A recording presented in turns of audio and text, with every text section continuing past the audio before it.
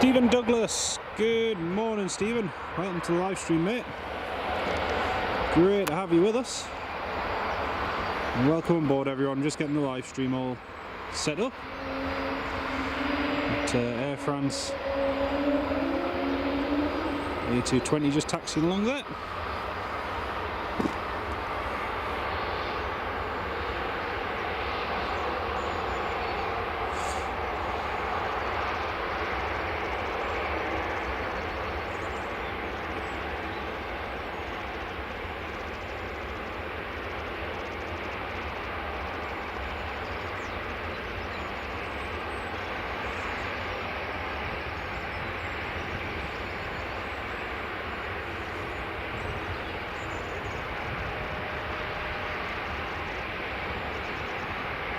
Aviation Liam, good morning, welcome to the live stream. Yeah, nice early start here at Edinburgh.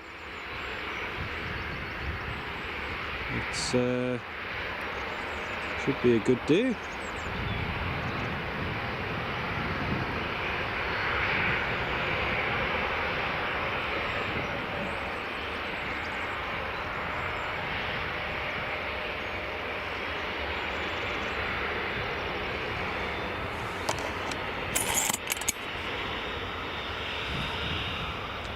Yeah, wonderful, very early good morning to all of you.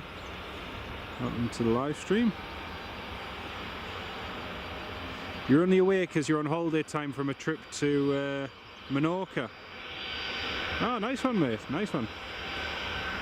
Hope you had a nice time.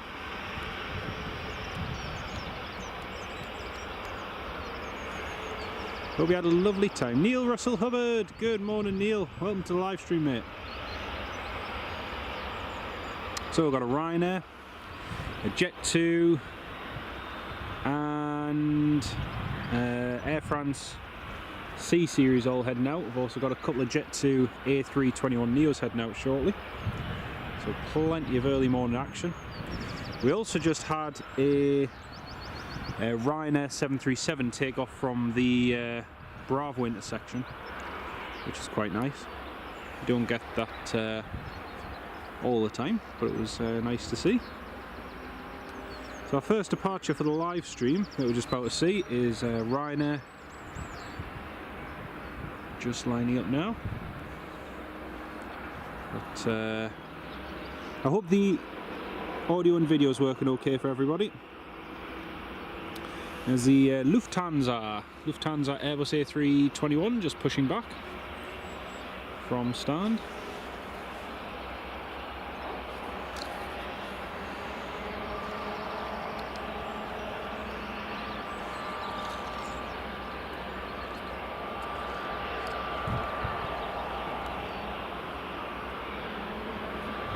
Right, here comes the Ryanair 737 party.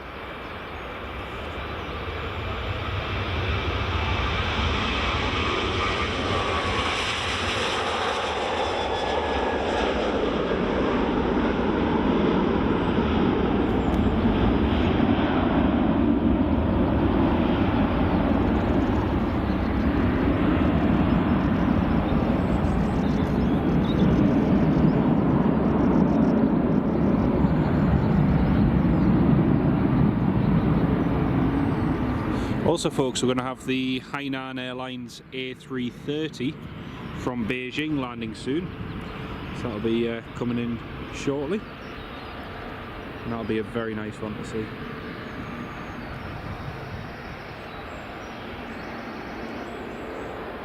Jet2 737-800 just lined up.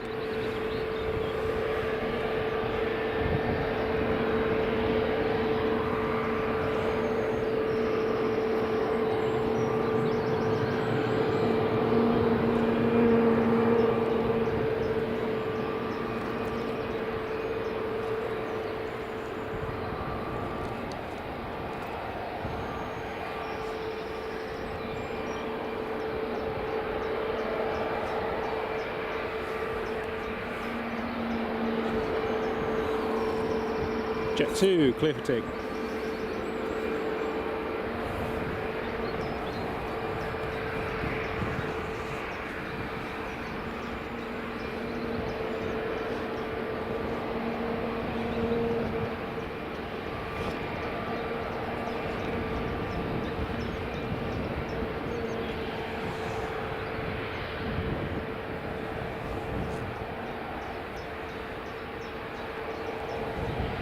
France has just called up and is ready to depart.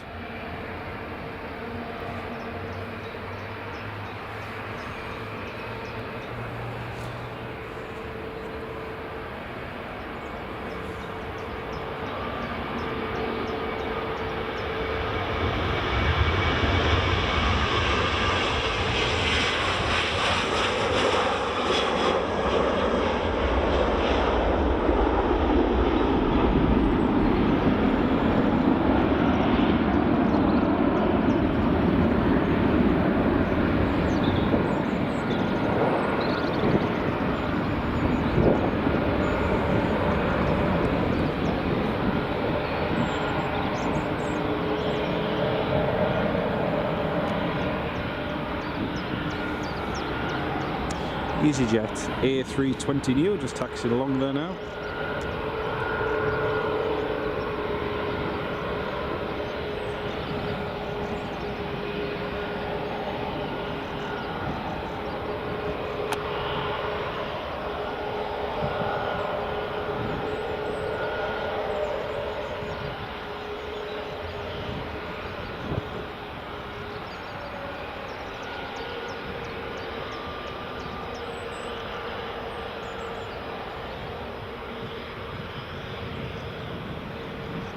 So the Jet 2 that just departed is heading to Zakynthos.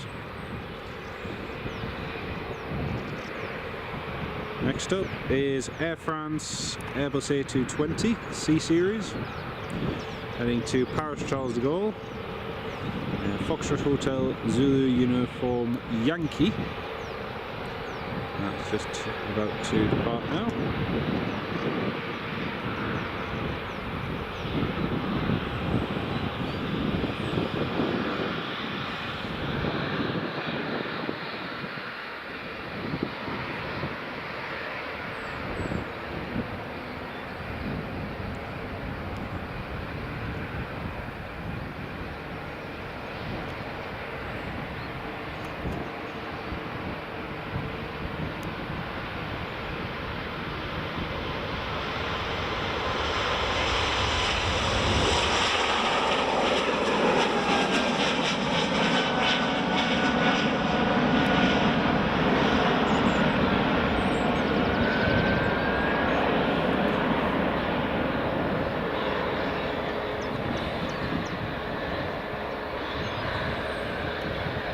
Stephen Douglas, you asked what the highlights we can expect for today.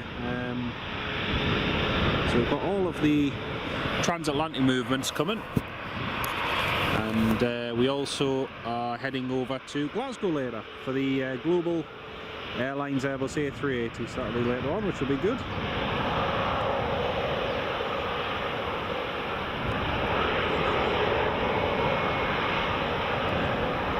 We've also got a Lufthansa A321-100 coming in later on, that'll be good to see. Delta Alpha India Sierra Victor.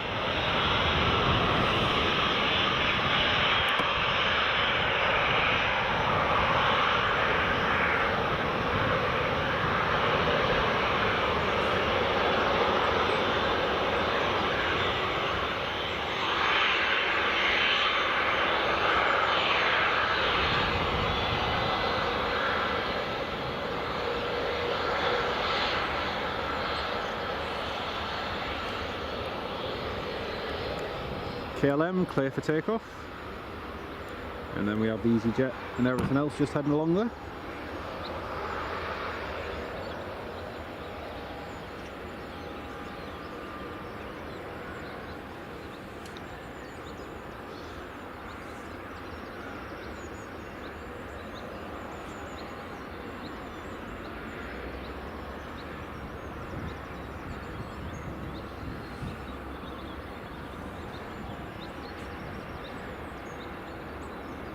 Here comes the KLM.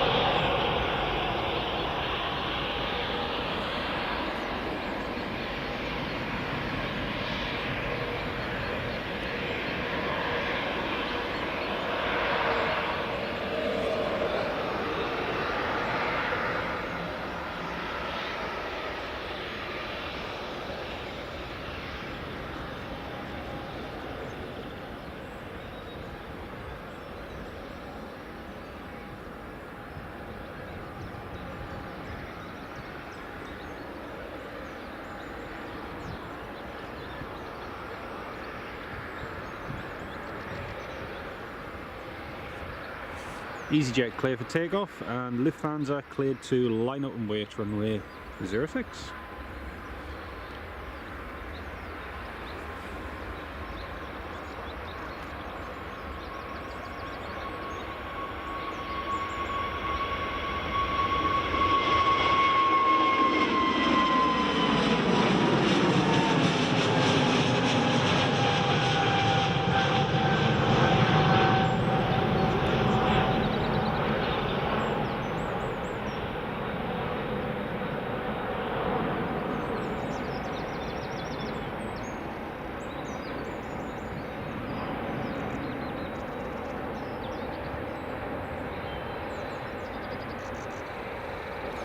Jet 2 Airbus A321neo, just pushing back there. We also have the silver A321neo today, so that's cool. Got Sierra Uniform November Juliet, that's been based here at Edinburgh for quite a while now. Seen it a couple of times. And the silver one, which is just behind it,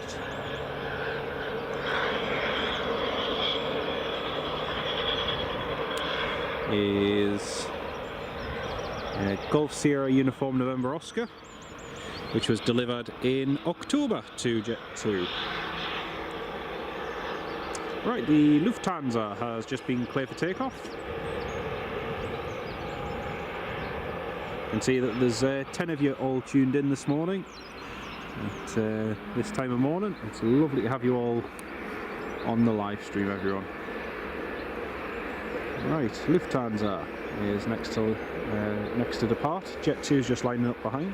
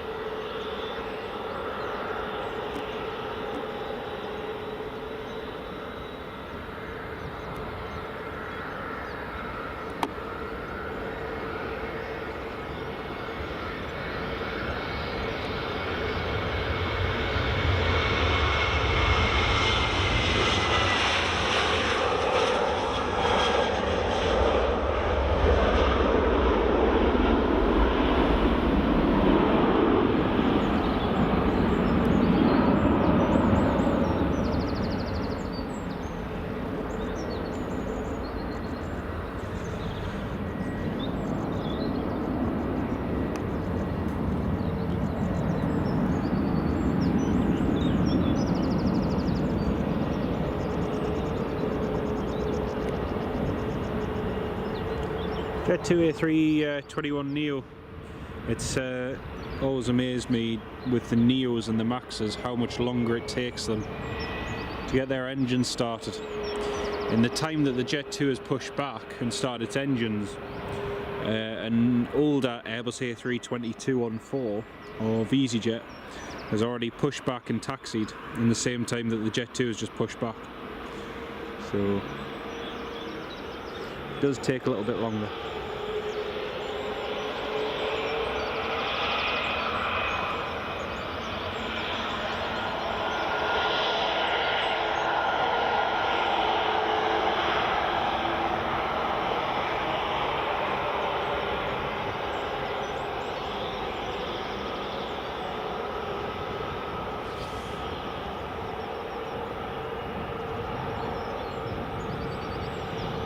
Ali, good morning.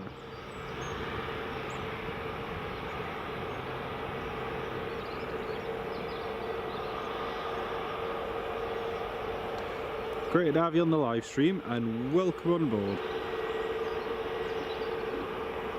There's plenty of British Airways this morning. We've got a BA City Flyer just departing now.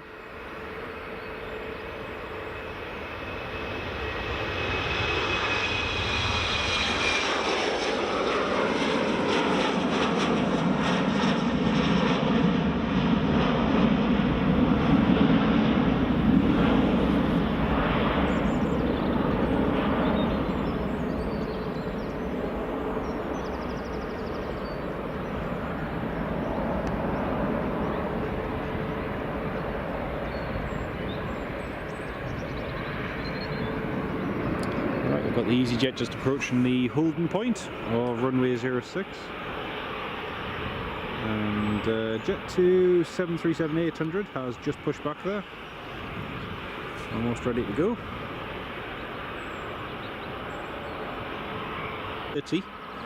From Beijing is 13 minutes away, about 15 minutes away.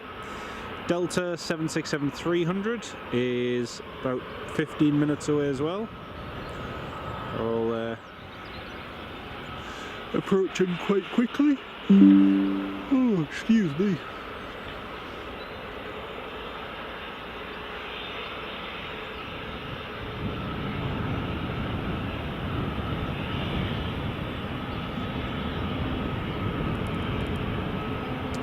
Next we have EasyJet A320 departing to Krakow, just about to line up and depart. Now we've got Jet 2's A321neo to Malaga.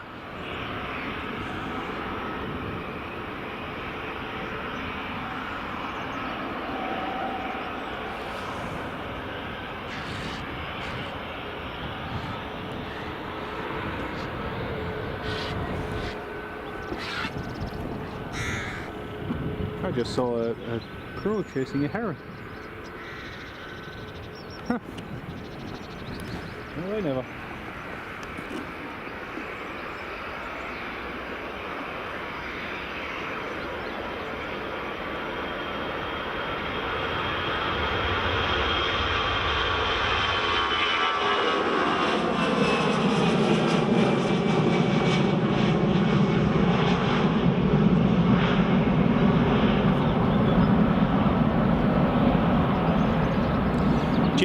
Hello, welcome to the live stream. Lovely to have you on board.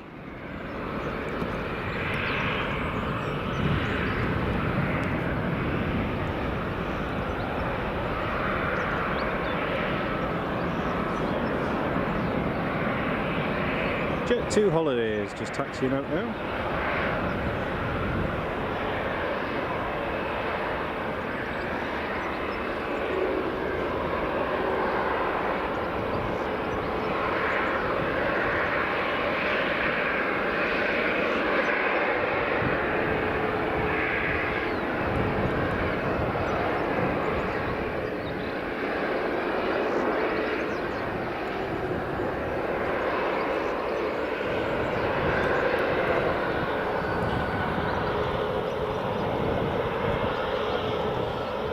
To this morning's Ryanair's.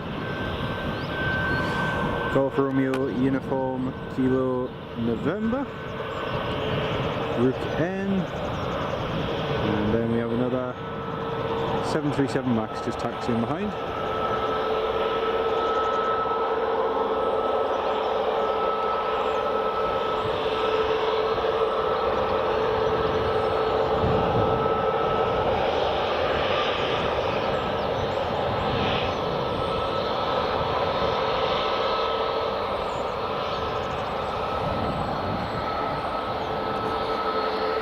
Right, here comes the Jet2 A321neo.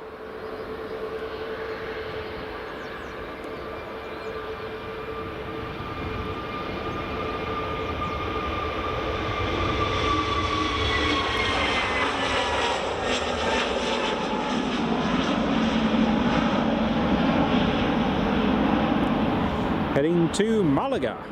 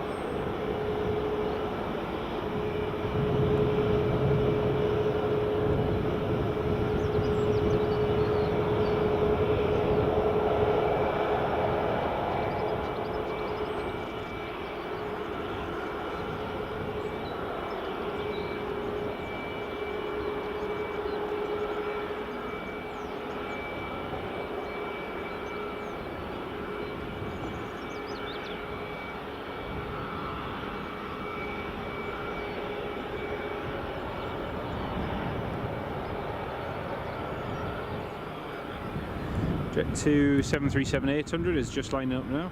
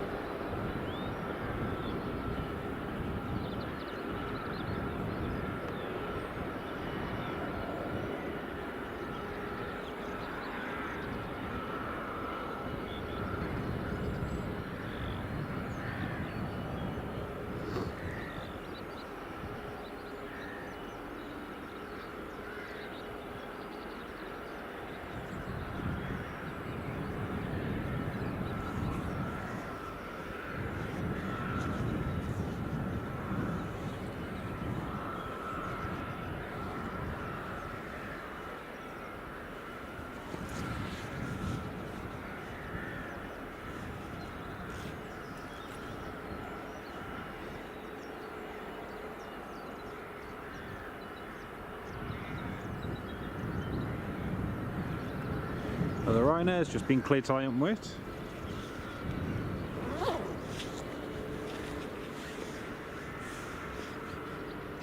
Here comes the Jet2 737-800.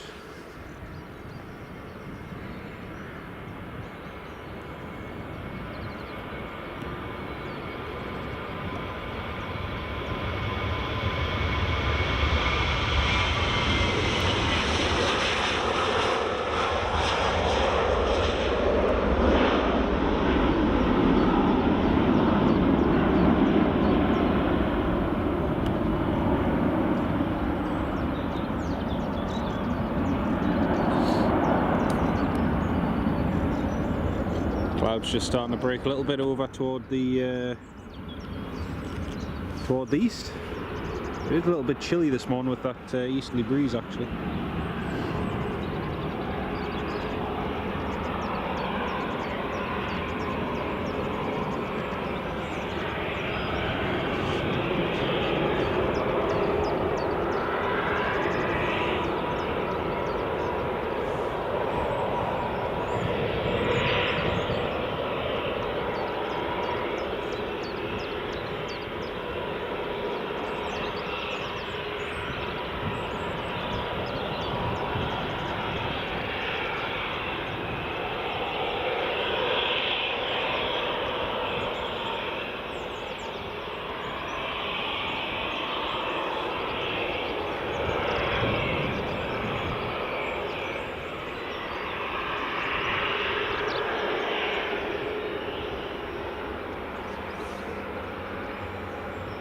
Ryanair clear for takeoff.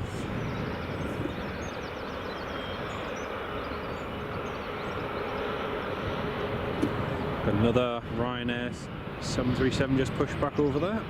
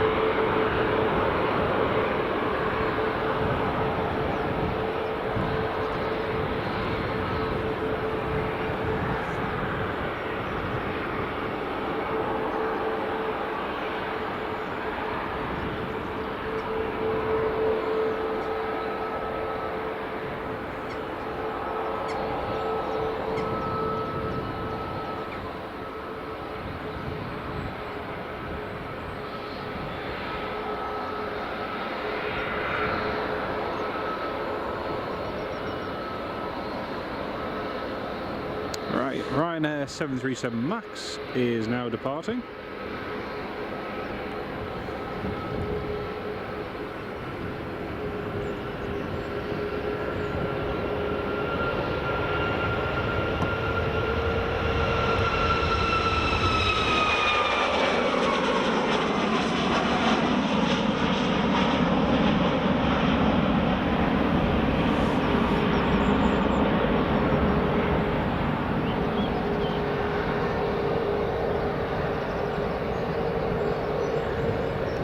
That's the MAX airborne.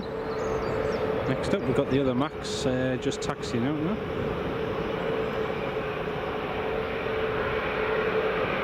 Echo India, India, Mike, sorry, India Kilo Kilo.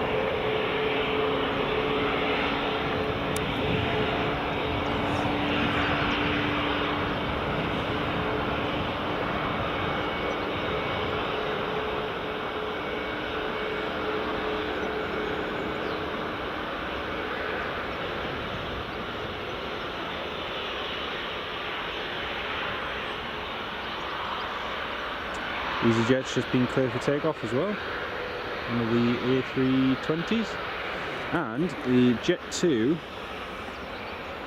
A321neo is just pushing back there now.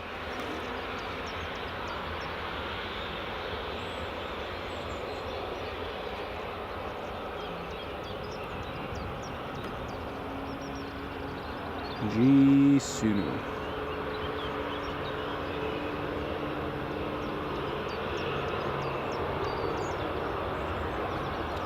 Right, EasyJet should be rolling just about now.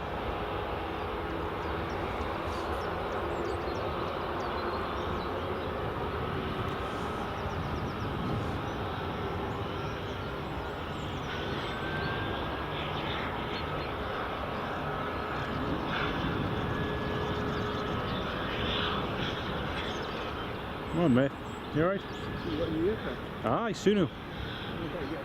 Aye. Should be good with the rotation, hopefully. He'll be a new resident. Aye. We had it at Newcastle for about 2 weeks. That one? Aye, just in training. But, aye, smart. Very smart. Is EasyJet just rolling?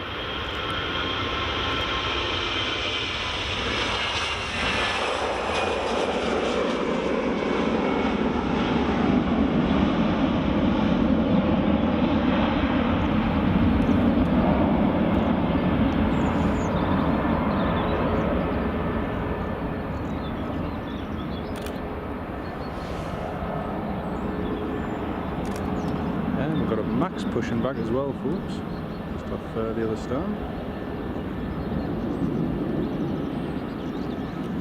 Don't know when that's been based in. Don't know when they've swapped it, because it was HLY. Well, we've got. I've just seen HLY for that.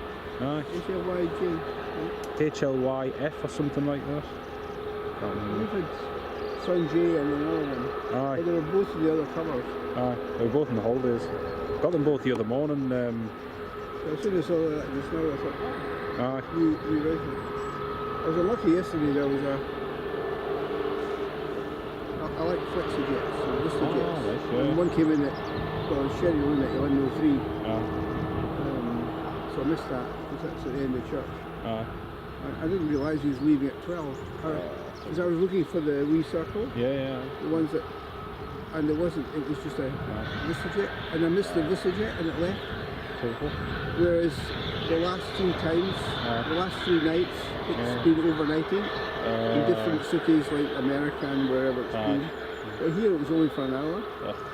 But the funny thing was that the one second, the VistaJet second from the right. Oh yeah, the one in the middle. The American. There's 4 there. So the one second from the right. Yeah. That was November 919 something. Is that the Falcon? Falcon 900. Yeah. I didn't know it was coming in. I only came out to get descent, because I thought, I like the ambulance flights, and I like the registration, descent, C-E-N-T. So I came out for that, and just as I got here, you know, about 5-10 minutes, yeah, well, about 5 minutes ahead of it, but they don't live far away. So I stood at this thing right. Where'd that come from? So I was really lucky, and then there was another guy who comes out a lot with an Alsatian. But his dog wasn't here. It's just the fact. He was waiting for something. Alright. So that's good.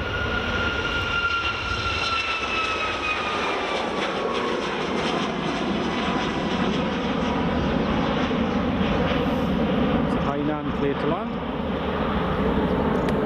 Hainan's just at 600 feet. I think there's a Gulfstream 500 due in later. It was shown on flight radar before. When? Later on, there, that one. Sierra Echo Romeo Kilo Lima. Swedish. Gulfstream 500. It's due at about 9:25. Oh. It's easy. I've seen this thing from here before. Aye. But no, I've got an appointment. I've got to be in the appointment. Oh, there's a special train going past. Oh, See that train? 158719, that's its number. Oh. That was painted special country with towns and really nice painting. That was painted especially for the reopening of the leaving line. Oh, cool. The leaving line was open. That was at 158719. So every time I see it, cool. I was actually on the bus going past the airport the other day. Mint. I was coming out to get a. I hardly ever look. I keep forgetting to look. But it goes right past the Edinburgh Gateway station. The bus goes over the top. Oh, there's Hainan. Robert, good morning, Robert. Welcome to the live stream, mate.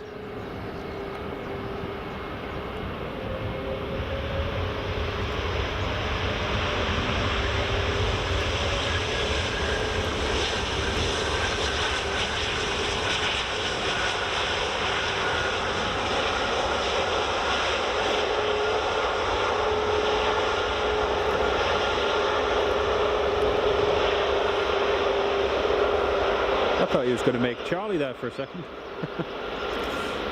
John Gilder, good morning.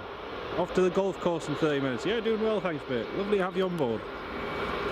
Right, that's a Hainan, and then there is the Jet 2.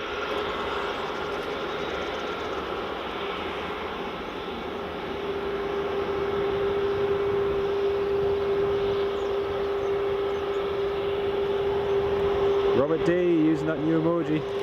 Really like it, mate. Really, really like it. There's Loganair as well.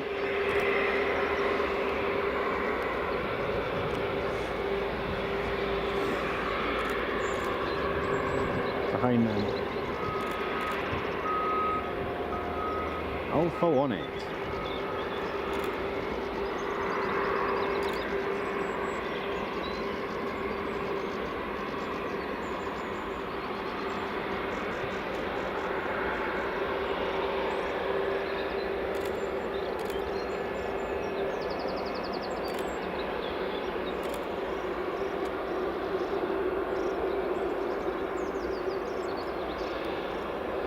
And Robert, lovely to have you on the live stream, mate. Welcome on board.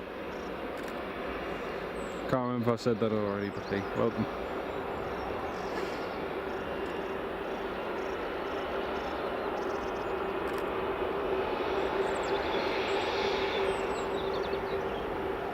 Sorry, I missed the Gulfstream. There's a Gulfstream over there. It was just behind the British Airways. Is there? Oh, where the T-tail? Yeah. That's an FX. Flexi-tail. Ah, yeah, I forgot about that. I got that the other day, luckily. I saw the top of the tail. I thought it was just a 145.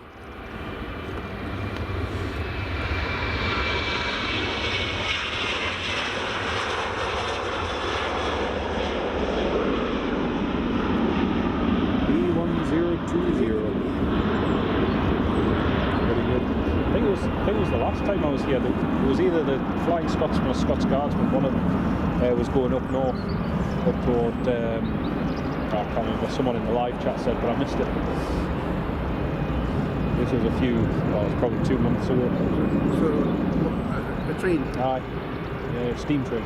Or steam train? Yeah, steam train. It's a Scots Guardsman or Flying Scotsman, one of the two. I've not seen them for ages. I've seen them both. I wouldn't care. Someone had said, oh, it's coming past in about 2:15. And I totally forgot about it. And then the next thing all you saw was this plume of smoke going across the top. I was like, oh, man. Not really. Trying to get them all. Aye. Oh, it's Delta.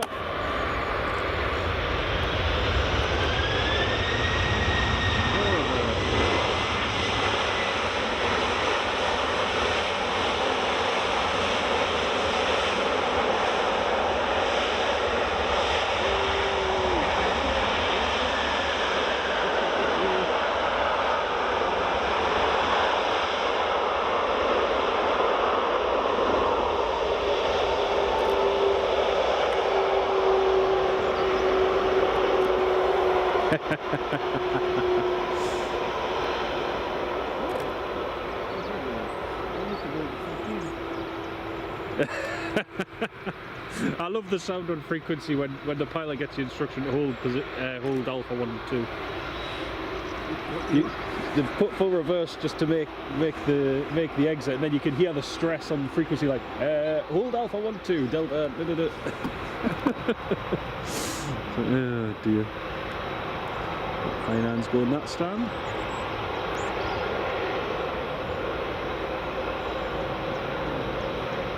Oh, John Gilder, congratulations to your son as well. Well done.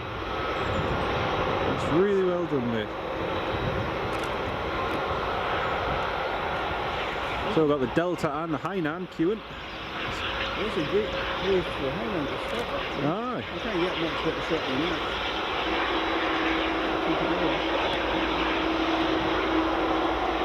The Delta, he normally goes into 15. Oh, aye. When he goes into 14, he goes into 15. Aye. I've got to say we're spoiled for like heavies nowadays. I see the Edelweiss is coming in here regularly. Crew training. 10-2 max. Is that what he's doing? Yeah, it's crew training. Yeah.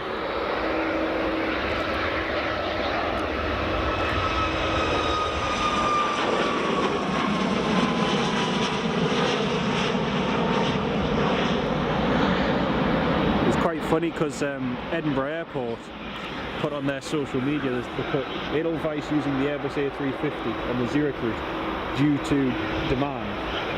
My mate was on one of the first flights, 78 passengers on board.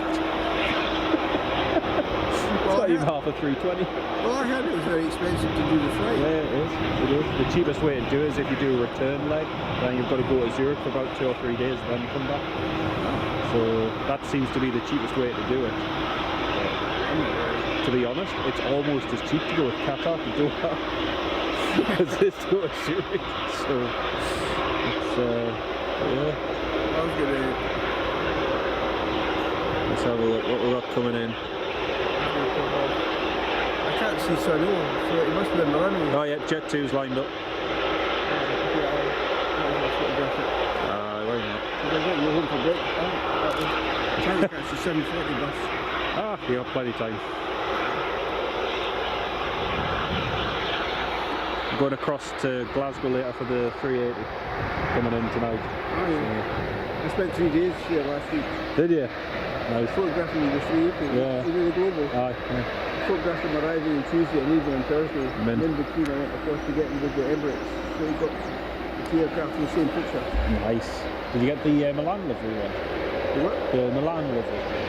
The A30. Yeah, the Milan livery. Oh, that's cool. Because I think that's due in again today. I've already photographed that one. Very smart. Yeah, I rushed up from Prestwick one day because I saw him coming into Prestwick, so I was down at Prestwick. They had to do a very fast drive. I don't like using the car, but sometimes I have to use the car. It's worth it though. It's worth it if you can get a good shot. But, I used the bus all 3 visits last week. I used the bus. It's not bad. Then I had to. Yeah, here she comes.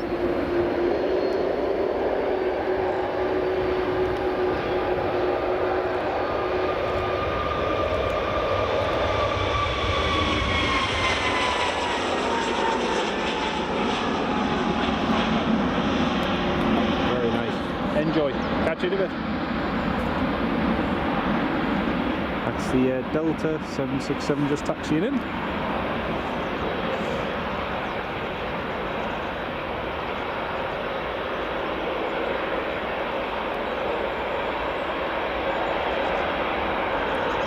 Delta and the Hainan in one shot.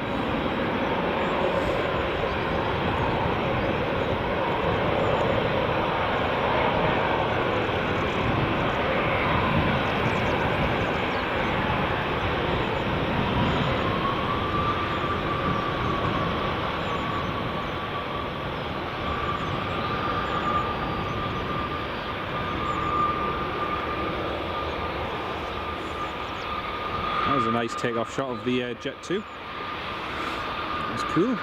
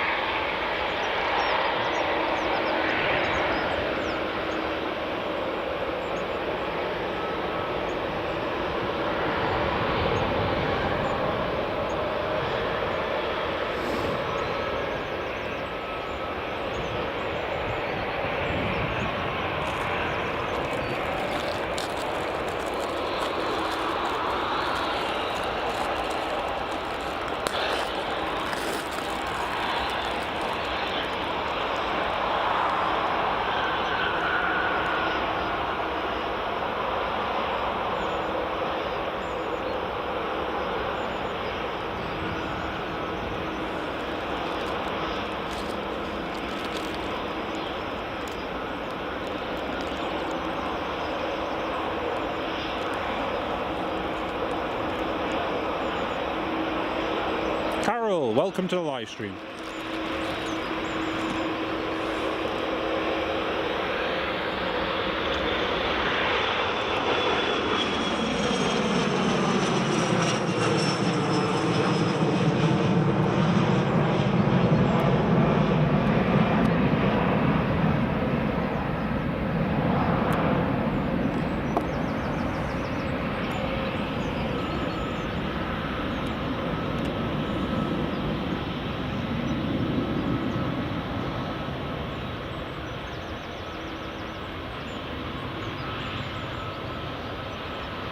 Yeah, Delta's just holding position for these two EasyJets to pass,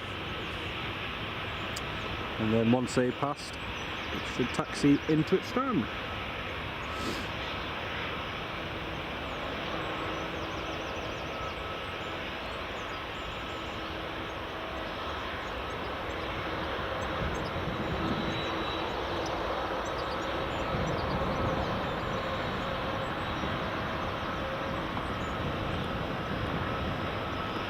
Got an A320 just on final now.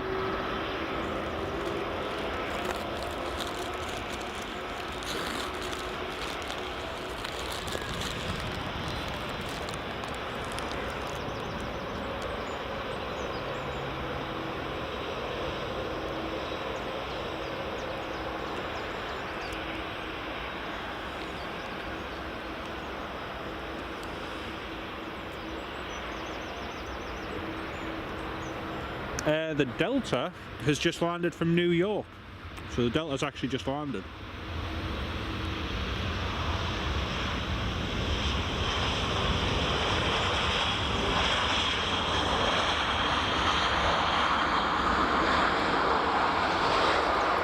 Heather McLeod, good morning Heather, welcome to the live stream. Lovely to have you with us.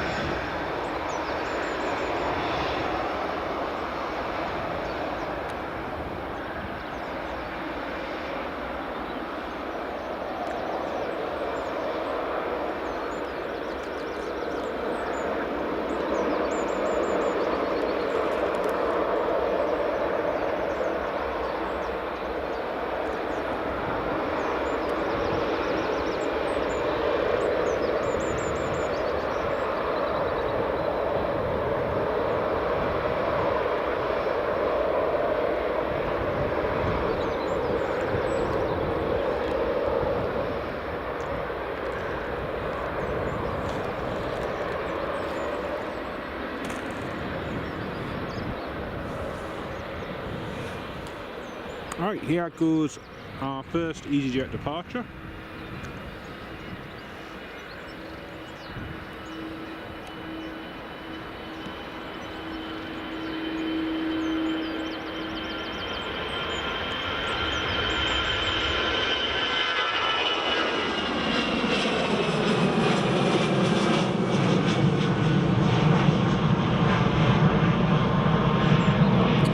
Apologies, yes, Robert D. Yep, you're right, mate. It came in from Boston. Thank you for that. I'm looking at the wrong flight. Thank you, Robert. So yeah, it was Delta 122 from Boston. November 1603. Thank you for that correction, mate. It's which one is it?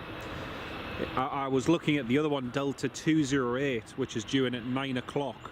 That's coming in from New York, John F. Kennedy. So, yeah, my bad, wrong one. Got a whole load of arrivals coming in later. WestJet, United, JetBlue, Edelweiss A320, Aegean A320neo, Turkish A321neo.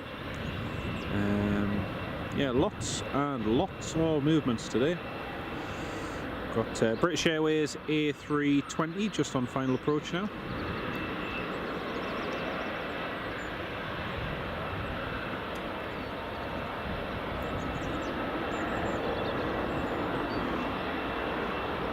That'll be good. That'll be good, Heather. That'll be good.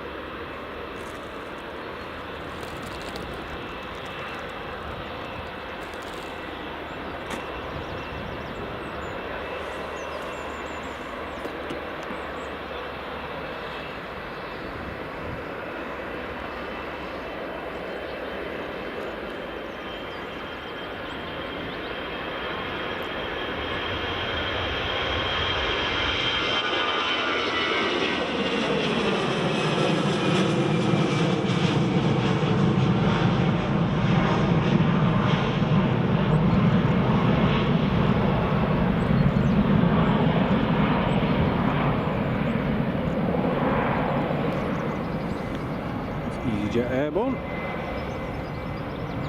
British Airways City Flyer just taxiing out there now.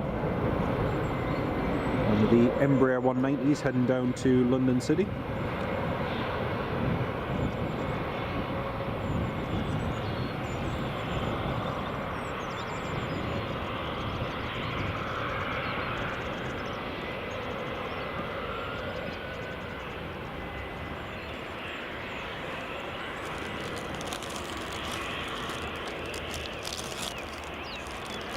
It is. It's nice actually in the evening when it's all lit up. When it's all lit up in purple, it looks really good.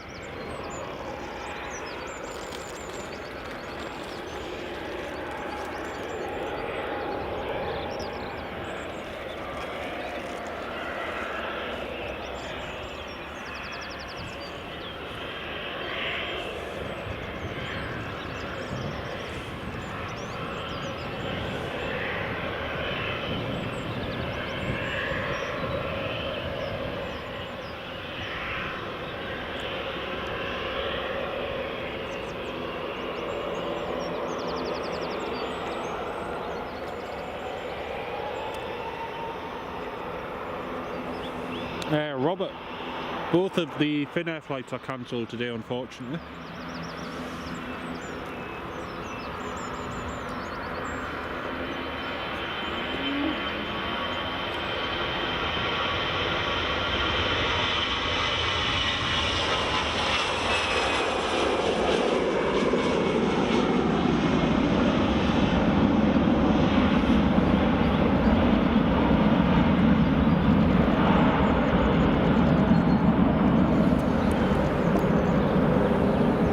British Airways, cleared to land.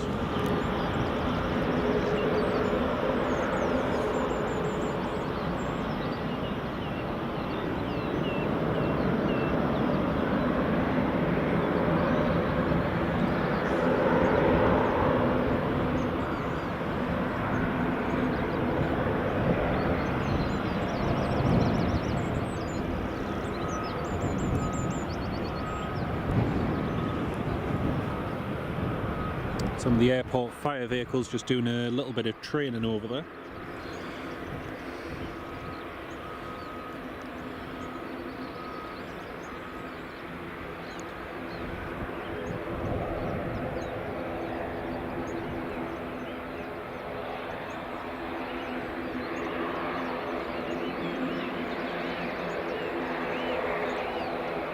Okay, next British Airways, just coming into line now.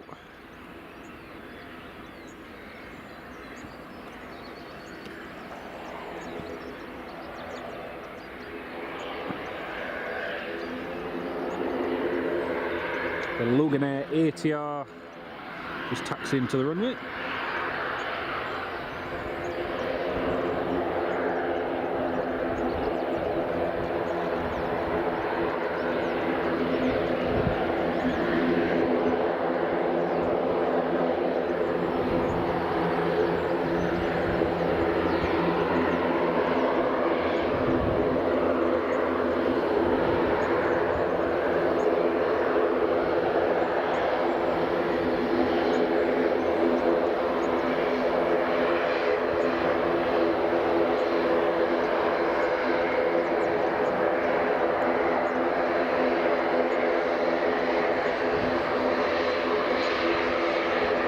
There's the British Airways.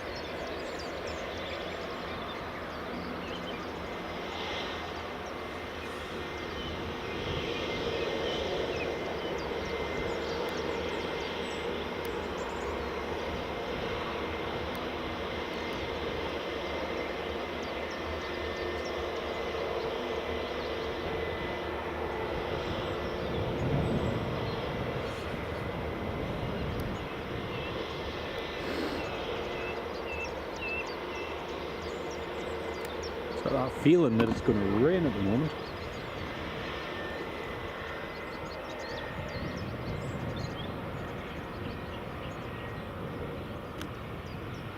Carol, lovely to have you on the live stream though.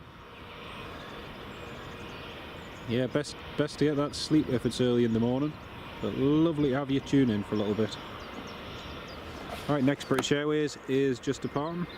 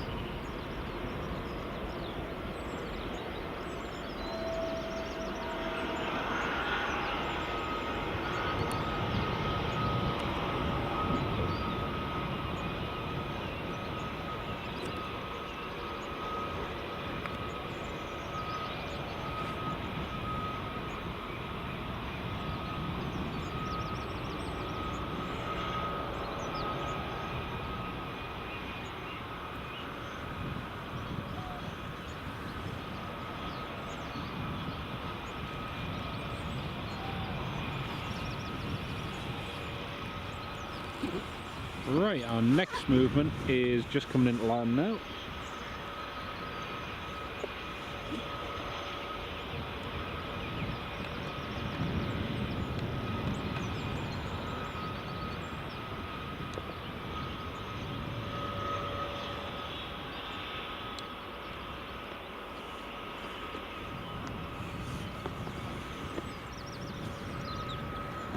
Ryanair Max just landed.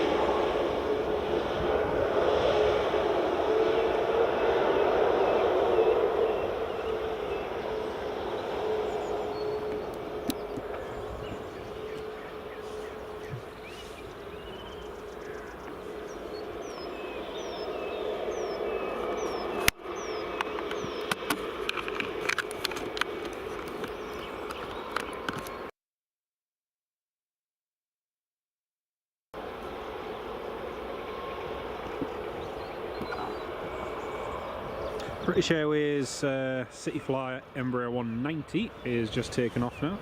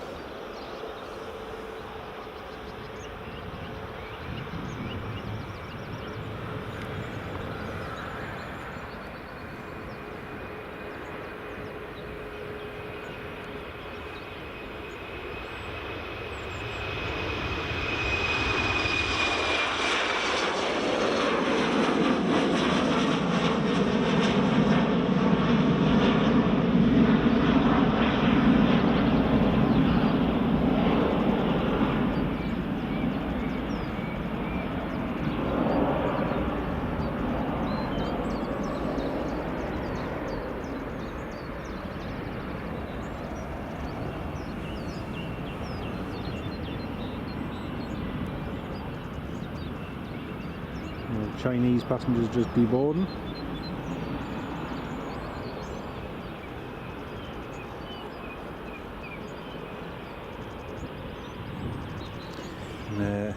Hainan Airlines have just recently announced that this flight from Beijing to Edinburgh is going to be an all year round service, so all the way through the winter and into the summer, which is good news for the airport.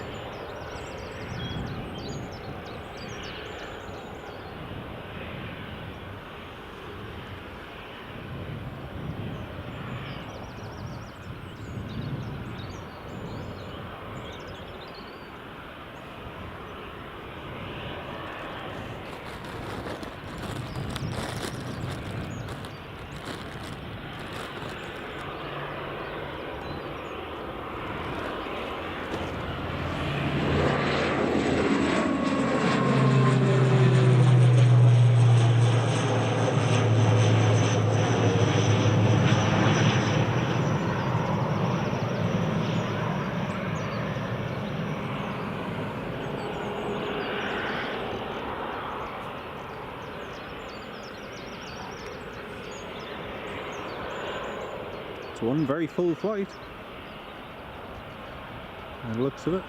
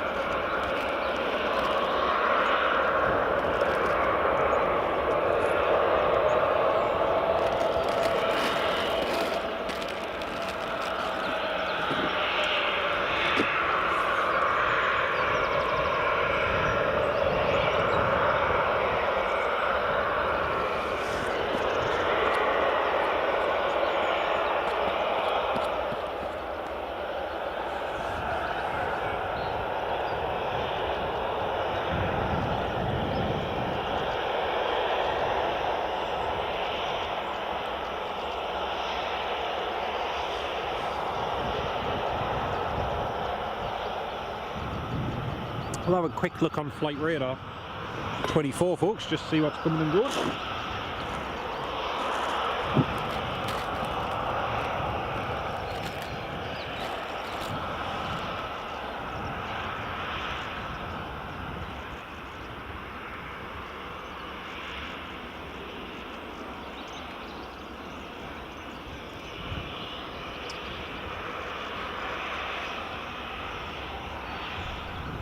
Audrey MacDonald, very good morning. Audrey, welcome to the live stream.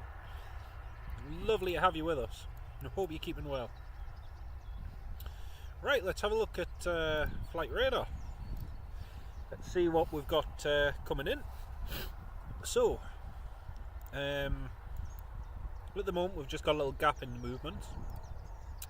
We have United 36 coming in from New York, Newark, a 26-year-old 757-200.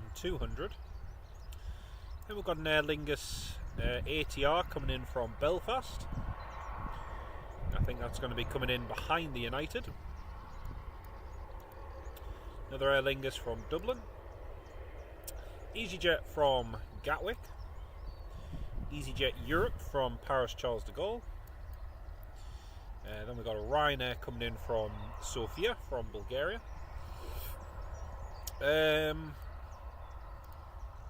KLM 737-800 from Amsterdam, that's coming at about 8:20. City Flyer from London City. EasyJet A320neo from Bristol. Now I believe Golf Uniform Zulu Echo Hotel, I can't remember if that is the one that was built in China or not. Yes it is. So the A320neo that's coming in was built in China. It was delivered last month to EasyJet, but it was made in Tianjin in China. Entered into service on the 16th of April, so it's only about a month old. Uniform Zulu Echo Hotel. I think we saw it last week at Glasgow, so that'll be a nice one to see again. Edelweiss A320 coming in from Zurich. And we've got Aegean A320neo from Athens. Another United 757 due in an hour from Chicago. Delta 767 from New York John F. Kennedy. JetBlue again from John F. Kennedy. WestJet 737 MAX from Toronto. It's due in about 2.5 hours. Another United from Washington. And another Delta 767 from Atlanta. Also, WestJet 787 Dreamliner is due in 2.5 hours. Currently just over Greenland. That's due at 9:55. Also later on we have Sun Express 737-800 and the Qatar Airways, although I'm not sure we'll be here for that or not. So plenty of movements coming up. The first one is going to be this United 36. We do have a Ryanair 737 which is taking a very slow taxi down to the runway, but we will catch that very shortly.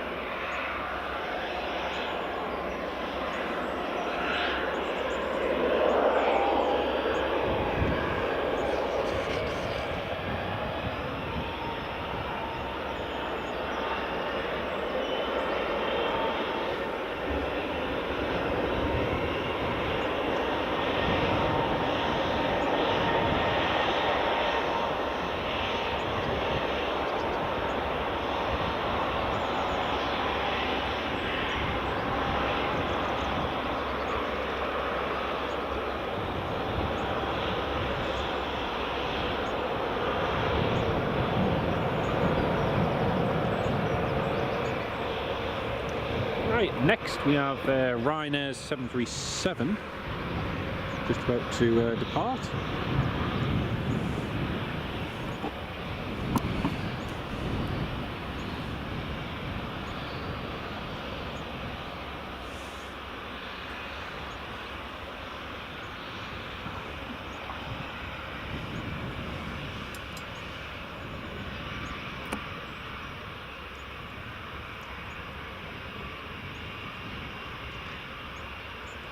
You can see there's 34 of you all tuned in this morning. Very, very good morning to each and every one of you. And welcome to Edinburgh Airport. We've got a Ryanair about to depart, runway 06 now.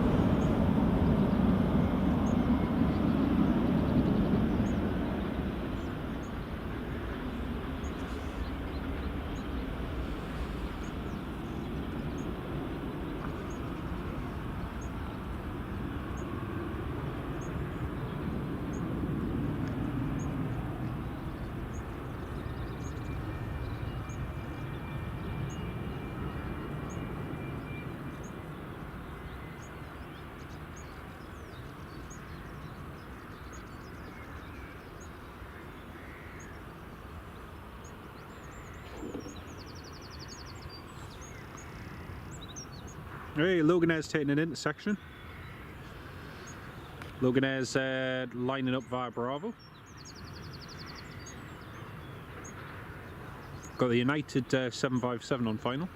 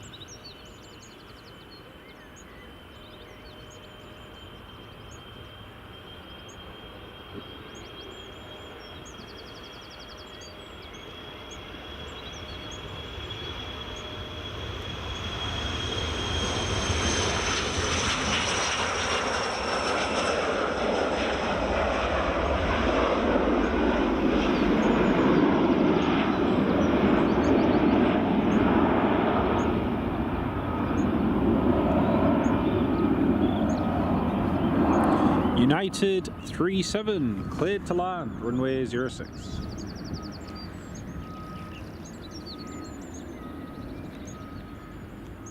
Seven 757-200 just coming in now.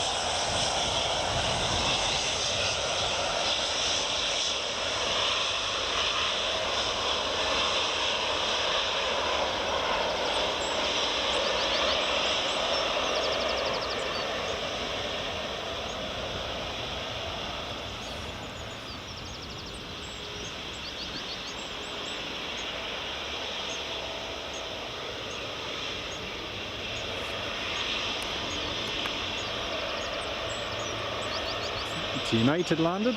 Beautiful. Very, very nice.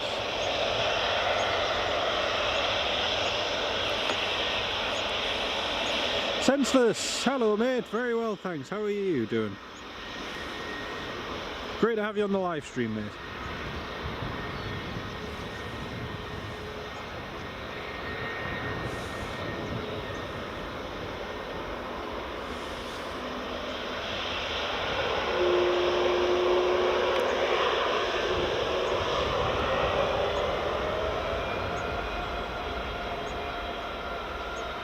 British Airways City Flyer just rolling along the runway now.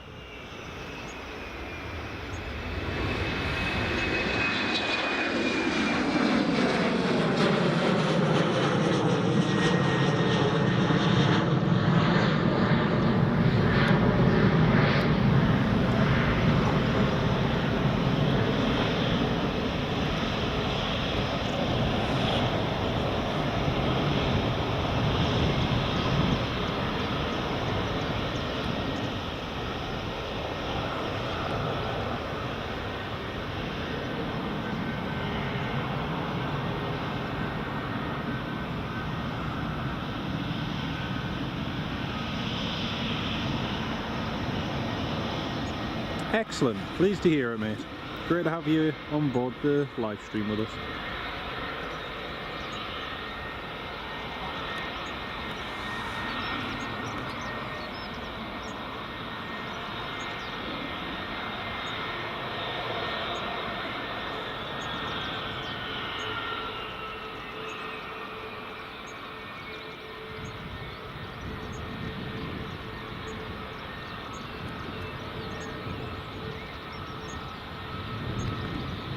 Beautiful. Gotta love the 757s. Gotta love them.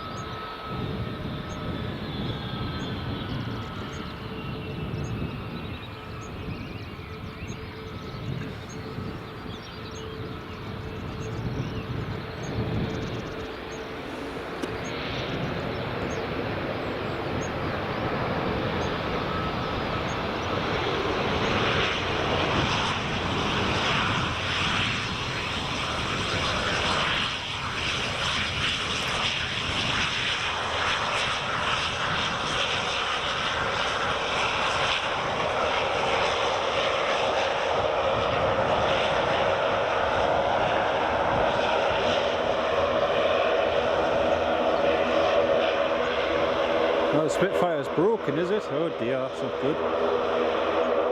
Not good at all.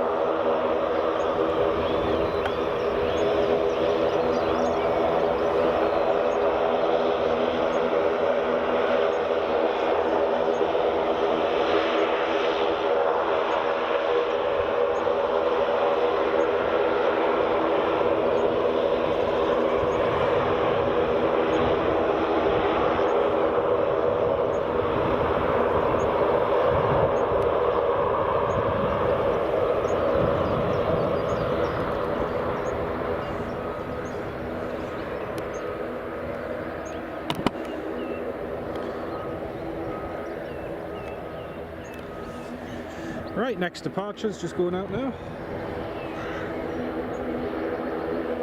Got an EasyJet just turning on final now as well.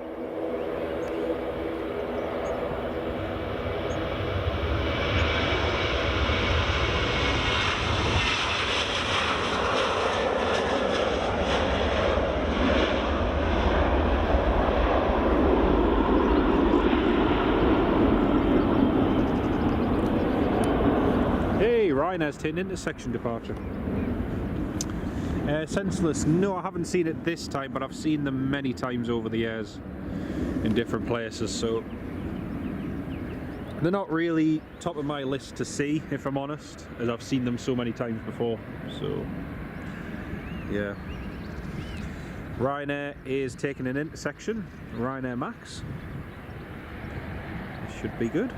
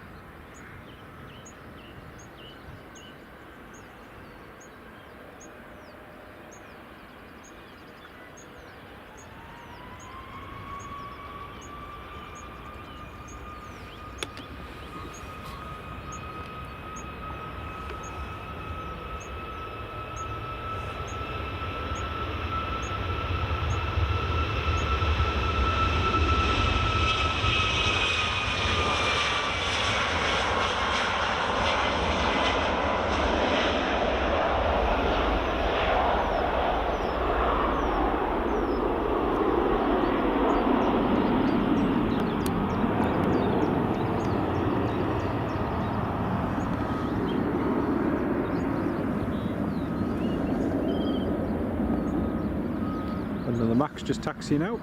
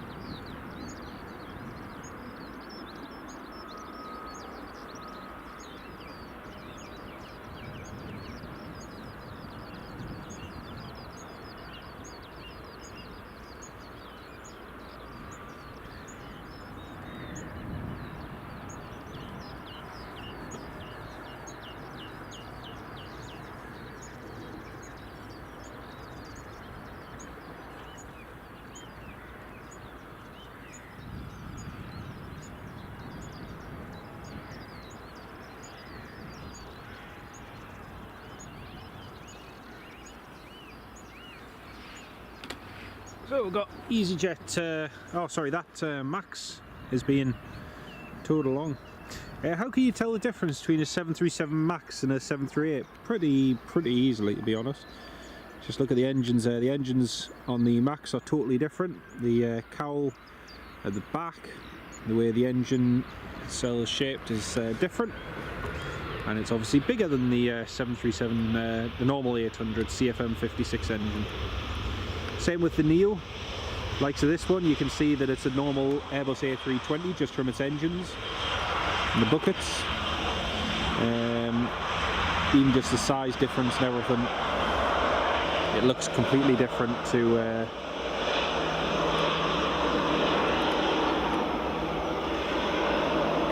Neo. Yes, they look alike, but you can, to the trained eye, you can see the difference. So that EasyJet has just landed from London Gatwick.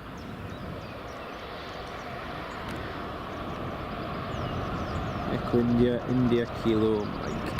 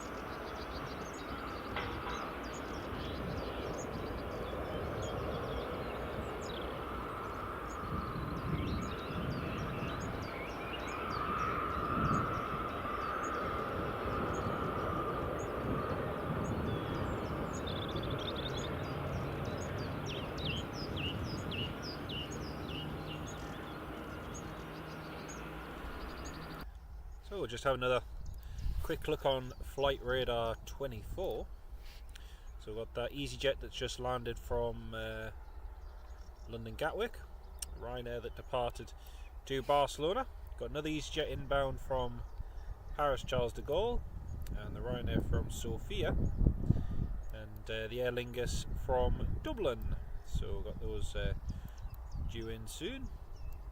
And further just off the west coast of Ireland, United 118 757-200 from Chicago, and then the first JetBlue A321neo, which is due in for today. It's coming in around an hour's time.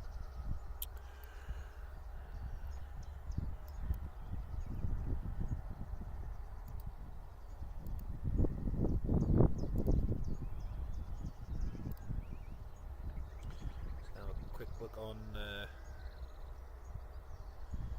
flight radar over for Glasgow.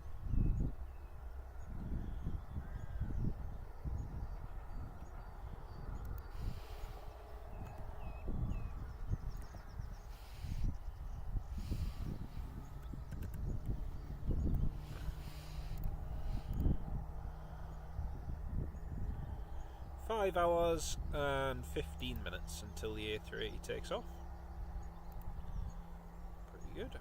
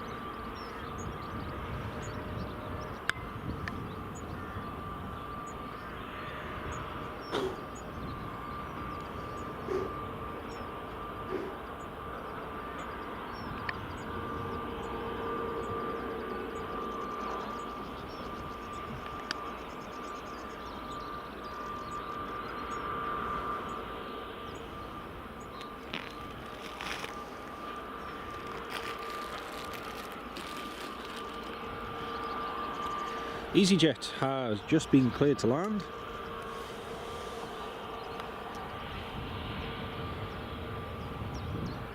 From Paris Charles de Gaulle. Spitfire RF100, very good morning mate, welcome to the live stream. Lovely to have you on board with us. Hope you're keeping well.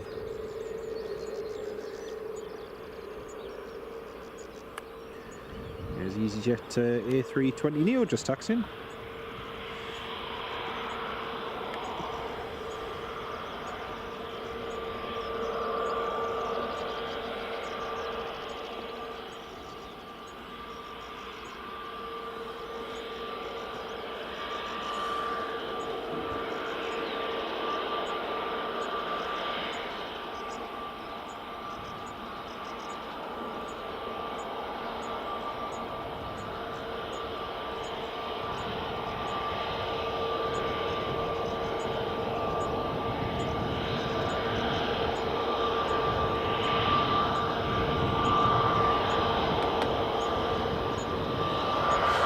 So this EasyJet A320neo Golf Uniform Zulu Hotel Papa is heading to Keflavik, up to Iceland.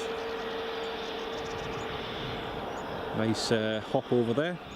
Some interesting news for this route between Edinburgh and Keflavik. effective from I think it's October time, Iceland Air is going to be launching flights to Edinburgh, which is going to be pretty good. So yeah, we'll be seeing Iceland Air using Maxes and maybe A321neos on this route, which will be cool. Mark Sanderson, split screen ads. That is a new one.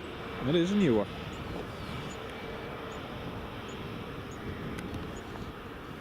I haven't had an advert on YouTube apart from the paid promotions that certain YouTubers do. I haven't had an advert on YouTube in years. Just got a little bit tired of them, so I got YouTube Premium, and that does make the world a difference. It really does. Right, here comes the EasyJet from Paris Charles de Gaulle. Just touching down now on runway 06. There we go. That's just touched down.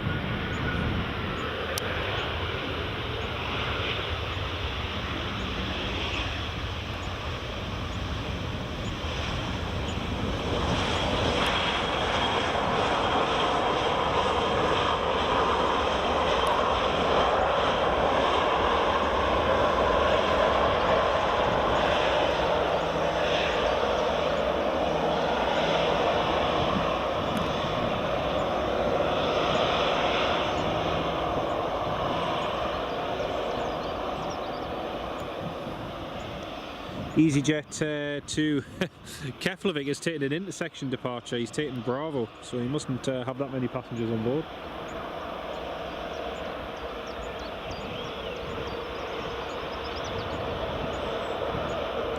The Qatar Airways is pushing. Qatar Airways A350. So we'll see that departing shortly. The Qatar is just pushing back now. I saw it land just as I was, just as I got here to the airport this morning, but didn't catch a video of it. I have seen it before, this one, but right, here goes EasyJet all the way up to Iceland.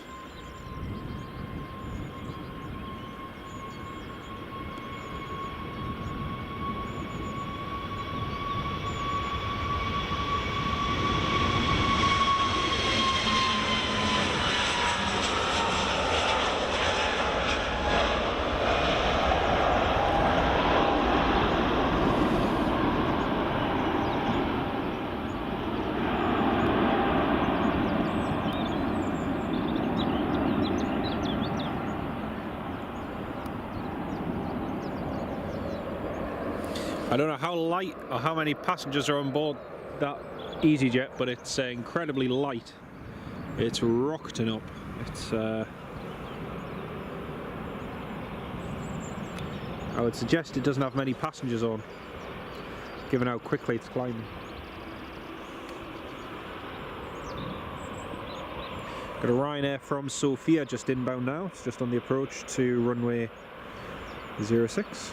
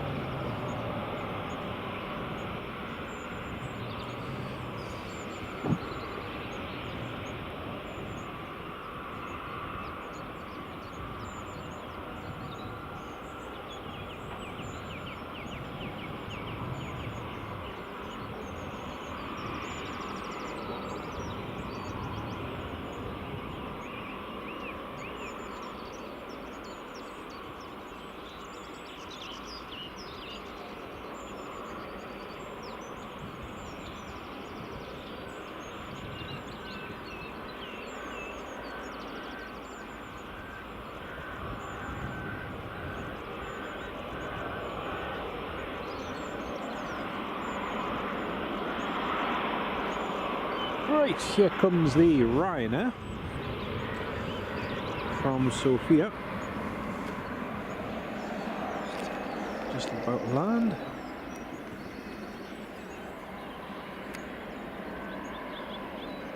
There it is.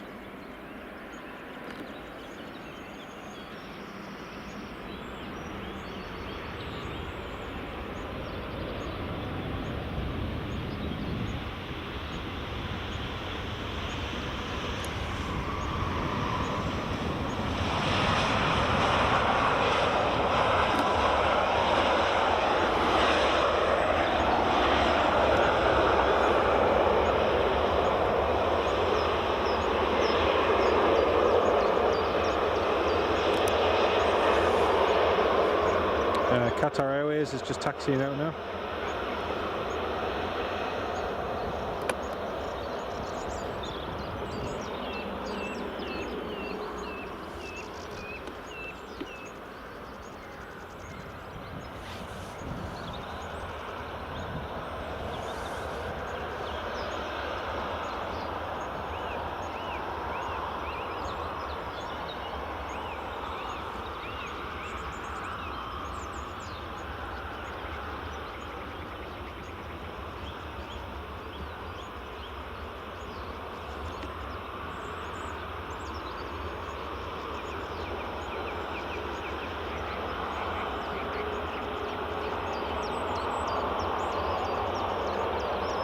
Oh, it's a head off. It's a...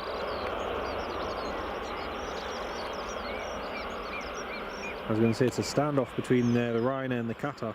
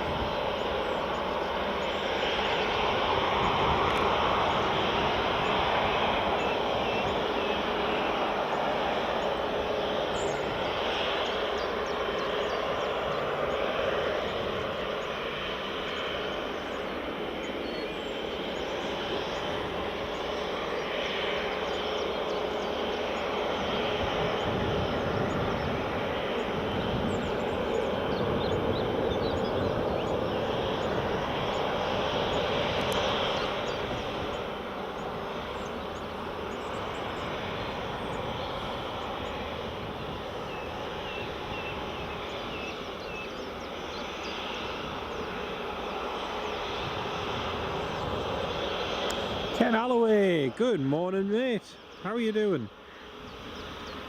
Lovely to have you on the live stream, Ken, welcome on board mate.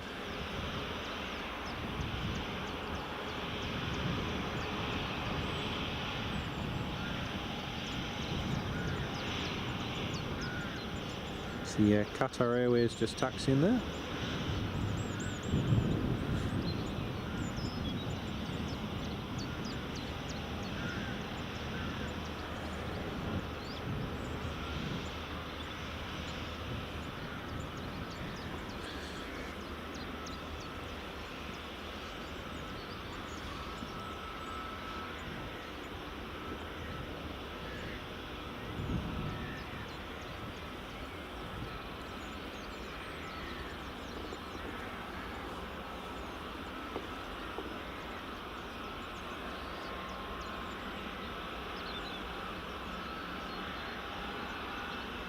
Still sleeping.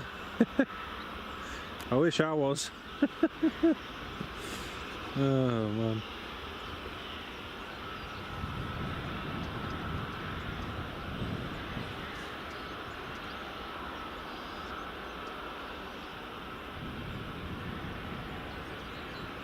Mark Sanderson read that the government's net zero for carbon last year was the most pollutive on record. Was it?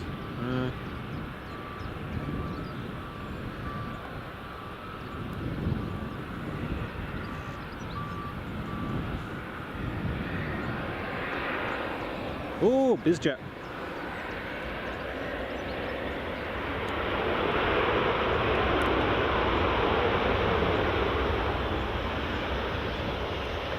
Didn't see about this one coming in.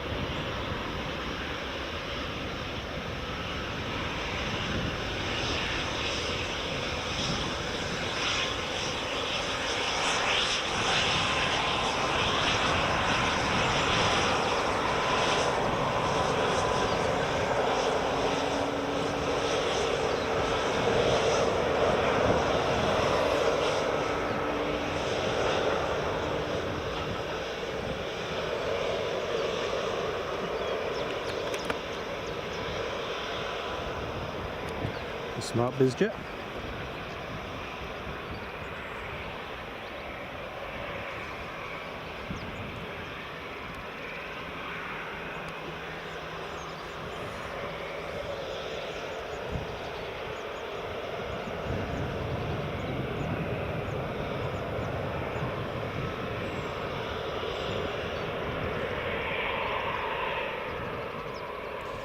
That plane has arrived all the way from Minnow International Airport in South Dakota. Wasn't shown on as an arrival on Flight Radar 24. But yeah, it's arrived from Minnow.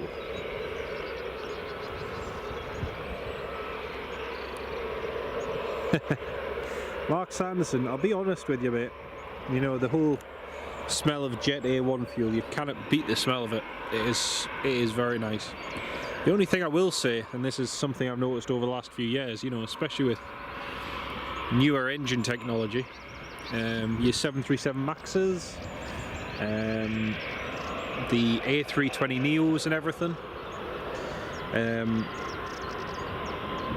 I don't know, the smell around an airport to me has changed.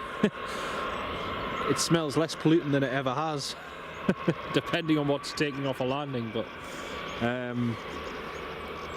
yeah. I always remember years ago, you used to get such a kick out of it, because oh, the smell was just, it was there the whole time, but yeah, it was, sounds fishy.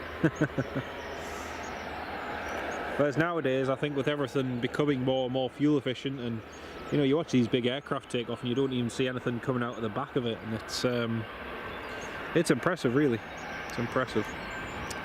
Right, Aer Lingus just coming in now from Dublin, ATR 72-600, and the Qatar livery matches Edinburgh skies. Where's the sun gone? I agree, mate. I agree. It's pretty grey and miserable.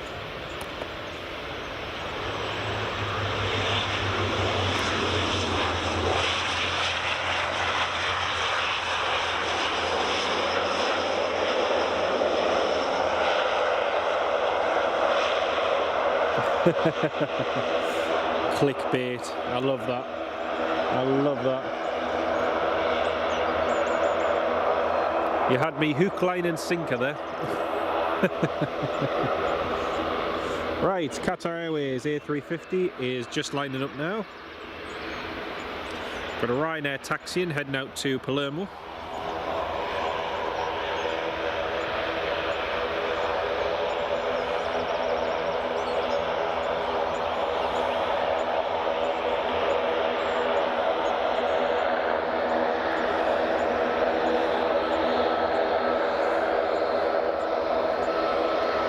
Qatar Airways next. Here comes the A350.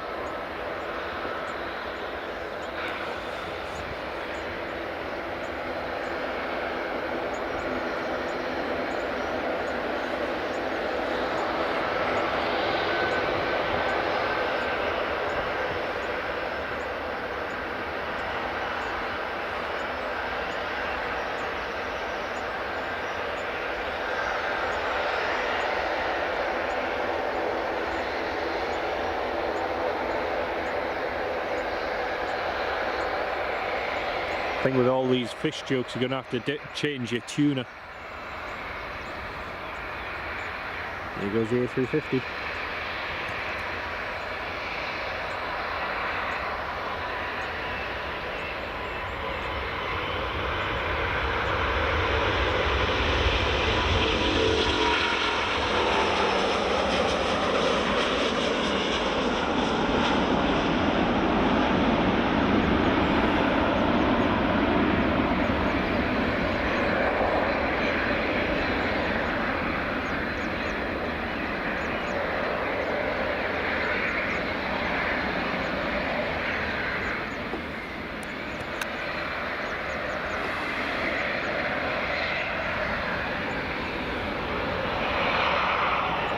Right, the next movement we have is quite a cool one. We've got EasyJet coming in from Bristol, and this EasyJet is a Chinese-built one in Tianjin in China. It's only delivered last month to EasyJet. But yeah, we saw it last week Glasgow, I believe, but it's going to see it again here in Edinburgh today. Taxi for me. Oh dear. Got an EasyJet taxiing along as well. That's heading to Geneva.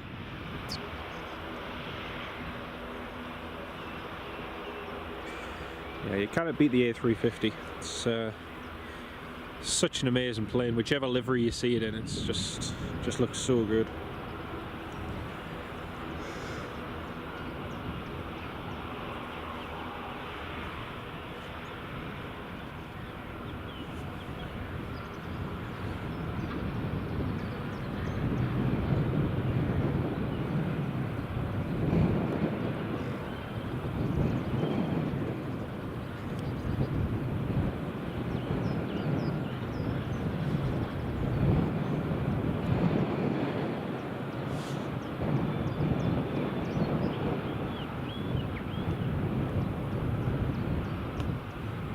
Oh dear,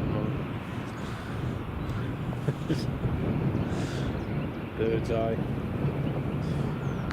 Captain Birdseye.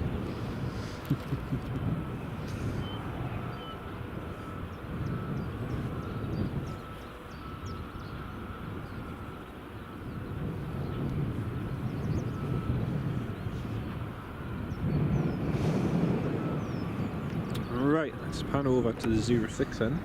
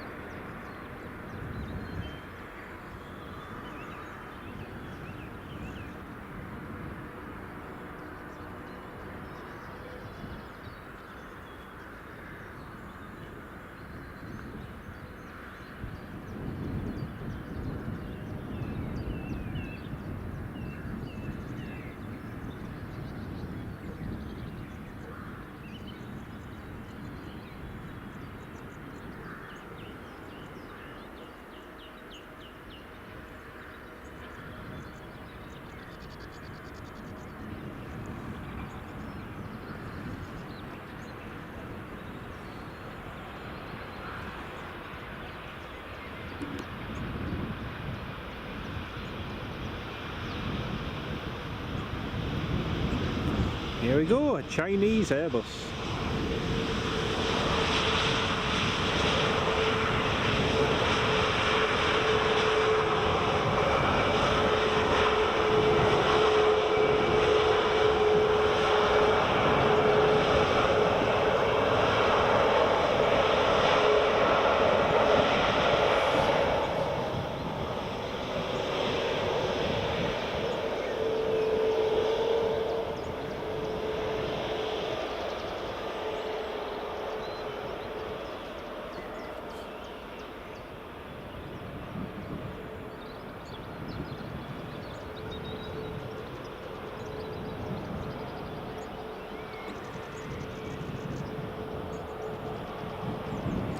Okay, the next EasyJet to Geneva is clear for takeoff.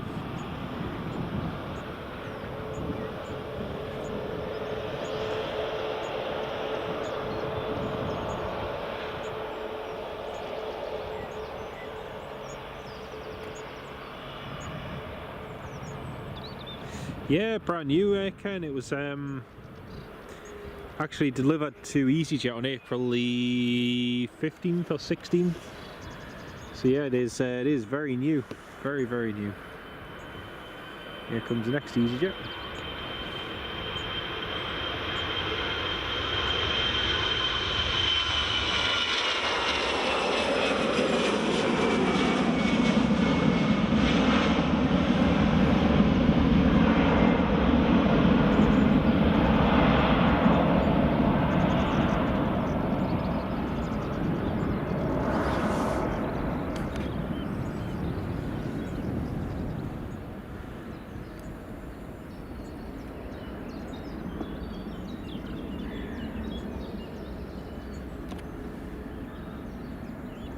Next up we have a British Airways City Flyer, Embraer, inbound from London City.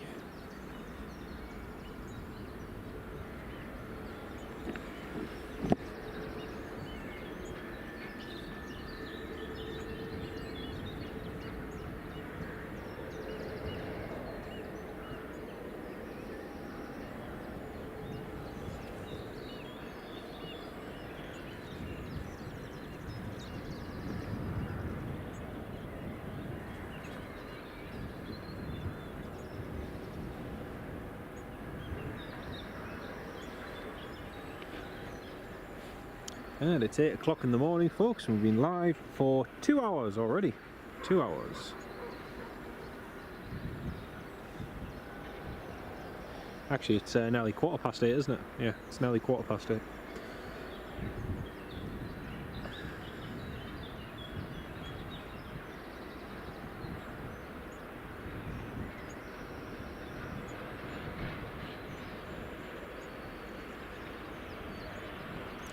Tony McCall, good morning, Tony. Welcome to the live stream, mate.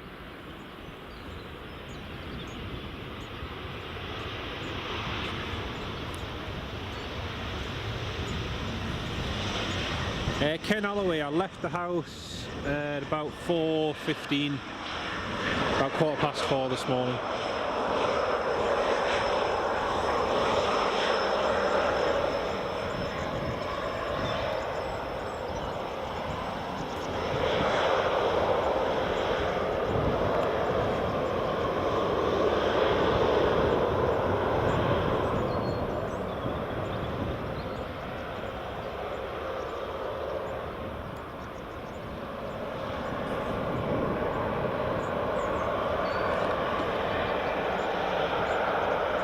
Got to the airport for about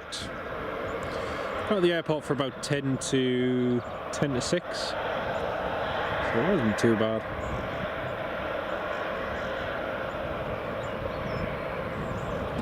Got a KLM from Amsterdam on the approach now.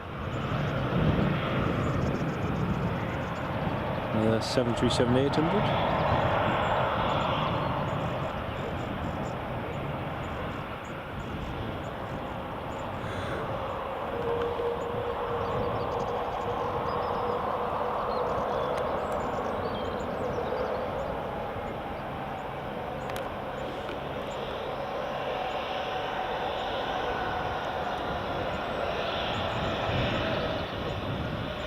Here comes the Ryanair Max.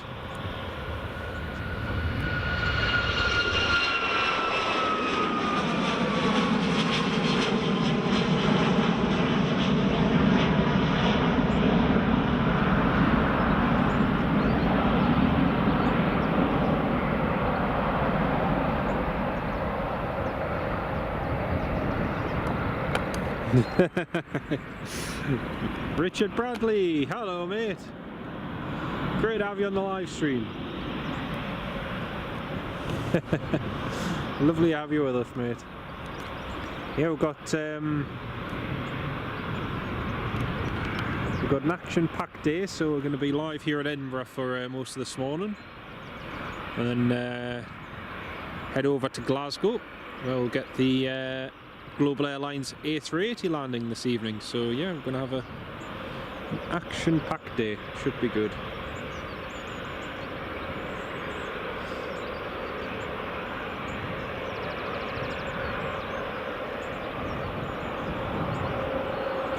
Very interesting, Mark. Very, very interesting. And Karen Alloway, chair of my local insomnia committee. In short, yes. I've got to say, I could have really done with a long lie-in this morning, but I really wanted to come and catch these movements, so yeah, I'm a sucker for sleep deprivation.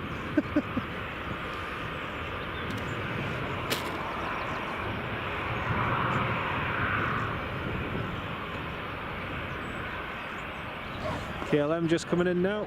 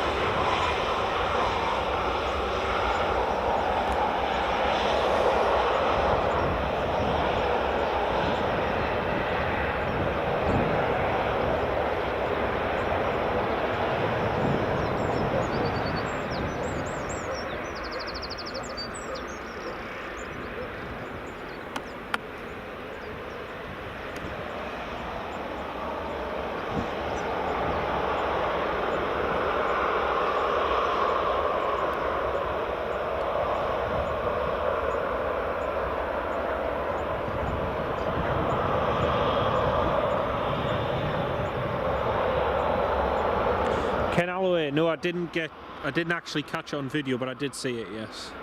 I literally just arrived as the Qatar Airways was touching down.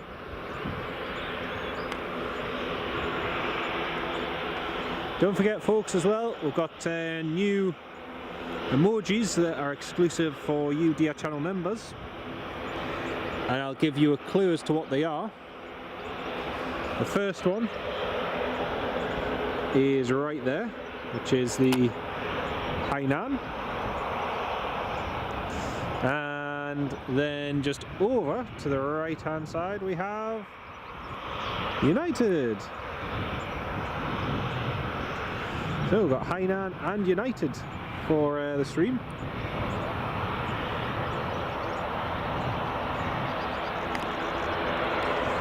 And Aer Lingus ATR just taxiing out now.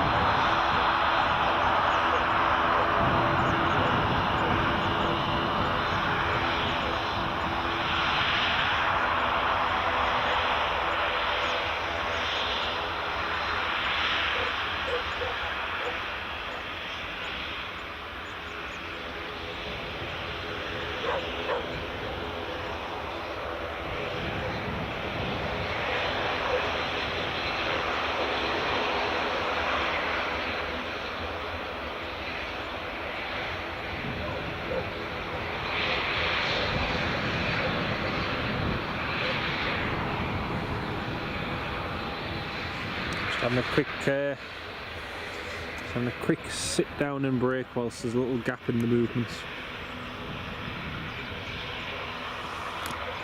So I was doing I've just done 5 nights on at work, and got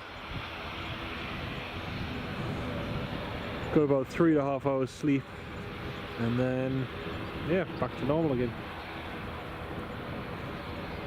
Yep, good old Aer Lingus.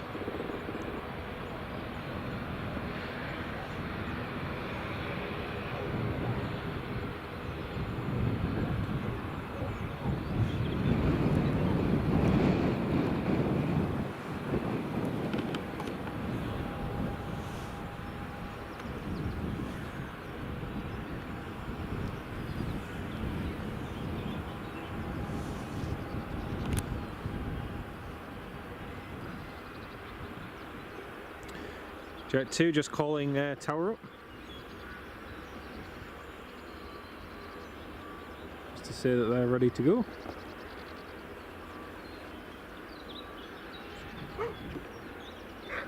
Ryan! Hello Ryan, welcome to the live stream, mate. Doing very well, thanks. How are you keeping?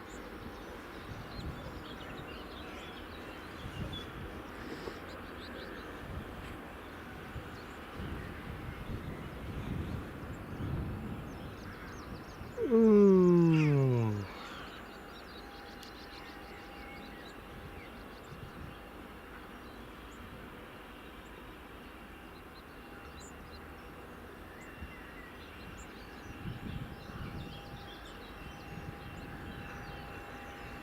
Jet 2 lining up runway 06.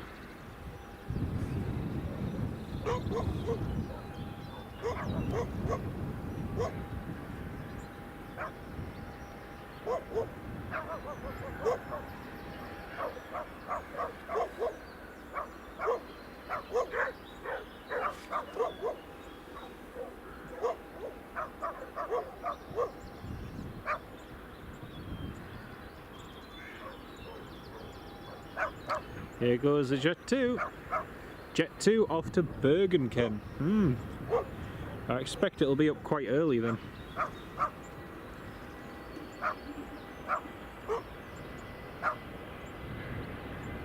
Yep.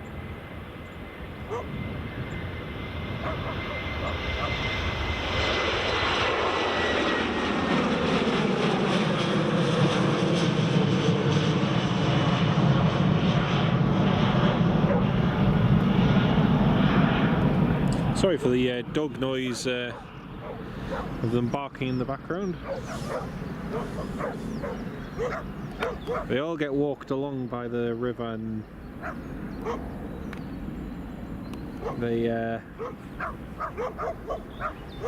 they're allowed to just go up and bark to anyone who's on the mound, which is quite funny.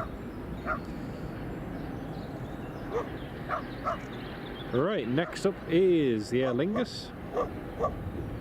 Just about to go out.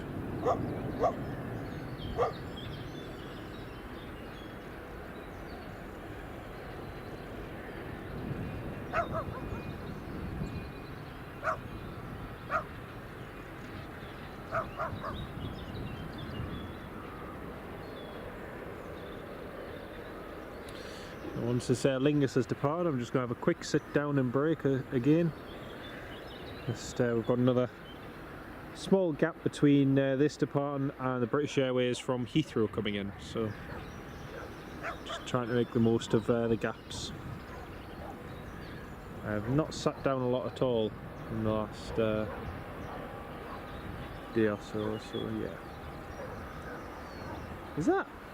Is that Ranger being recovered? Looks like one of the electric Ranger vehicles has been recovered. Is it? Oh no, it must have just been...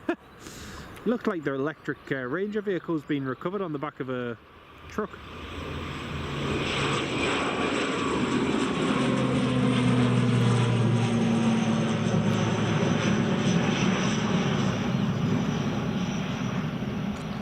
Who let the dogs out indeed? Who let the dogs out indeed, Ken? Yeah, just there was a... there was a little one of those tugs that pull the carts, and it looked as though the Ranger vehicle was on the back of the cart, on the back of the flatbed. Right, just having a quick break though, before the British Airways lands.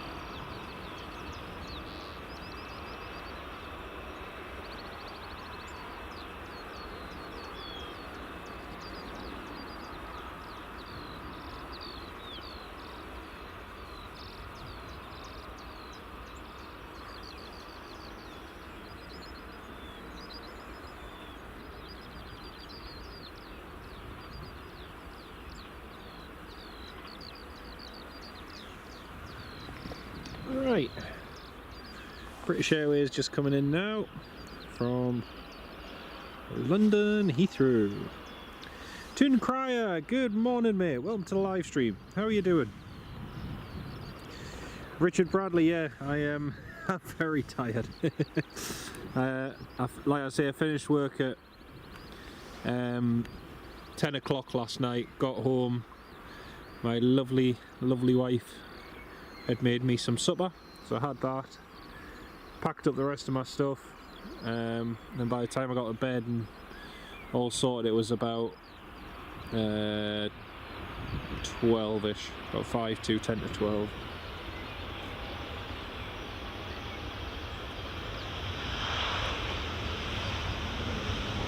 (757), 10 minutes out. Brilliant, Ken. Thank you, mate.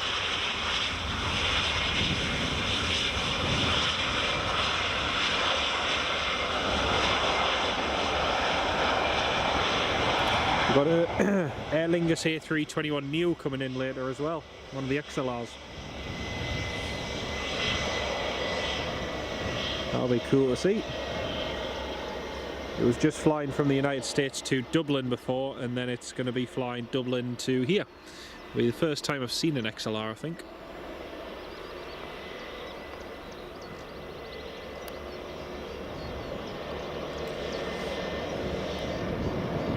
Got another Aer Lingus on the approach from Dublin. Just coming in shortly. Toon Crier, hope you're keeping well, mate. It's lovely to have you on the live stream. Really good to have you with us, mate. EasyJet Edinburgh to Gatwick is just taxiing out now as well.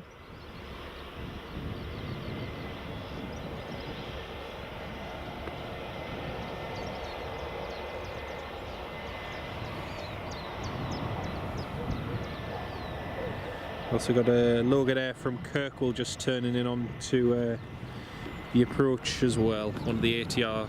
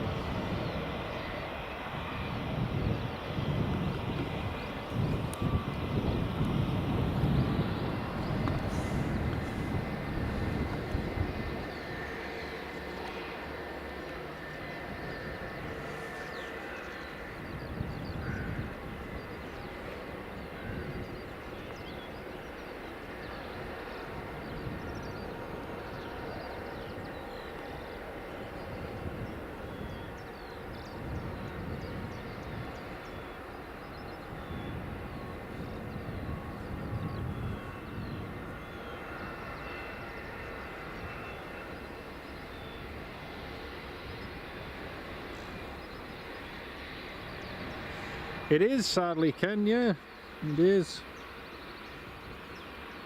Bit of a shame, really, especially given how few there are in service now.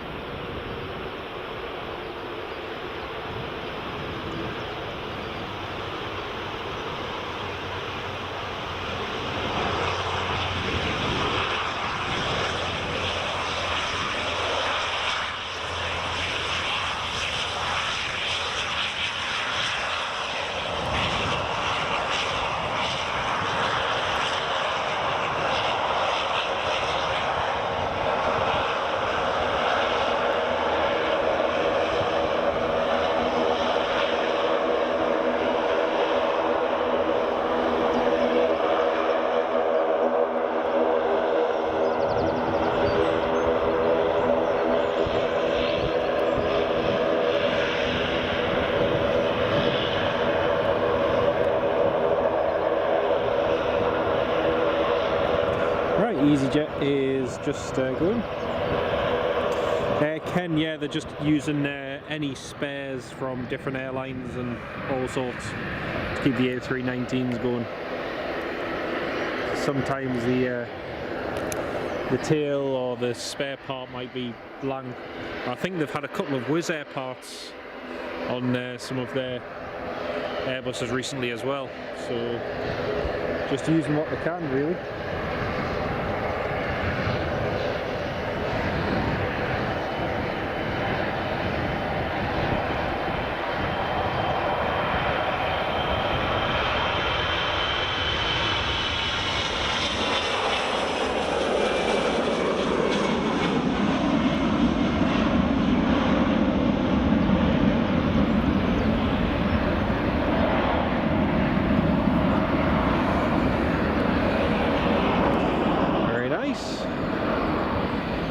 Next up is the Loganair from Kirkwall. It's coming in next.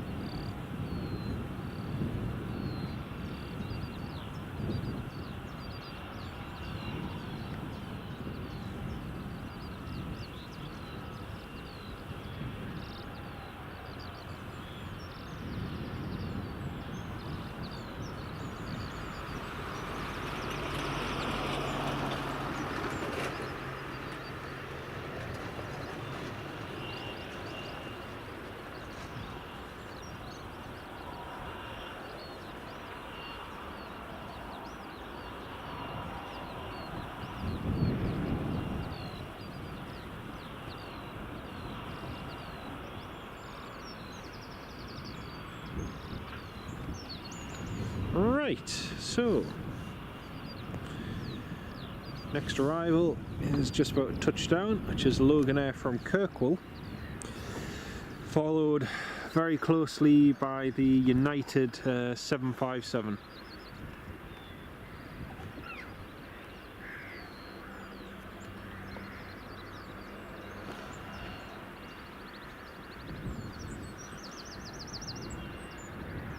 Ah, no worries, Ken, no worries. Yeah, they've got a lot of, they've got a big pool of spare parts from different airlines to go through.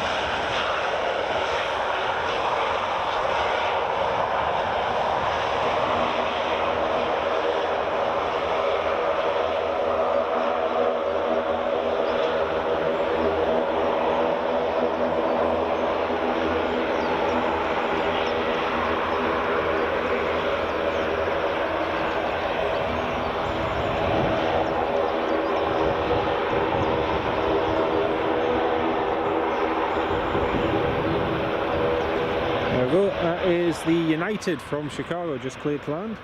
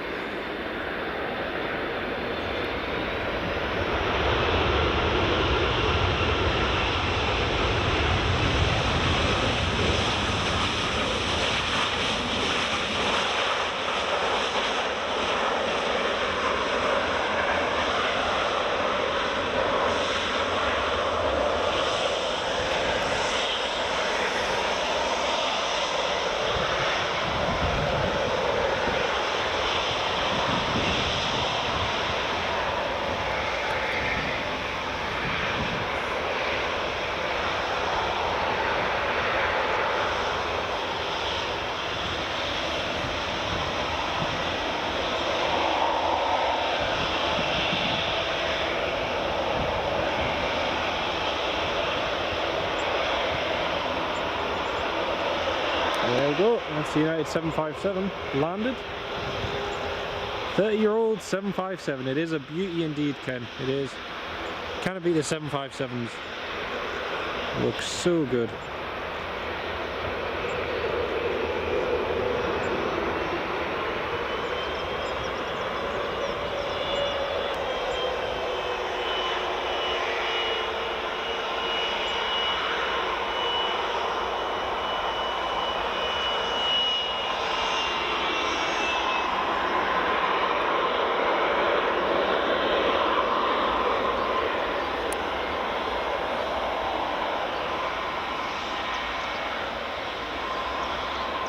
Next up we've got an Aegean Airlines A320neo just inbound now from Athens. It's just about a touchdown. Followed by Edelweiss A320 from Zurich.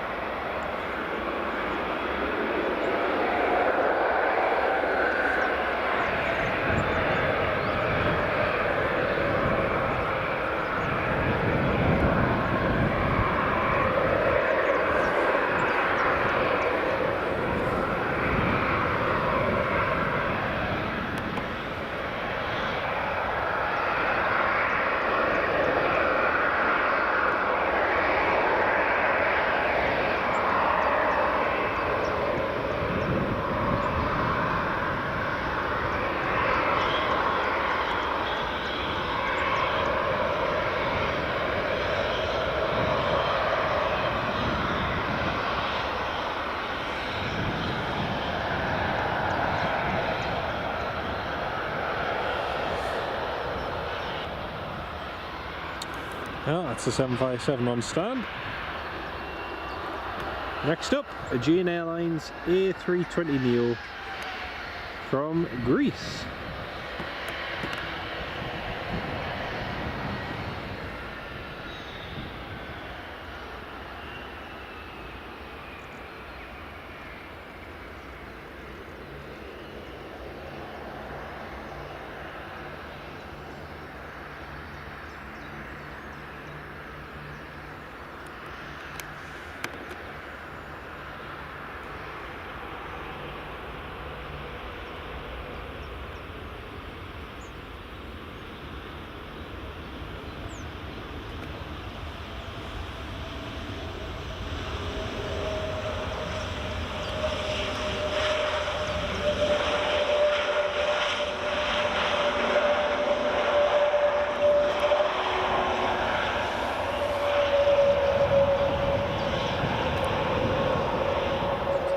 It's the first bit of warmth from the sunshine I've felt all morning.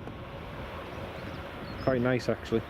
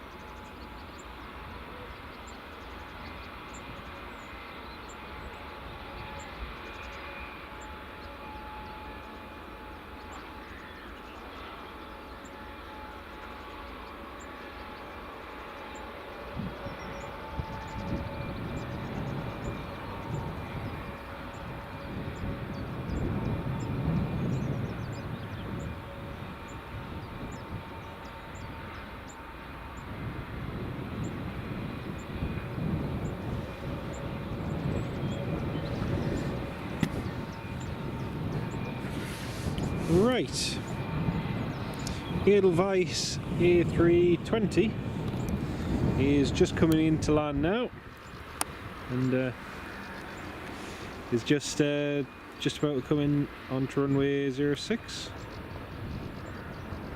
There it is.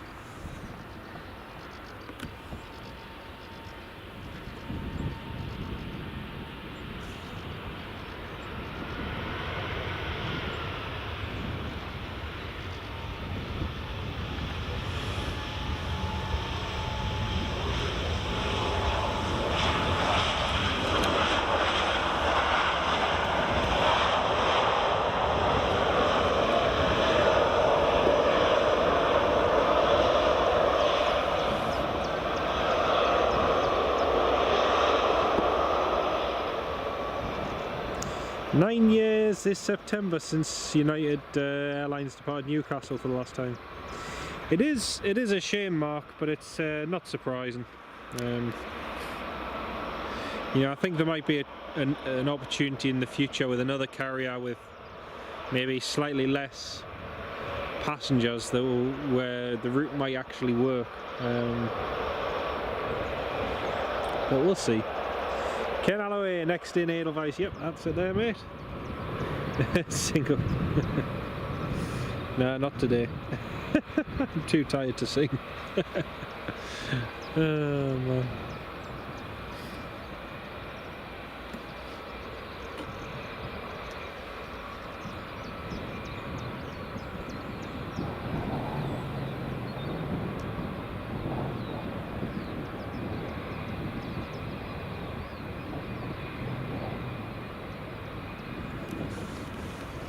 Here comes EasyJet.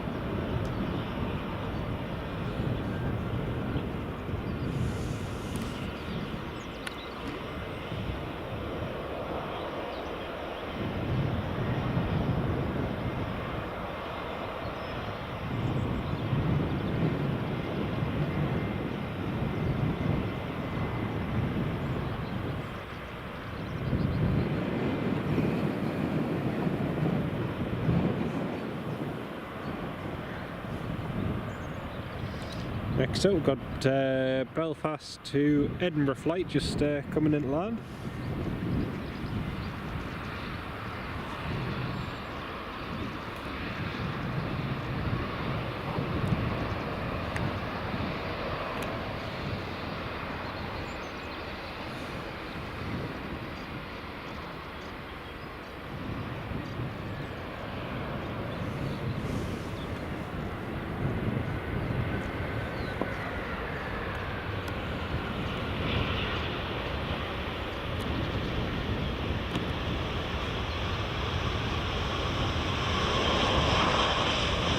British Airways just taxied out to Heathrow.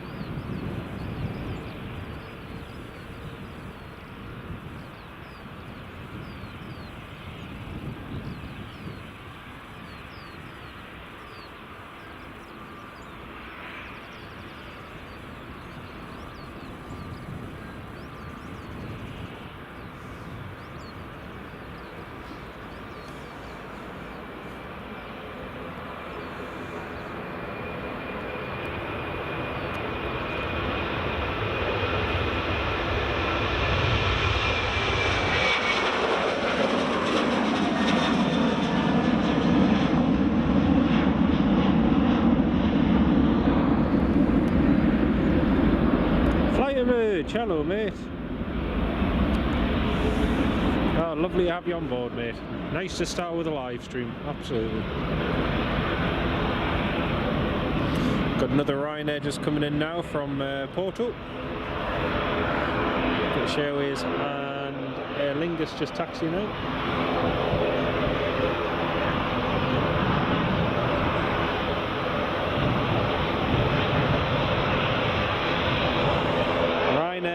To Sofia, thank you Ken. Off to Bulgaria.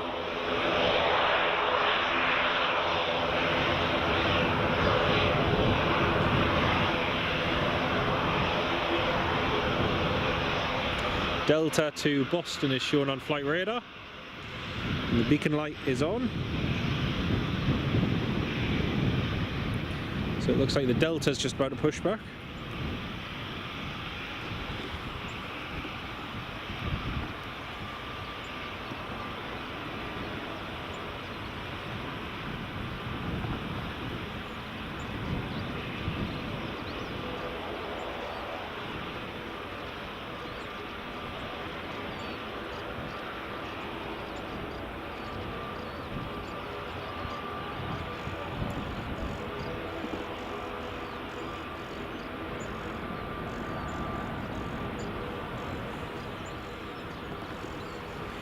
It's just a Ryanair coming in, so we'll focus in on this, on the Delta.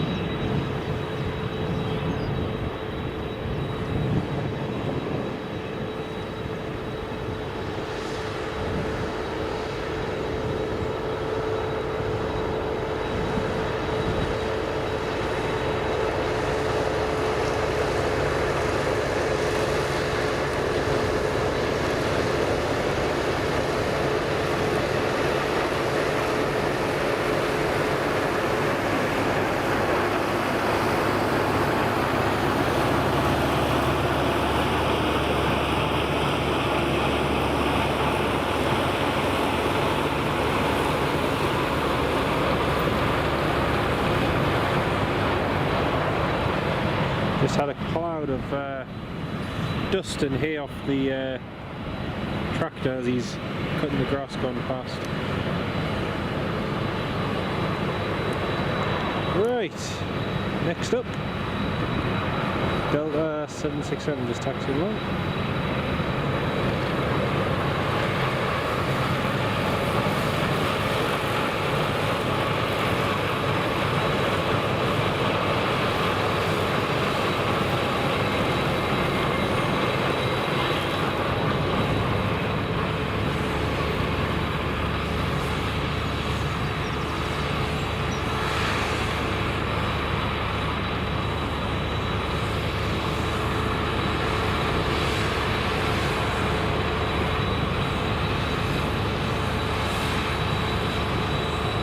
Just decide when there's a heavy or something taxiing, folks, we'll just catch that instead of focusing on the EasyJets and everything departing.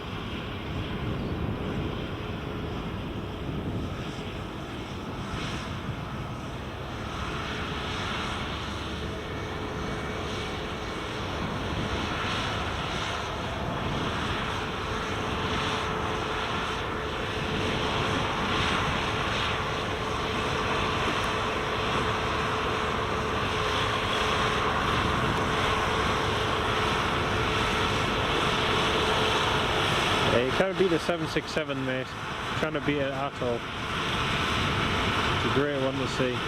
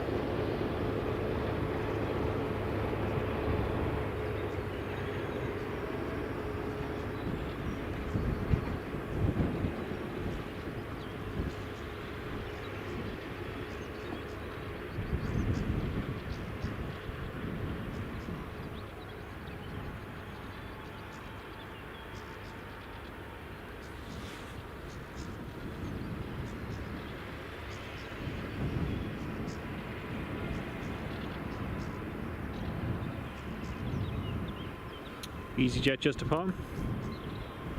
Yeah, the 767 is still in production, mate. Yes, it is.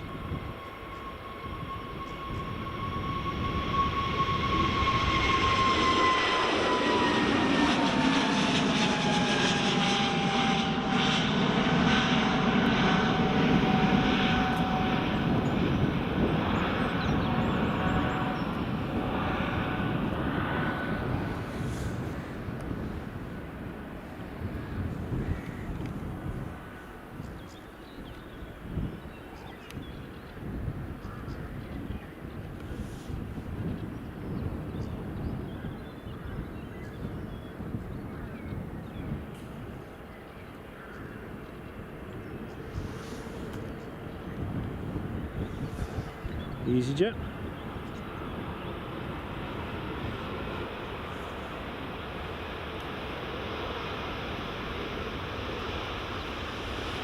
Yeah, the 767 is still in production as the KC-46 Pegasus.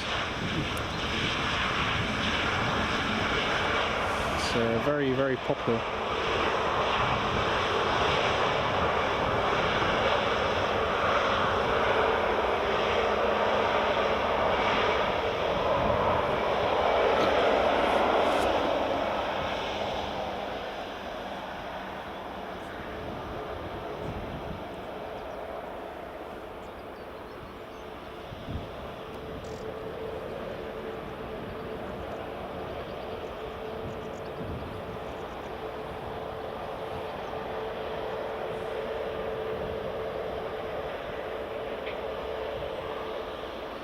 Right, we've got the 767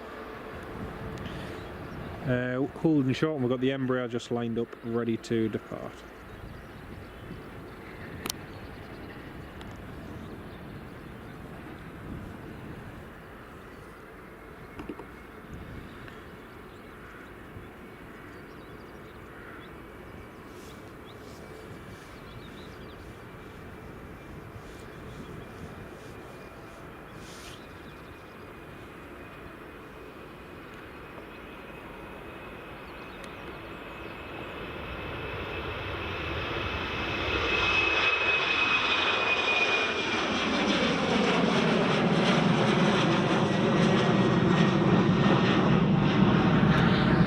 The next arrival is JetBlue, I think. A321neo.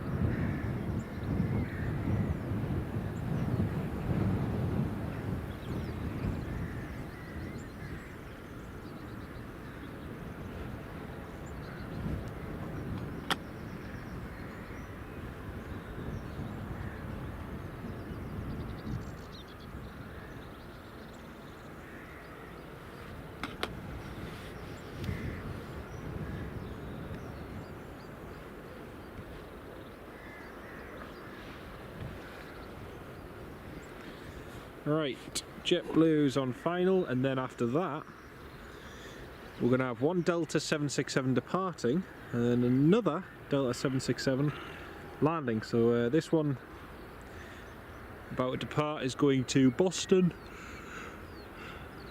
Oh, excuse me. And then the other one is coming in from New York.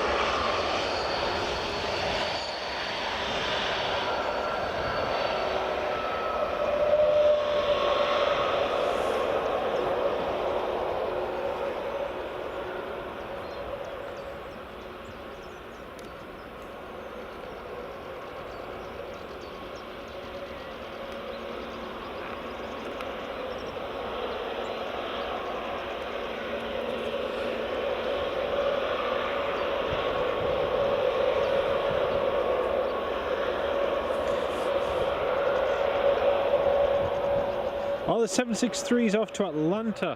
Ah, right. I think I keep forgetting that somebody switch the aircraft here, don't they? So it'll be down to be on one route and then they'll switch over to another. Thank you, Ken. Your son watches you regularly. He's flying to Edinburgh as we speak from Stanstead. Oh yeah, nice one. Yeah, hi Cam. Yeah, if we can actually see the passengers coming off the plane, then yeah, we'll catch him deboarding.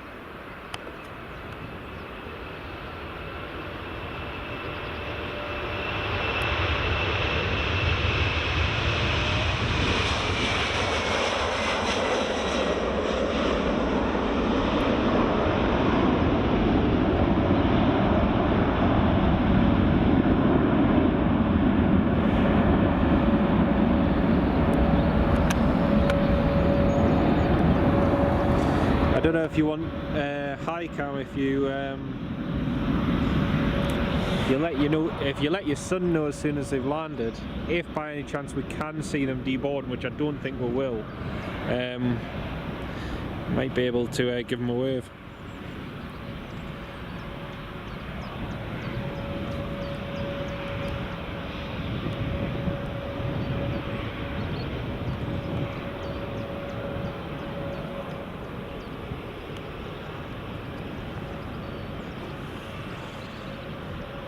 Runway inspection in progress. Meanwhile, Delta 767 is just on final approach.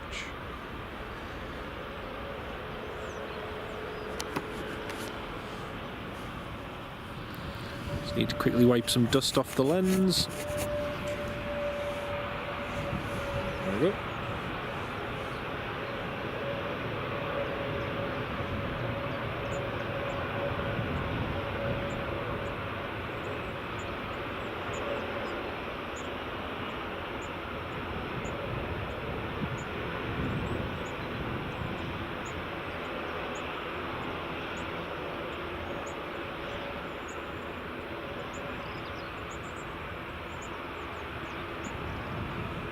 Delta cleared to land.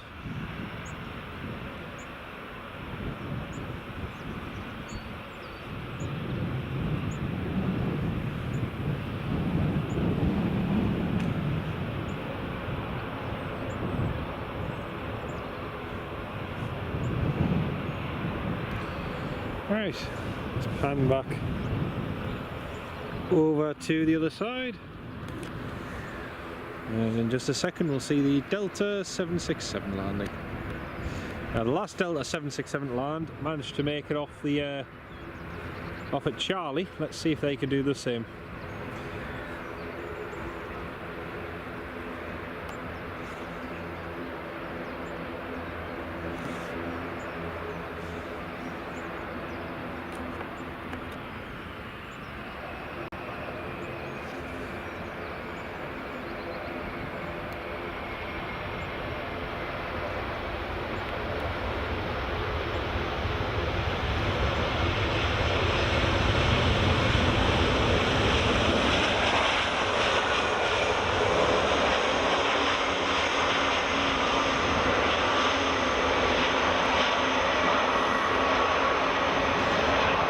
Well, great ease as well. Beautiful.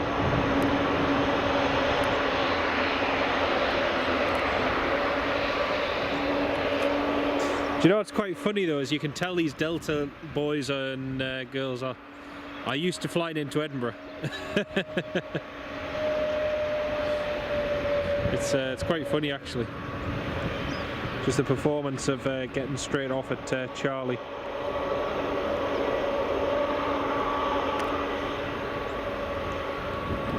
Very, very impressive.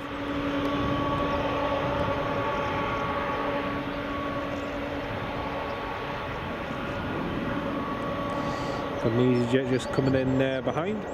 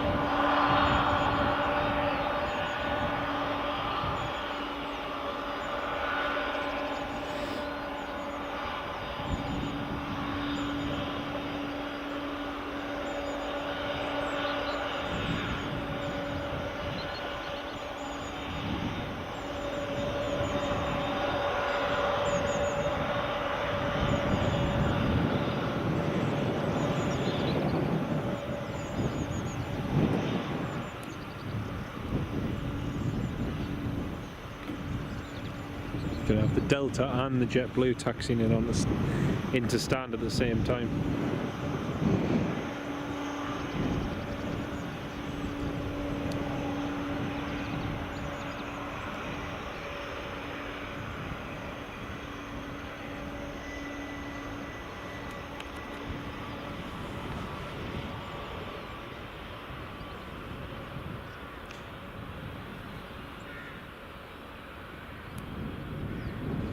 And Hamish, welcome to the live stream, mate. Great to have you with us.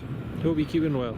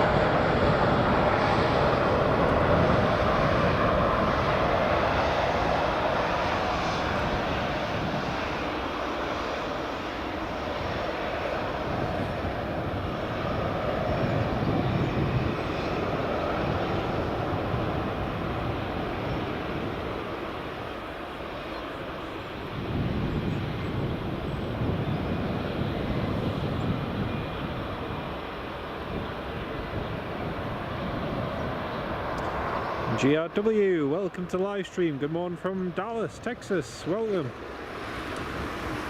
Just another Monday night for you. Nice one, mate.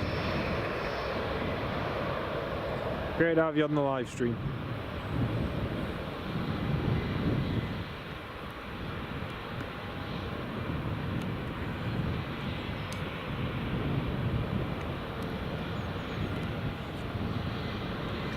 It's amazing that 3 different US carriers, JetBlue, Delta and United. It's really cool. Really, really cool.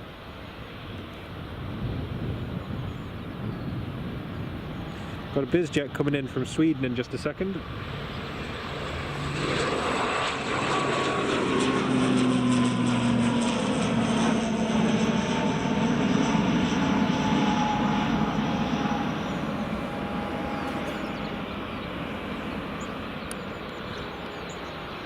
KLM taxiing out.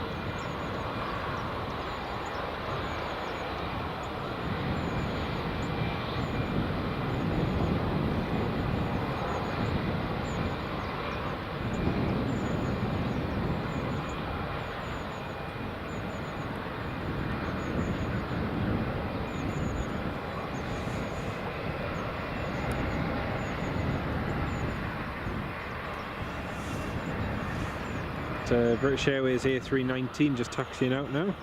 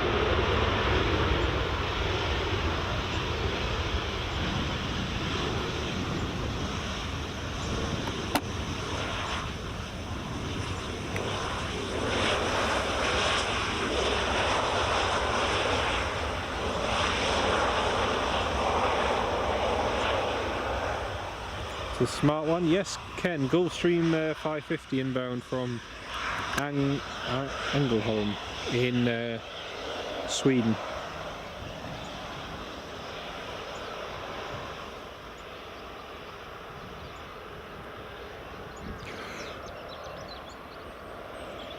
KLM, oh excuse me, KLM 737 is just about to line up. Yeah, the Philadelphia route resumes this week, that's right. I wouldn't be surprised, to be honest. There's a lot of demand on the US routes at the moment, so we shall see. It's amazed me over the last 3-4 years. I mean, especially after the pandemic, you kind of expect it to be a little bit of a pickup, but in traffic. But it's really just gone from strength to strength. It's fantastic. It's really good. Great weather in the west coast. I'll tell you what, it's freezing here on the east coast. It's very cold compared to what it's been.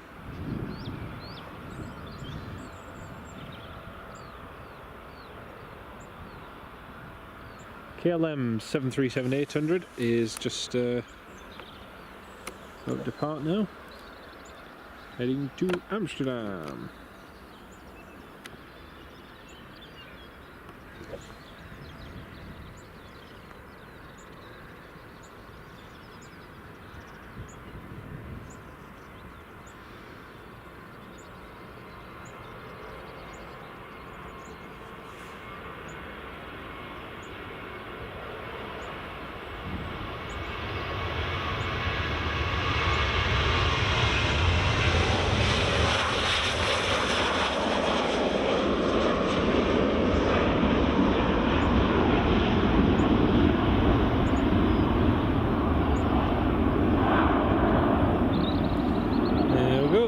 KLM airborne.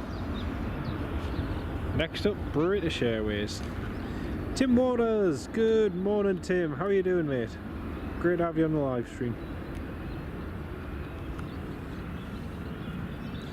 Right folks, we've got this British Airways departing, and then we've got a little bit of a gap to the next movement, which is Ryanair from Stanstead to Edinburgh, so I'm just going to have a 5-minute sit down. I'll try and pan the camera for this British Airways, but for those of you who are just tuning in, I've been up since 4 this morning, well, quarter to 4 this morning. A little bit on the tired side, so just trying to get as much rest as possible because we've got a long day. And then we'll be at Glasgow this evening for the A380 departing, which will be cool.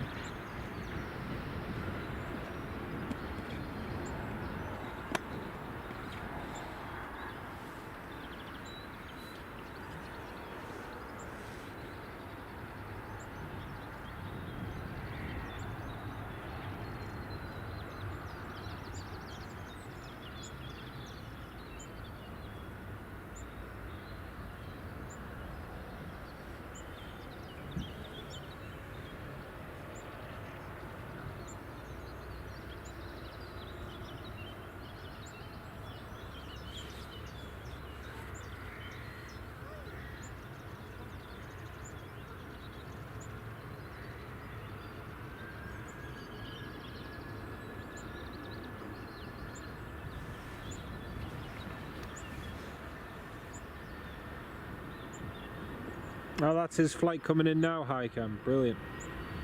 Cold and see him as well, Tim. Aye, it's chilly.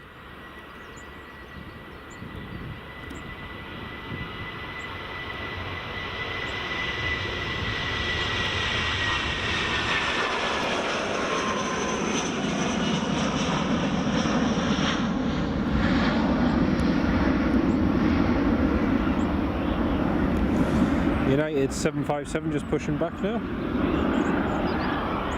Got that departing. And Ryanair flight from Stansted is on the approach.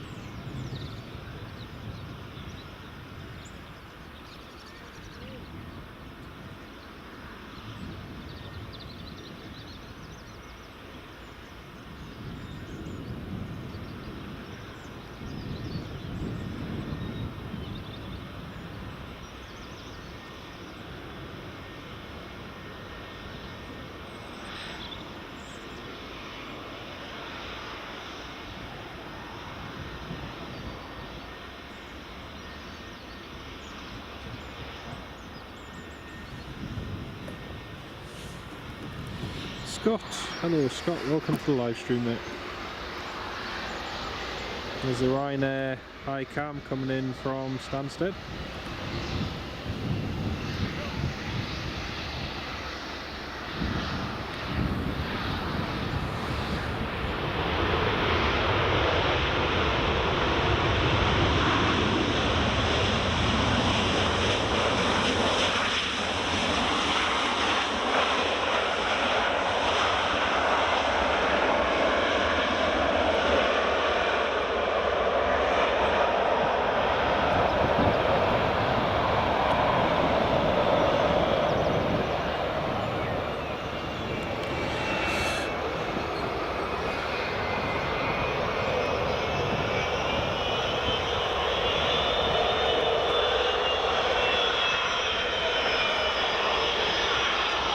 Oops.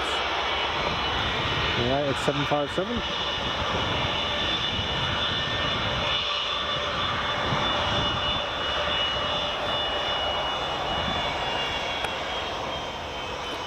Yeah, we're not going to see, don't think we're going to see them deboard, unfortunately, mate. The Ryanair is taxiing over onto the very far side. That's where the UK flights usually go. So we're not going to see them, sadly.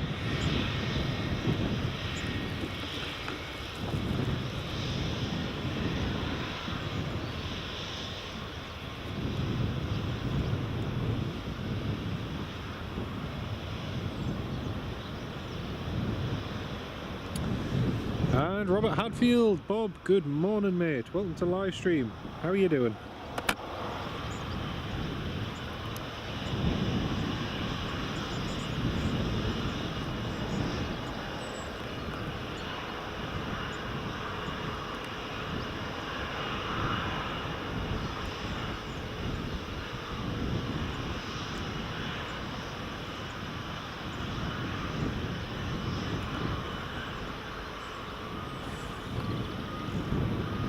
Got this United 757 about to depart.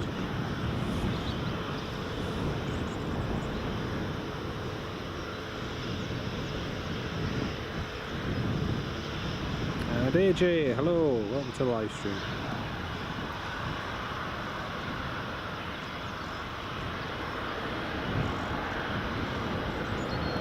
Hi Ken, good old United.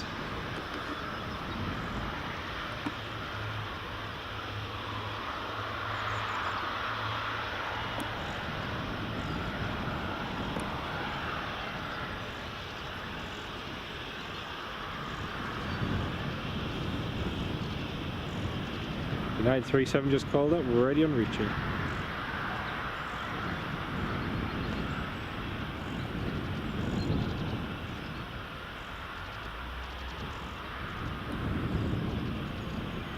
The motley crew, as I say, it has indeed too.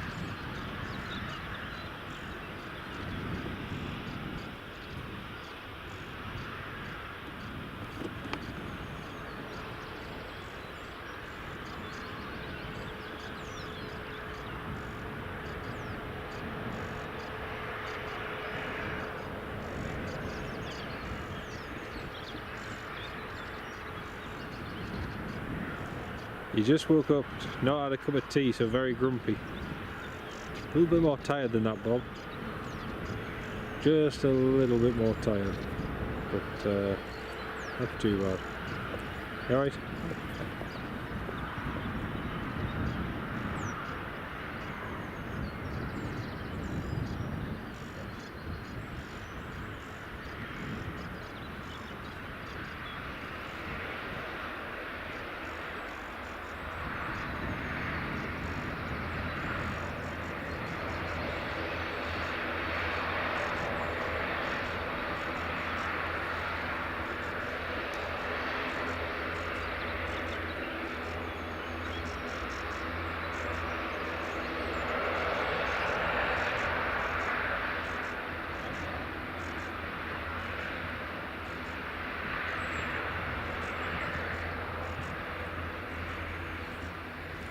The United 75 might get out just after the BA City flyer from London City.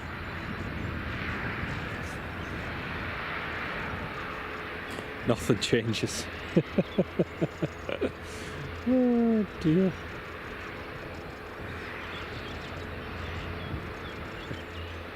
A truer word never spoken.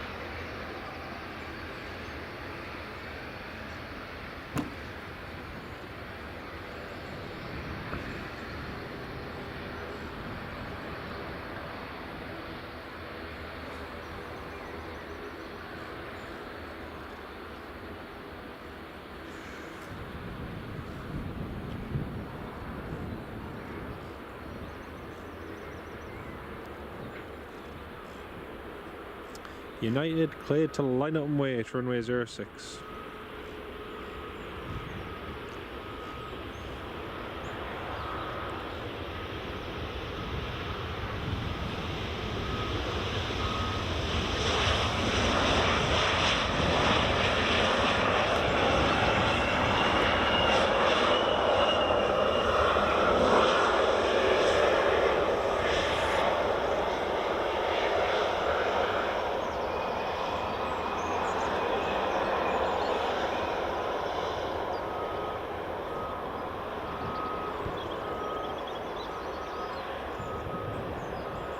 "757 off to New York." It is indeed, mate. It is indeed.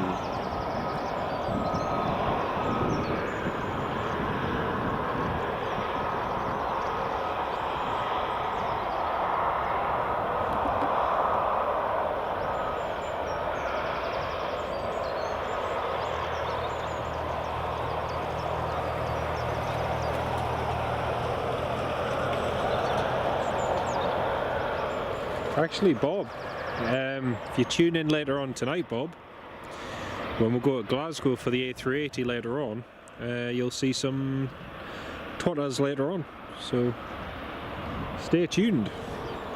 Here comes the United 757.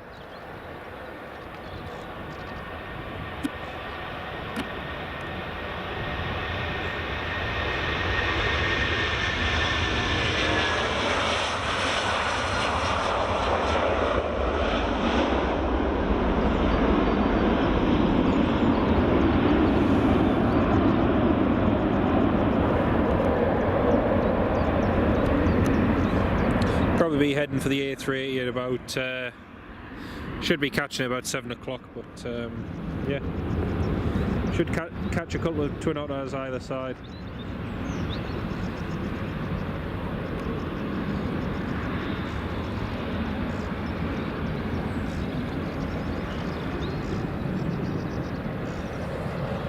Hopefully.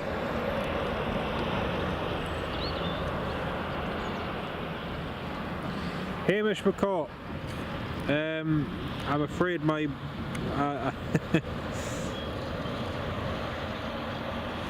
I've honestly no idea at the moment. My brain's too tired to have no idea, mate. All I can suggest, Hamish, is that you give it a Google, I'm afraid. Right, here's a Loganair ATR.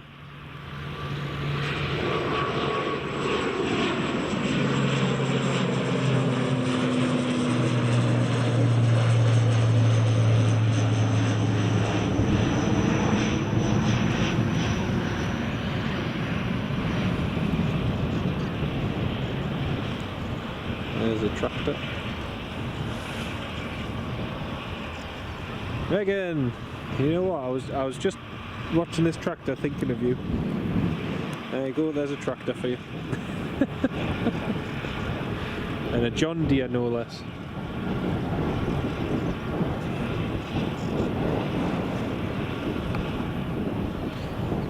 I hope you have a good day at work, love. Lovely to have you on the live stream.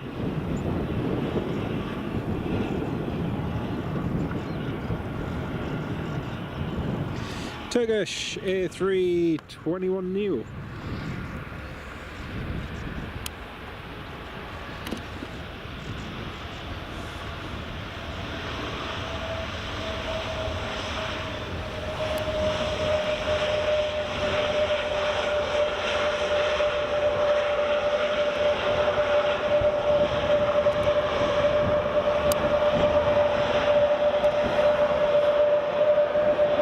Buffet.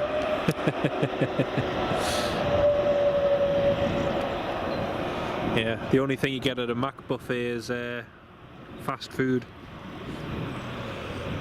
I'm here all day, folks. I'm here all day.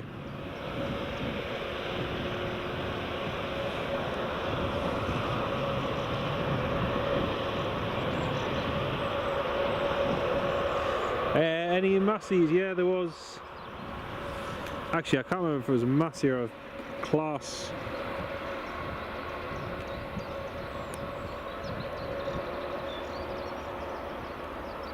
It's over there.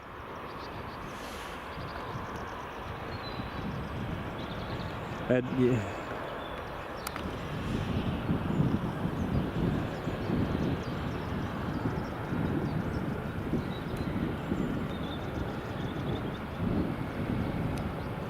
There we go, that's Turkish just taxiing along. Another couple on the approach.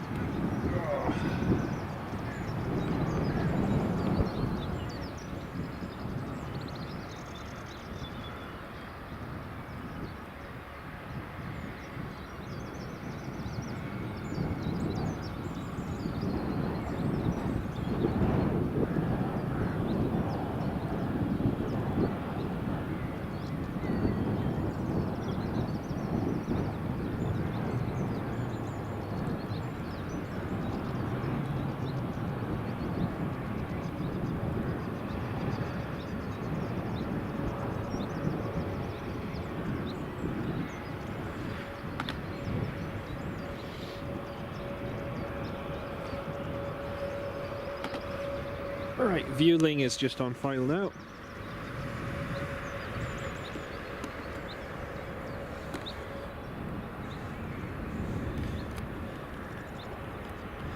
There's the Viewling.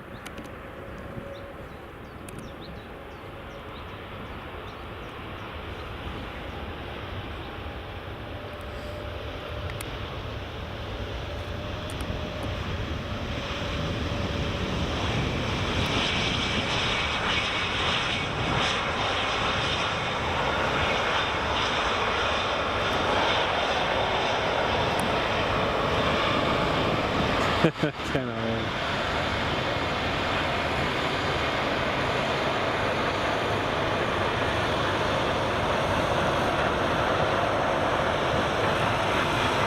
Ah, here we go. He has a good 2-in-1 shot.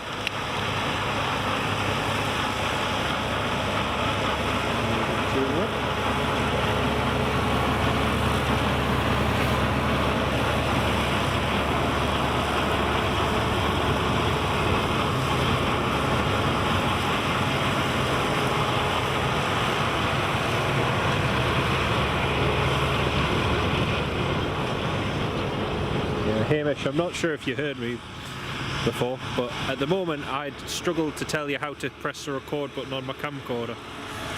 Forget describing the RVSM. But, yeah. Yeah, Viewing, yeah.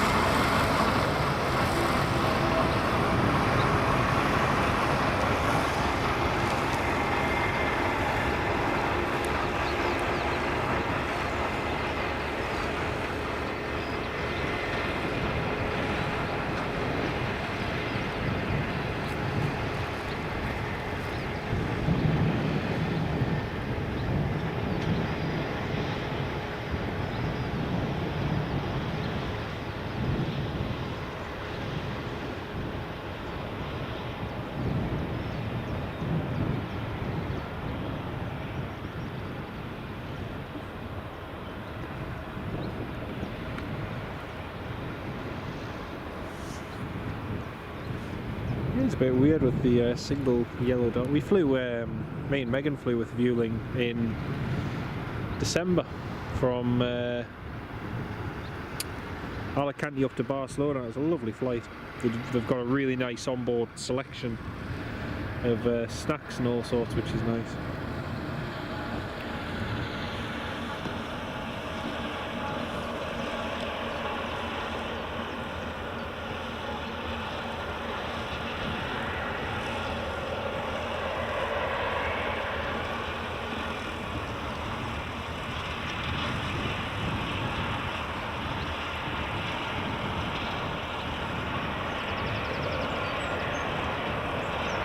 Tractor watch, yeah.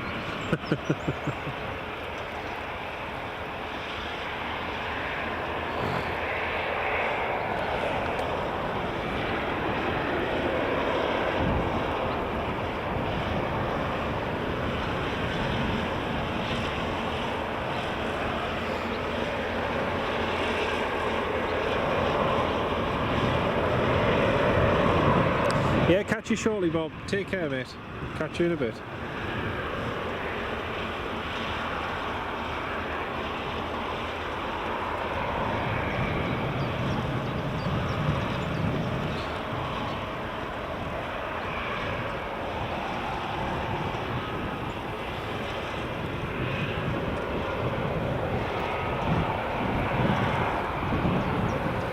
British Airways.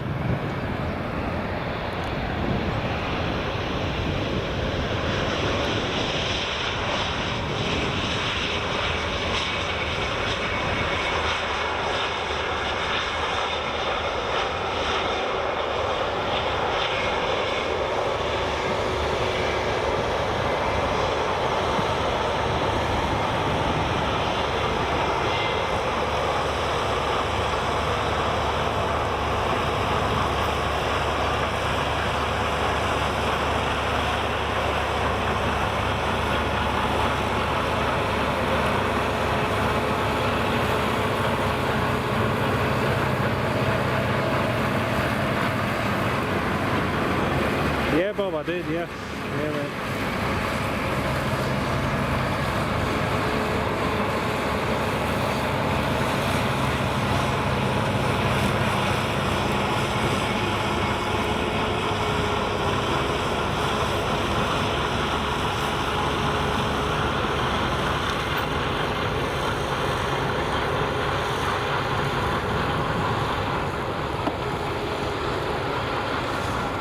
Right, we've got one more EasyJet coming in, then we've got a little break in movement, so I'm going to have another little break in a minute once the EasyJet has landed. Les Donaldson, good morning, welcome to the live stream.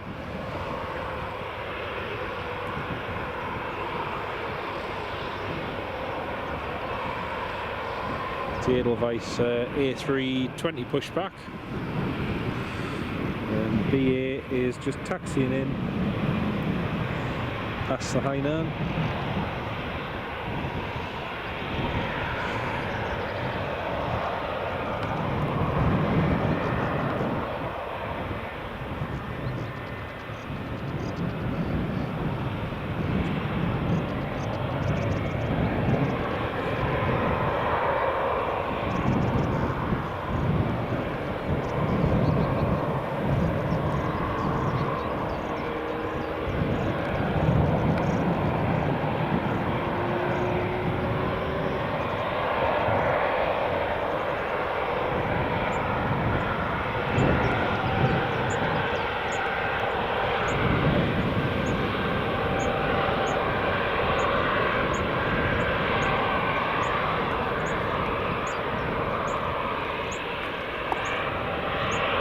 Oh, EasyJet.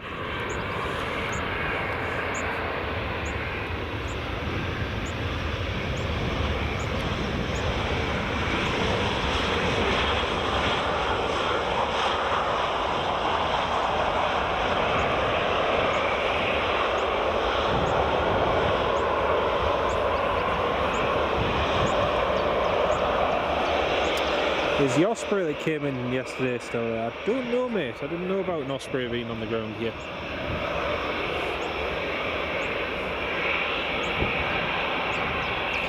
I cannot see one up on the...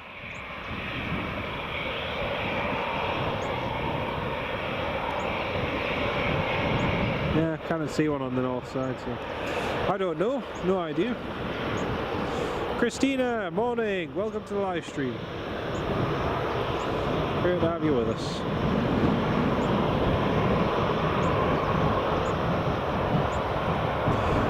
Right, folks, I'm just going to have a quick sit down, a little break.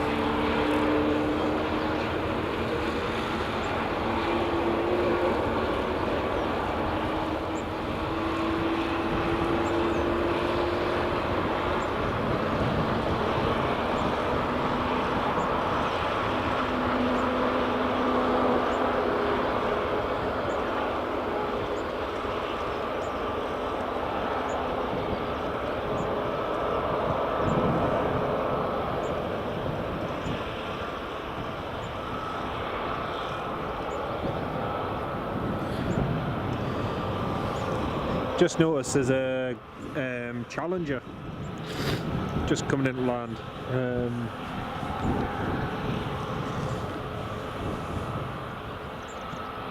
Just have a look.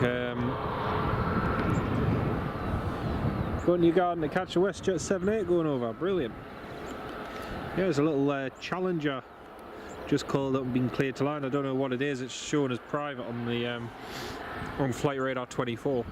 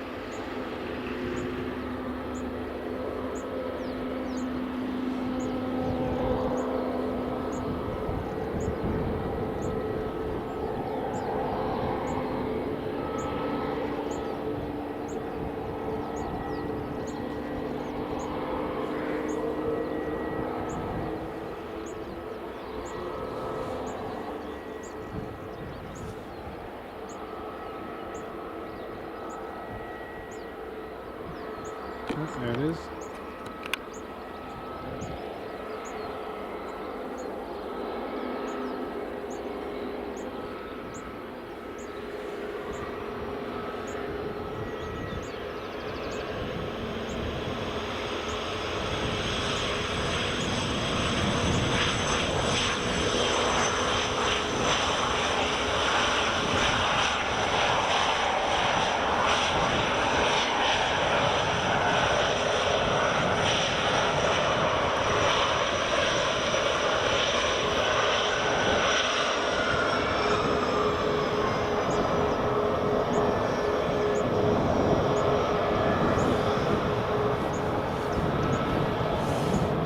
That's a smart little Challenger.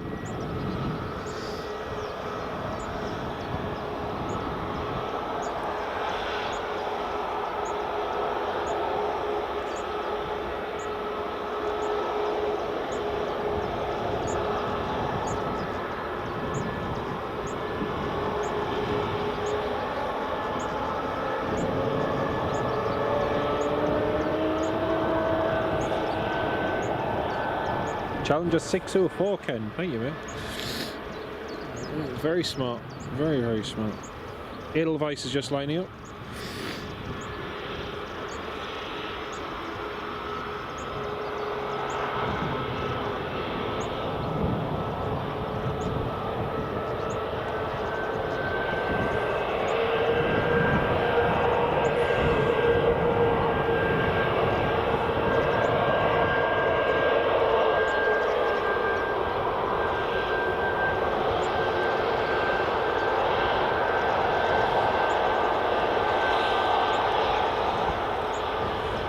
Here comes the Edelweiss.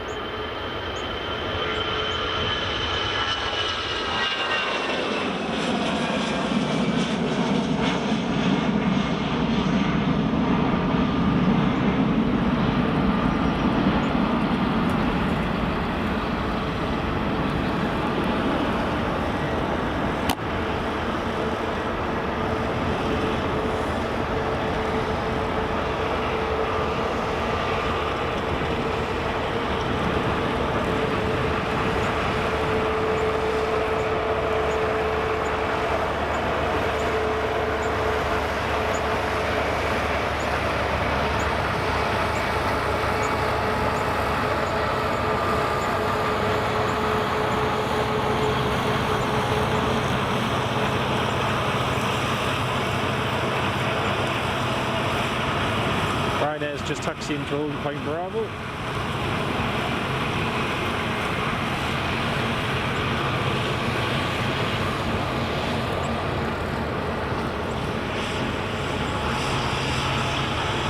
WestJet 7-8, 5 minutes out. Brilliant. Looking forward to this one.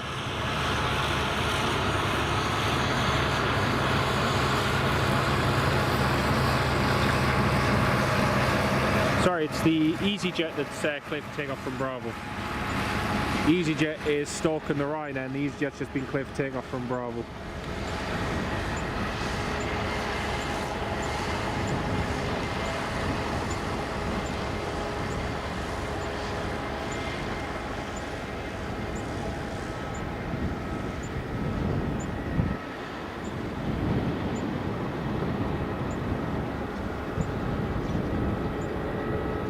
So the EasyJet's going for an intersection takeoff from Bravo.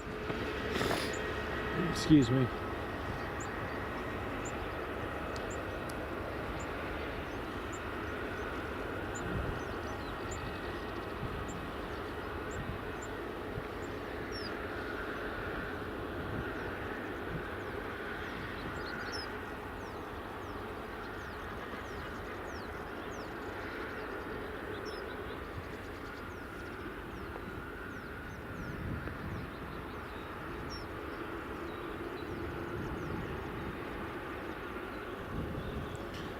Here goes EasyJet.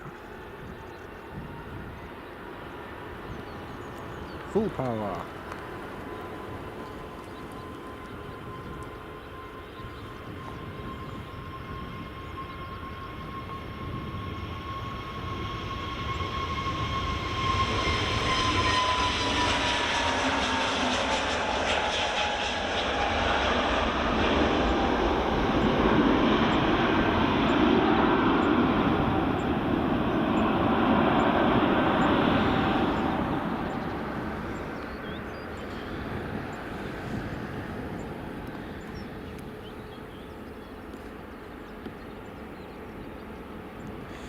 WestJet's over Falkirk, just over your house. Nice one.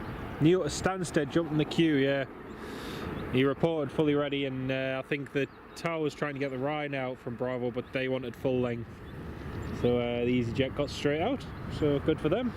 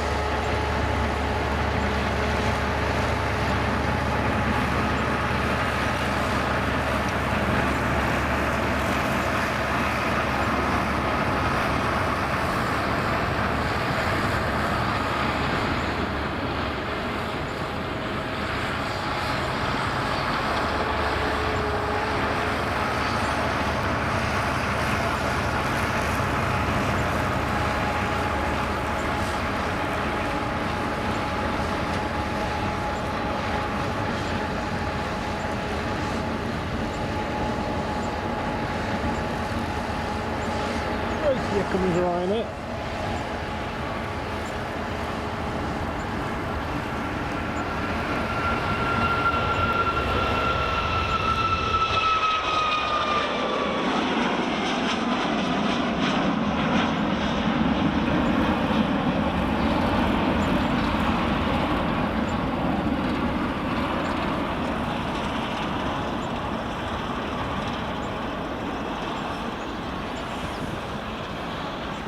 Aegean A320neo just pushing back.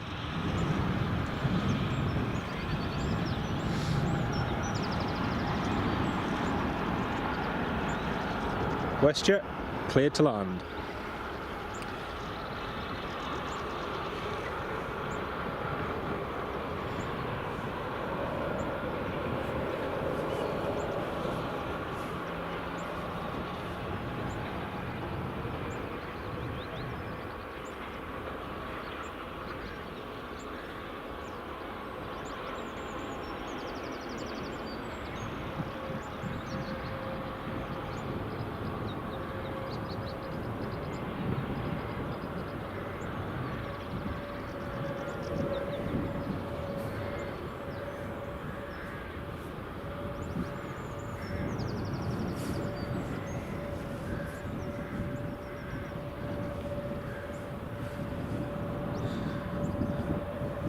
Max 8 off to Dublin. Brilliant.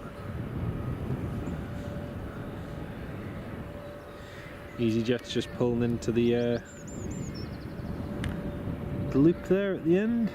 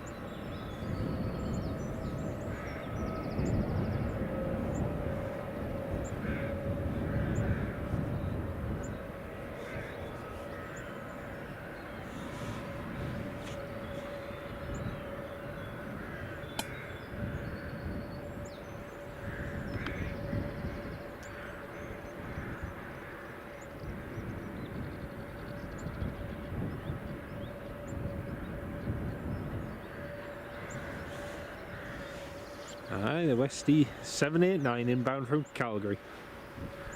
2 years ago since I flew on this flight. From here in Edinburgh. Here she comes.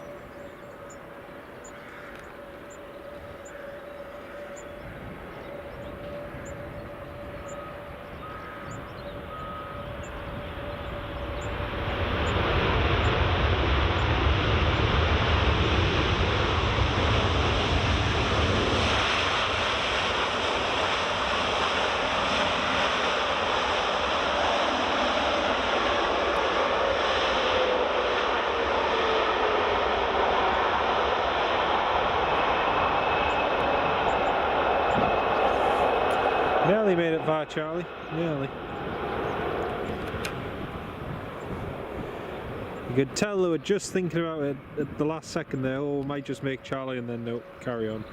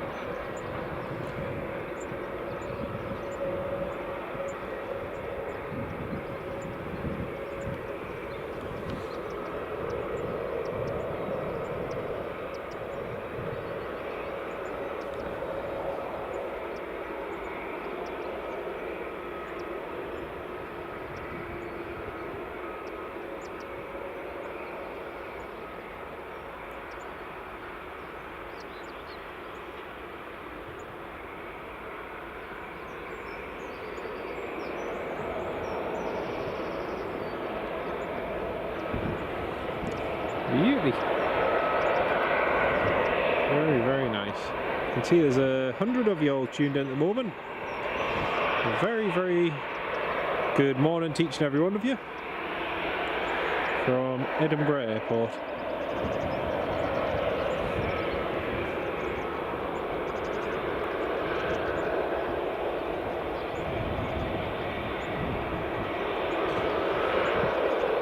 Morning again. No, still not any tea yet. Oh mate, you'll have to go and get yourself a cup of tea, Bob. You'll have to go and get yourself a cuppa.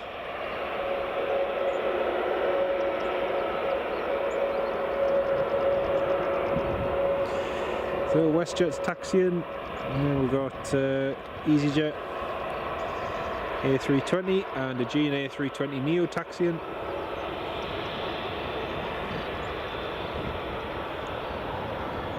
And then another EasyJet just taxiing there.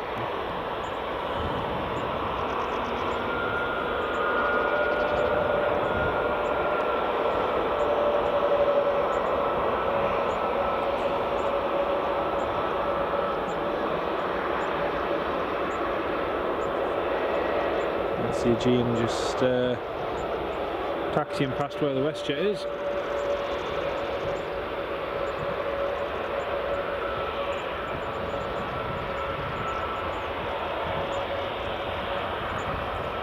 WestJet's just holding short there. Loganair E145 just landed.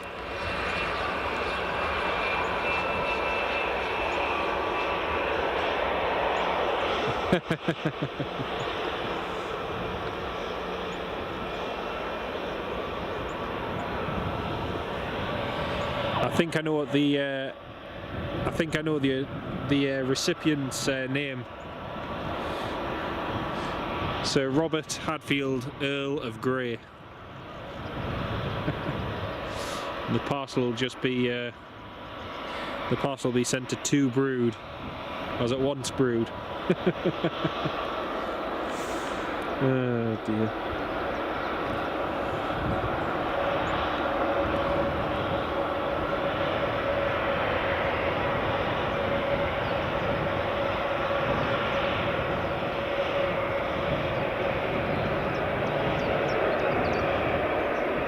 WestJet's taxiing again.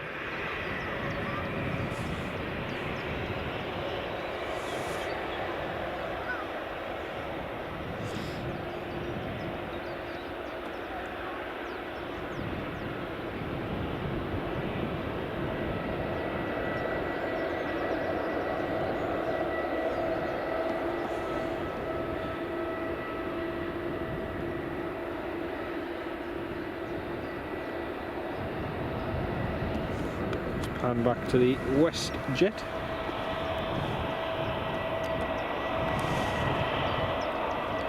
There we go.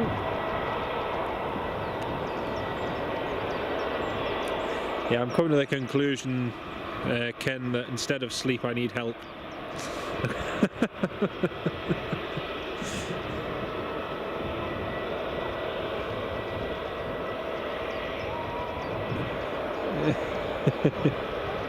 But Bob, you know what they say? It's the thought that counts. Oh dear. In fact, if it comes in 3 weeks' time, it won't just be tea. It'll be iced tea. And that's worth something, that is.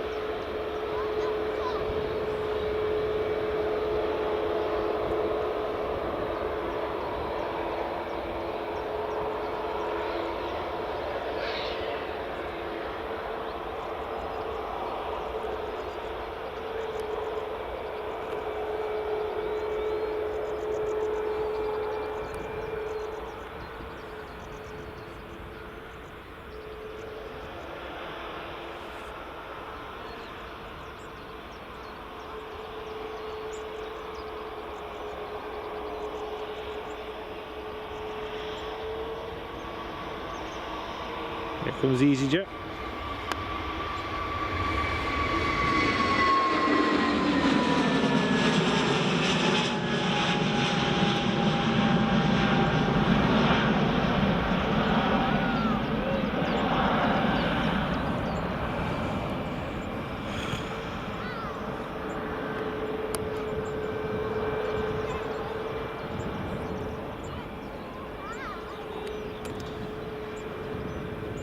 It will be very strong tea. It will indeed.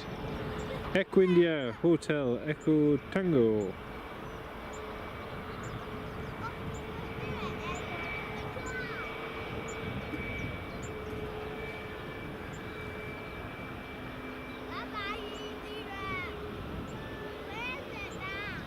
It'll become Marcus who comes through. Oh dear.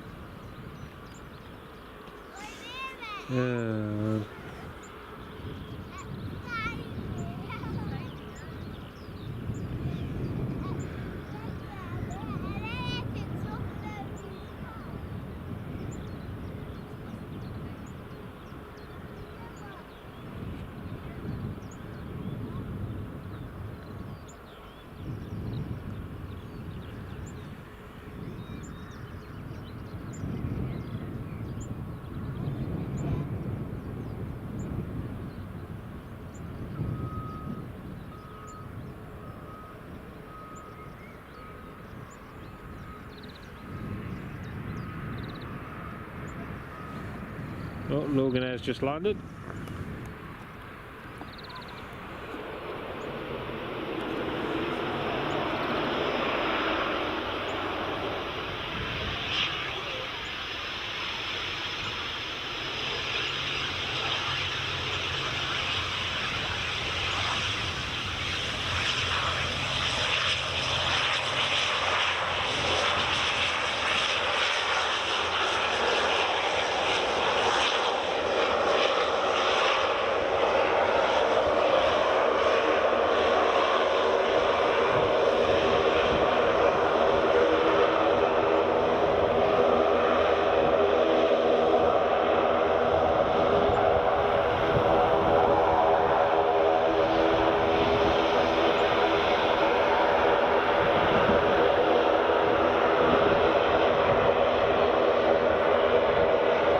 Aegean A320 Neo clear for takeoff.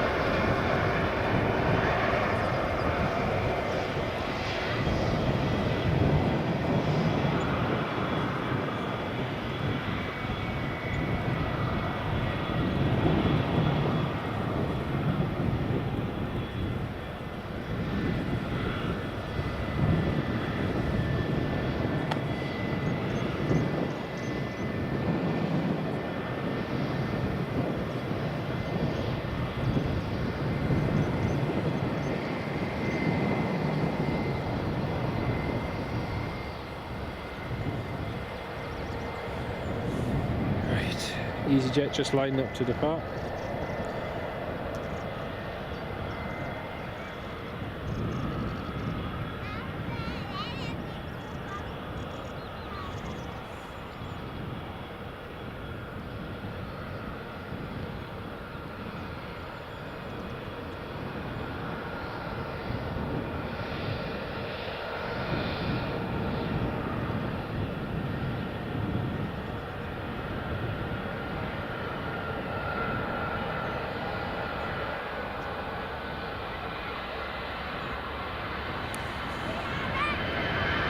EasyJet.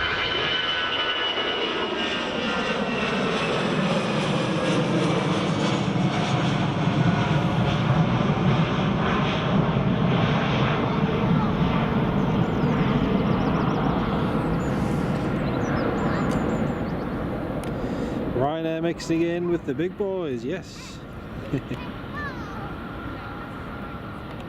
Just wait until Ryanair start transatlantic services. That'll be fun.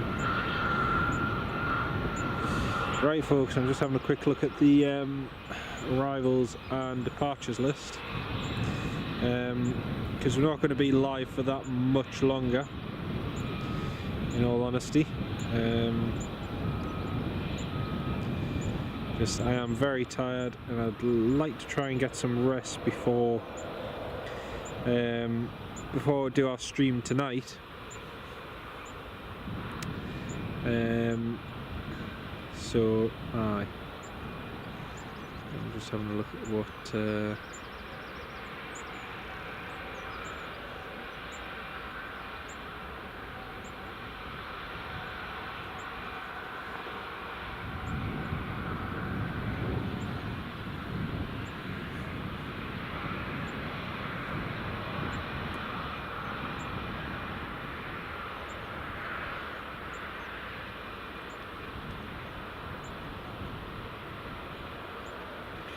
yeah, I think we'll end let's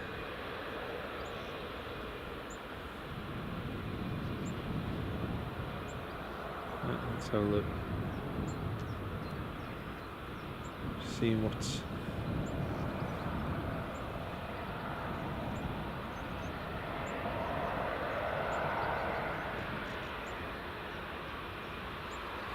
yeah, I think we'll get the United, WestJet and Delta landing, and then that's probably going to do it for today. Tony McCall, I'm not sure yet, mate. I'm not entirely sure.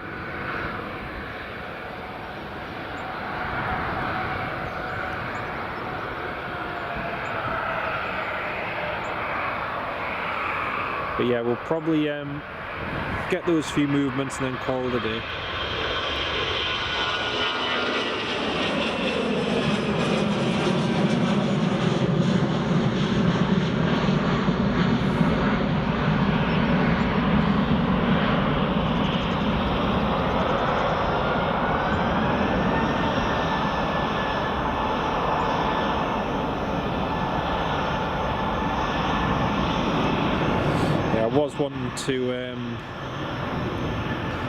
I was actually wanting to stay for a lot of these departures going, however unfortunately I just feel that tired at the moment. I don't think I'll be able to do a stream later as well as doing this now, so yeah. Ryanair is just ready for departure, enable Bravo.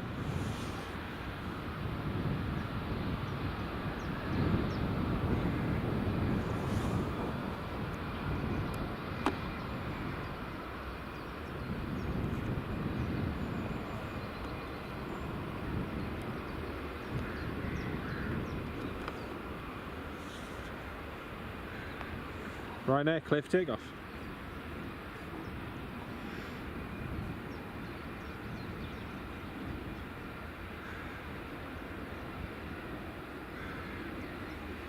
Ken Alloway, thank you very, very much for that, mate. And absolutely true. If you haven't hit the like button on the live stream yet, folks, please do consider doing so. It's a big, massive help.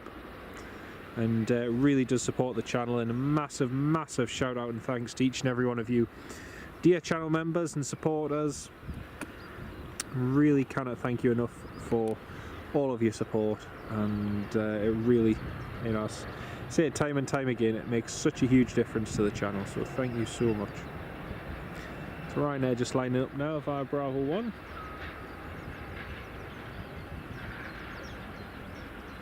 Yeah, that's what I'm thinking, Ken. Yeah, that's what I'm thinking. I've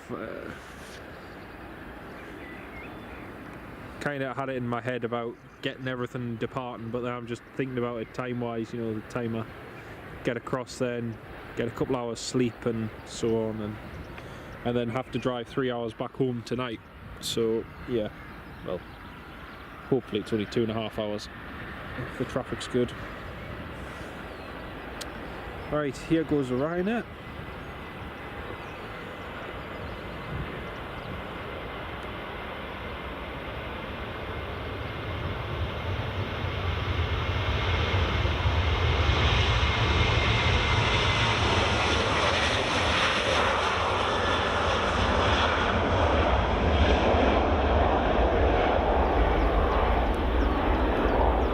Very nice, silky smooth Ryanair departure. Very nice.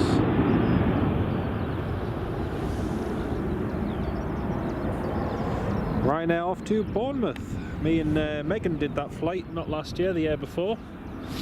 We flew from Edinburgh down to Bournemouth, and then Bournemouth to Malta, which was an adventure. It was her first time visiting the island as well, which was good.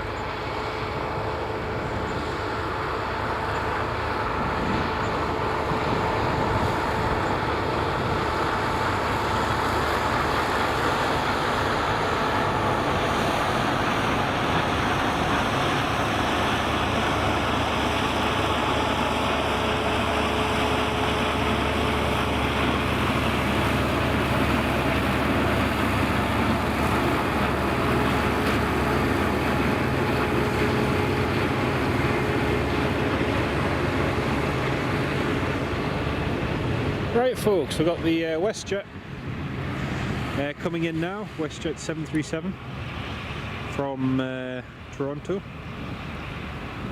It's about to land.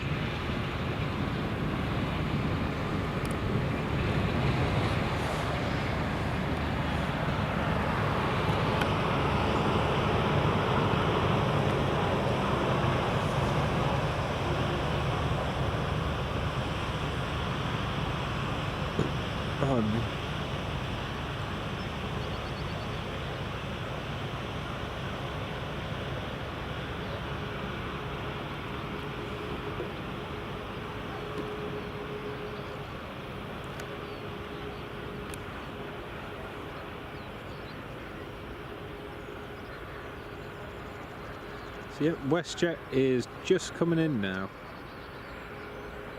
from Toronto.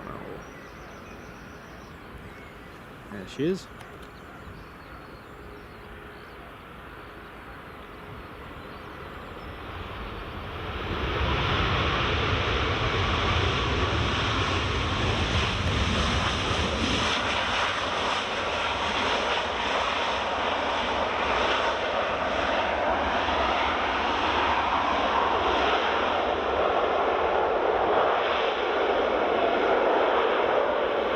Just missed it. Just missed it. They were trying to vacate Charlie, didn't quite make it. Jamie Lee McCulloch, the Global Airlines isn't scheduled until 7:15. That's correct, mate. Yeah, it's not until 7:15 tonight. And we will be live for its arrival. So if you check out the channel, there's another live stream scheduled for later on. And we'll be live at Glasgow to watch it land, which will be good fun. But like I say, we'll get the United 757 landing. We've got the Aer Lingus A321neo, the XLR, coming in at the moment from Dublin, so that's going to be a good one to see. But yeah, we've got plenty of activity to see, and then I'm probably going to call the day not long after that, because like I say, we've still got a long day ahead, and I'm probably going to need to get at least probably 2 hours sleep just to sort of function for the rest of the day.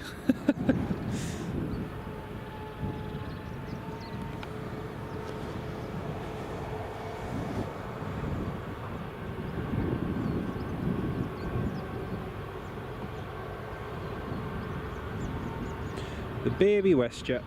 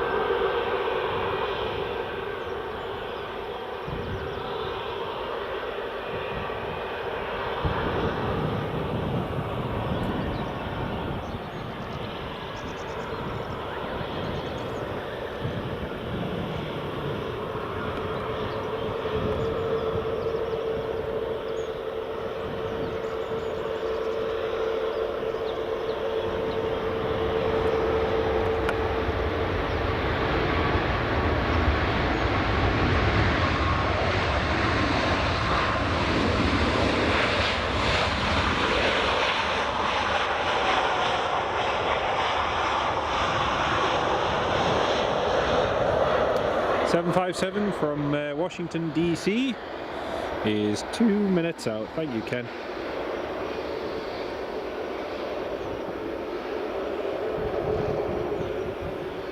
WestJet is just going to add its tail to this stunning collection of tails. United, Ryanair, Delta, JetBlue, Viewling, and British Airways all in a row, and now WestJet. You know, Edinburgh is the airport to come to in the UK at the moment. It is just one of the best. It just has so much a selection and variety of different aircraft and airlines that, you know, the combinations of which you can only see here at Edinburgh. It's really amazing. It's really amazing.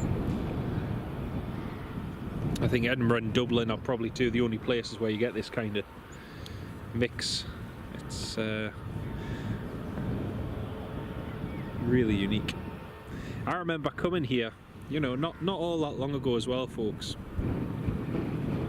when traffic had taken a little bit of a dip, and the highlight movement of the day was the United Airlines from New York. That was the movement to see during the day.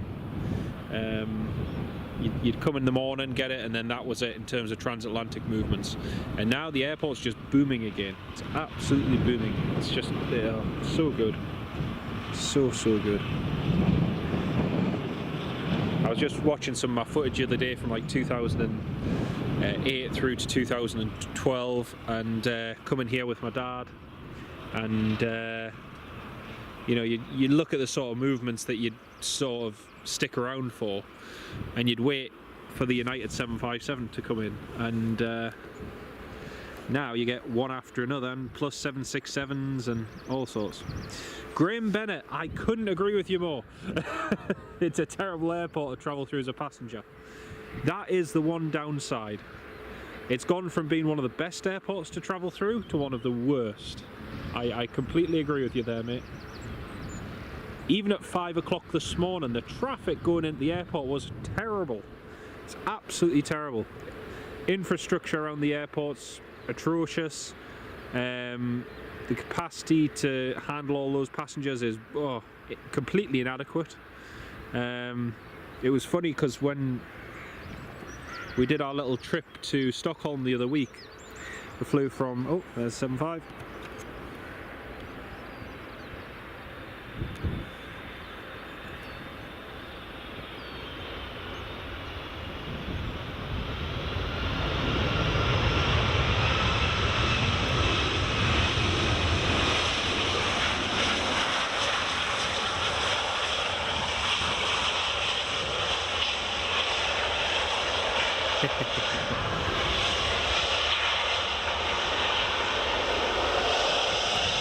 .757 doing what the Max didn't do.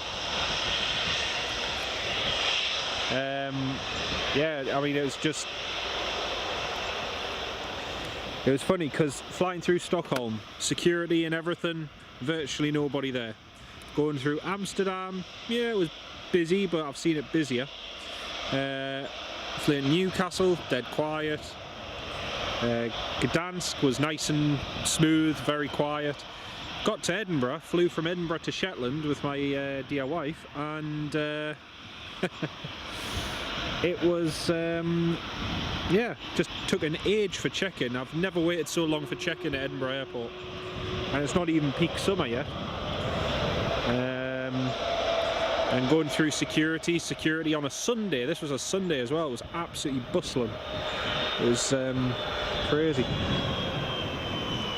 But Edinburgh is the airport to fly to. It's the one everyone's flying to at the moment, and yet despite the passenger experience, it's still better than Manchester Airport.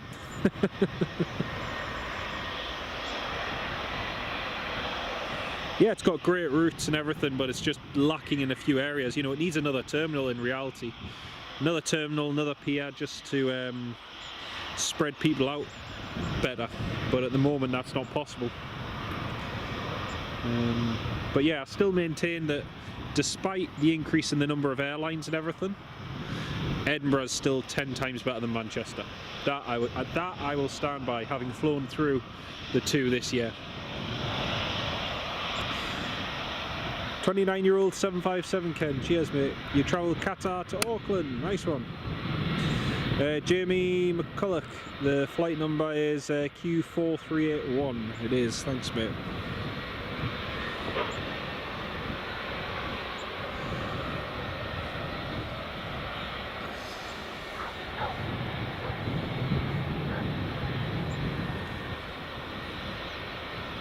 Flight image, is the tram link open? Yeah, the tram link's been open a while.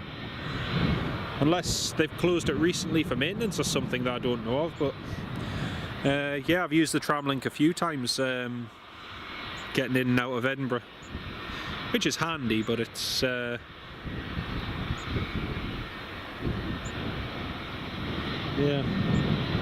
The one thing that's going to really, I mean, it's been hurting Edinburgh for years now, and road infrastructure, so likes of the A720, the bypass, you know, for years that has been, they've needed to expand that, and as more new housing estates are being built on the east side of Edinburgh around the bypass, more and more people are just living outside of the city. You know, the road infrastructure is ridiculous at peak times. It's just absolutely madness, especially when you come to the Sheriff Hall roundabout. The Sheriff Hall roundabout just bottlenecks everything. So if you're wanting to get from, you know, where I live in Northumberland, North Northumberland, for me to get to Edinburgh is typically an hour and a half. You know, sometimes you're going to be talking 2.5 hours plus, depending on the traffic, if it bottlenecks on the bypass. And you know, same goes for if you're travelling from Edinburgh to Glasgow. The M8 heading west is just, you know, completely inadequate for the number of cars and vehicles that it's supposed to carry. And then with likes of the Sheriff Hall roundabout, it was meant to be, they were meant to put like an overpass in and a new flyover and all this new junctions and all sorts to make it all the traffic flow better. We're in 2025, that should have happened I think in 2018, and 7 years later nothing's happened. They are talking about a decision being made in September, perhaps. I think the Scottish Government's talking of in September, but even if that decision is taken, and if that decision goes through, the consultation process and all the fannying on that they do after that, it's probably going to be another 3-4 years before, you know, spade's in the ground. And yet that work should have been done 7 years ago. And then at the same time you've got here, likes of Edinburgh Airport, which is booming with passengers, and it needs a new terminal. The road infrastructure around the airport needs completely overhauled. You know, again, at peak times you've got a single road, a single way of access into the terminal, which is crazy to me, because even Newcastle Airport, just down the road at Newcastle, we have a main motorway going straight to the roundabout to the airport, and then to get into the airport you've got 2 lanes that you can get straight in. 3, one which diverts you off to go into the garage, and 2 that take you straight in to the drop-off area, to the taxi rank, or into the parking area. But it allows a lot of traffic to flow in and out of the airport with relative ease. That's not the case here at Edinburgh, and I see it all the time. I see the bottlenecks it causes, and it's not good. You know, Edinburgh's got far more passengers than Newcastle, and yet it's just let down in every way. Anyway, that's my rant over for the day. I actually got a telling off for going too quick through security at Schiphol last week. I don't believe you, Graham. I don't believe you got through security too quickly at Amsterdam. Amsterdam is one of those airports I've yet to have a quick security experience, honestly. It's terrible.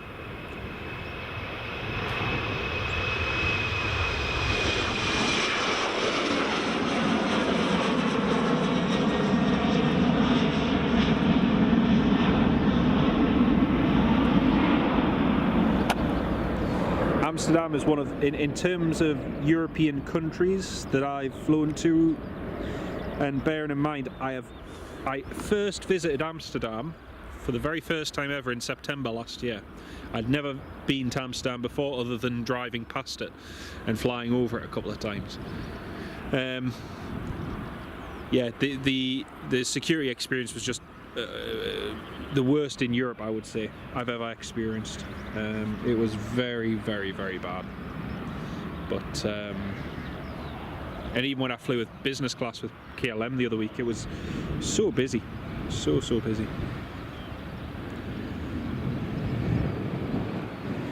The world is starting to look Oh, Bob, we love you really. Honestly, we love you. That's why we're going to go and get some more twin otters tonight.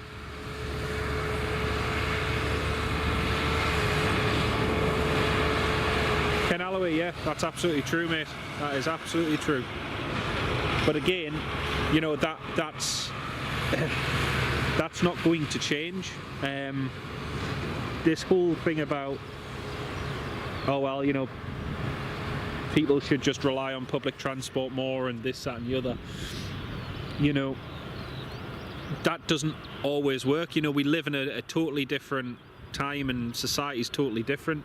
The way people travel, connect and get around is so different, and some people still throw around the public transport.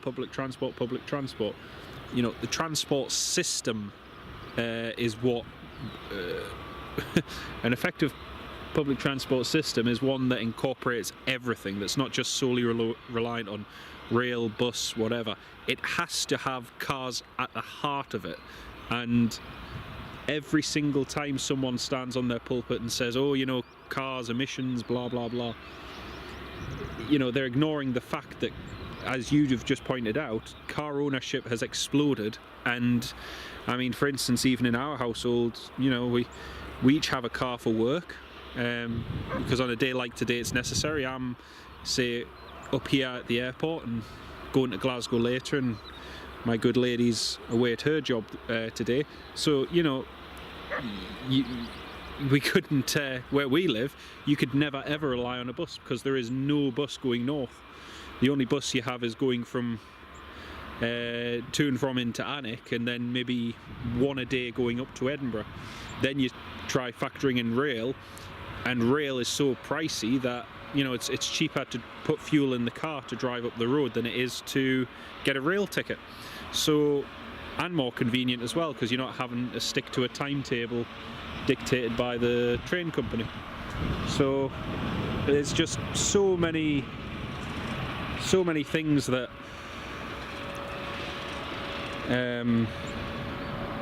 mean vehicles are necessary. But unfortunately, some people still like to ignore that and still say, oh well, you know, go green, environmental, blah blah blah, and it's that's all well and good, but that's not the reality of what's happening on the ground, you know. And more road infrastructure is needed. A lot of road infrastructure should have been done over 50 years ago, and it's never been done. I look in my own county of Northumberland and the dualling of the A1, which political party after political party have used as a football over the years to draw in voters to vote for them, on the basis that, oh, we'll get it done, we'll dual the A1, we'll do this, we'll do the other, and then, you know, they never do. They break their promises. And the fact that they're willing to use that as to draw people in, an incentive for them to vote for them, you know, just shows you that it is a problem, and it has been a problem for years. The accidents and the death toll has shown that over the years. The fact other countries, you go in any other major country, and this is what still baffles me, that you go to Spain and Portugal and other countries, and even in Poland, and we were there the other week, and you look at the road infrastructure that's being built in the country. They know that their population needs to get from one end of the country to the other really quickly. So they're building a massive new express highway to connect the Baltics, to connect into Germany and southern Poland, all the way down to Krakow and down into Slovakia and so on. And yet you don't see anything on that scale in this country. It's, you know, even on the railway side, you look at HS2 and everything. It's crazy. John Kenneth Williams, good morning, mate. Doing very, very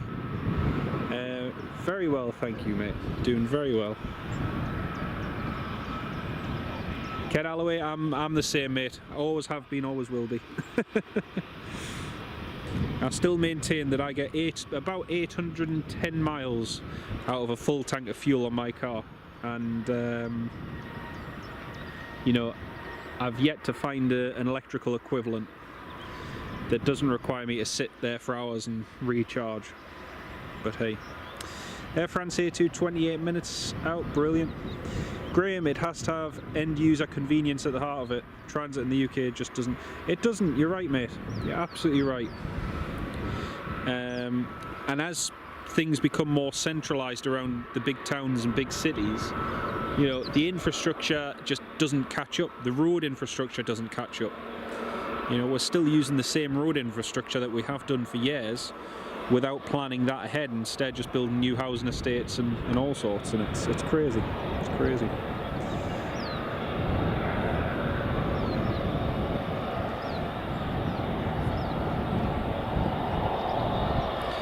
We've got a Turkish A321neo.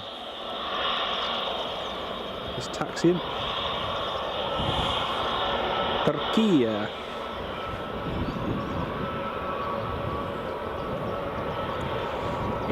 Yeah, I didn't cry, yeah.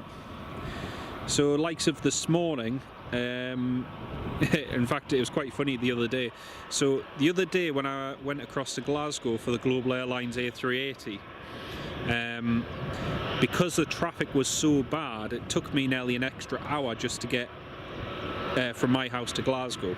The added benefit was, because the traffic was moving so slowly, my average MPG was about 64 miles to the gallon driving across there, which was brilliant. This morning, driving up here, I left a little bit earlier just so I could have a bit of a slower and more economical drive. And even for an hour and a half journey just up here, it was about 59.8 miles to the gallon. I averaged about 62 just before I hit the bypass, and then getting on the motorway it dropped slightly. But yeah, it's great, because you know, likes of going across to Glasgow the other day, I filled the car up on the way back home. I've driven a lot of miles since I got back home, and now driven back up here, I drive across to Glasgow, and then I could drive back home tonight, and it'll still have plenty of miles in the tank. So it's great. You don't have that range anxiety and thinking, oh, is it going to run out? So yeah. I thought you'd finish ranting, Bob. Can you tell that I've had my last sip of coffee? I've suddenly become 10 times more awake. I've literally just finished my last mouthful of coffee from my cup, and it wasn't even lukewarm, it was just drinkable. And yeah, that's just given me a little caffeine boost, which is great. So yeah. Should rename his channel to Ranting Winton. Too tired, see rant filter deactivated. Yeah, oh dear. I think I better put my tired head back on again. This coffee's no good. Oh dear. That's another good thing, actually. I did remember this morning to bring my big thermos flask with me, so I've got a little bit extra coffee waiting for me back at the car, so I'm going to have another coffee later. 20 or 25, oof, no, I couldn't. If my, and Megan will tell you this, Megan's my passenger quite a lot of the time, and I'm very, I've tried to change my driving style, especially over the last year, to try and maximise the fuel economy. And I've always tried to, even likes of when me and Megan were dating years ago, and I was driving back and forth from Northumberland up to Inverness every other week. You know, I'd always try and see what the quickest, most fuel efficient drive I could do was, and I used to take, I was really sad, I'd take down how many miles I'd done 1 week, how many miles to the gallon, and blah blah blah. And even every week now, I still like to see how, you know, how much economy I can get out of the regular drives that we do. So yeah, it's always good fun. It's always good fun.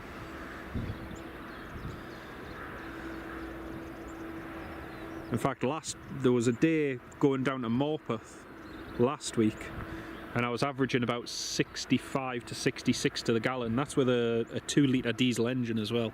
So yeah, they're great engines, but you've just got to be very, very nice and easy and gentle on the throttle with them. On the other hand, there are certain times, not so much now, because this is the other thing as well, and it's sometimes a mental thing, is trying to get your head around it, is that if you overtake that car, how much further forward are you getting? Especially if there's traffic in front. So to me, it's always a case of, I don't want to say risk reward, but you know, if this car that's doing 45 to 55 in front of me, yes, I can get past it easy enough and safely, but if I do so, and if I can see that there's say another 2-3 cars up ahead, have I actually really gained anything? Or does me getting home 10 to 20 seconds earlier make much of a difference? Not really. So for what you know, what I save in time, it's probably not worth it. So I just tend to ease off now and just sit there, which is, you know, different if I've got a long journey. If you've got 3-4 hours and somebody's going slow and there's no other traffic, then yeah, fair enough. But calculations, maths, sad things. Air France A220 in next. Thank you very much, Ken. Cheers, mate.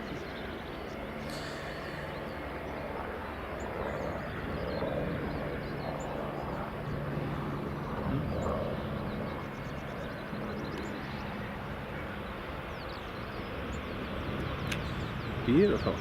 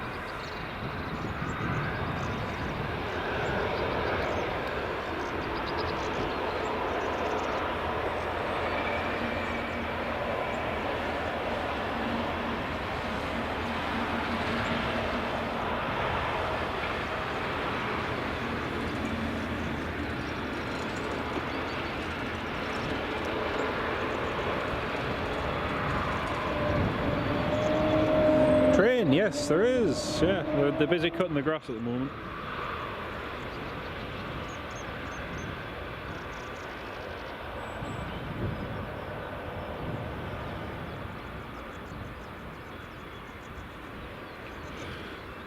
Viewling. Oh, excuse me. Viewling A320 is just pushing back.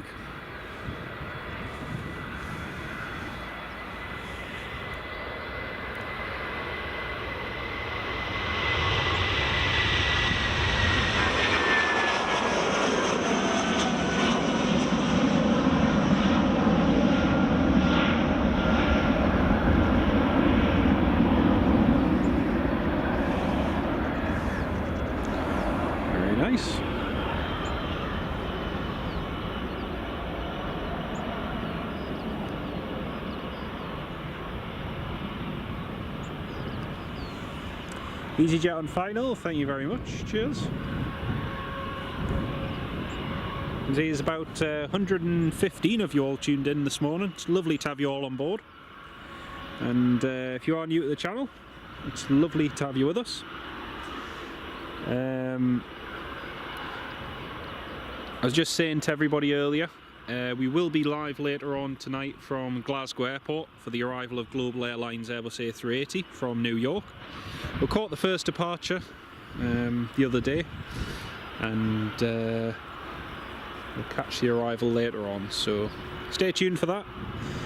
The live stream link is available on the channel if you would like to join later on. It'd be great to have you on board.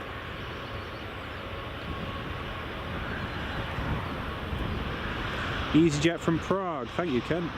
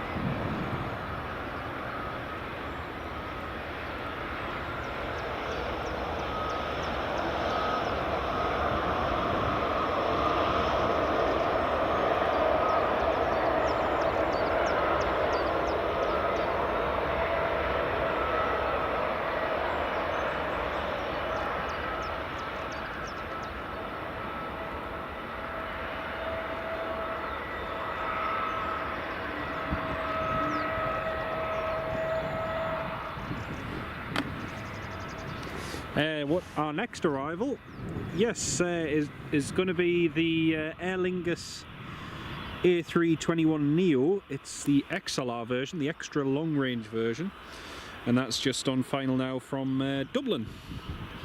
So that's just coming into land.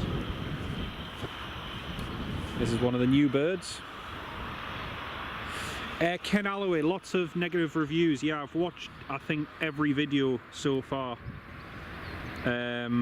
Bar maybe one on it, but yeah, very negative reviews, very negative reviews.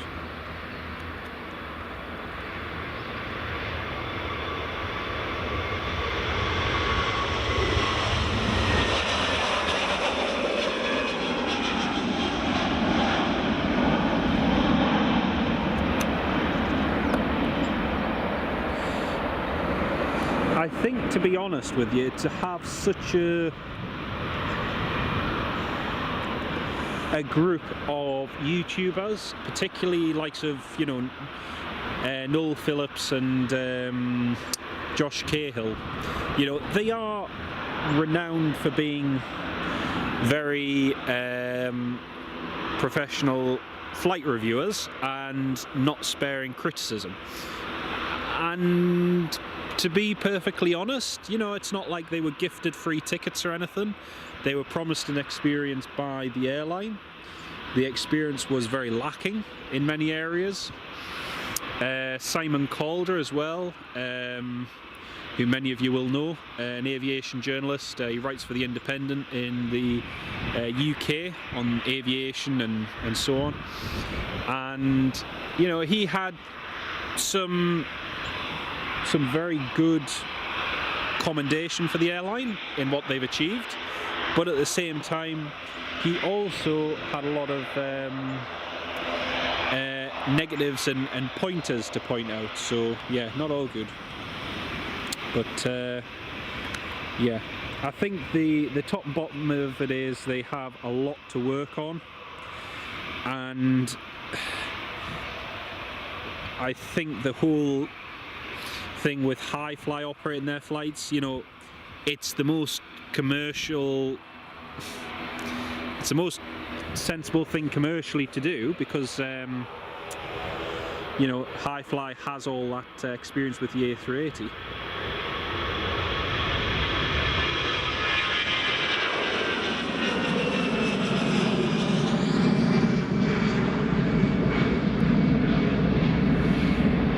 Yeah, I think, yeah, they probably over-promised and under-delivered.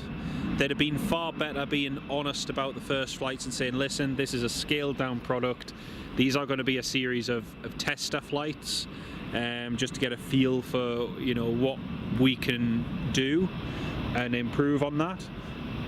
However, I believe that they were probably all missold slightly, sadly. I think one of the best videos, well, exactly, Ken, paying £2,200 for a seat and then no dinner would be a disappointment. 100%, mate. I think one of the best videos I've watched of the Global Airlines first flight between Glasgow and New York is actually Swiss 001, as Aviation has just pointed out. I watched his video yesterday when me and Megan were having lunch, and he's got such dry humour, and you know, he's very realistic about things. You know, he likes to compare it to, say, what you would get, you know, against, say, a low-cost airline likes of Ryanair or whoever, and very honest about it, without going over the top about things. Yeah, exactly, Bob. Exactly. When you've got the likes of Simon Calder, who, you know, they've got no agenda. they don't have to have an agenda. At the end of the day, so many people, myself included, never thought they would actually get off the ground, and yet look at what they've managed to achieve. So they've proved a lot of doubters wrong, including myself.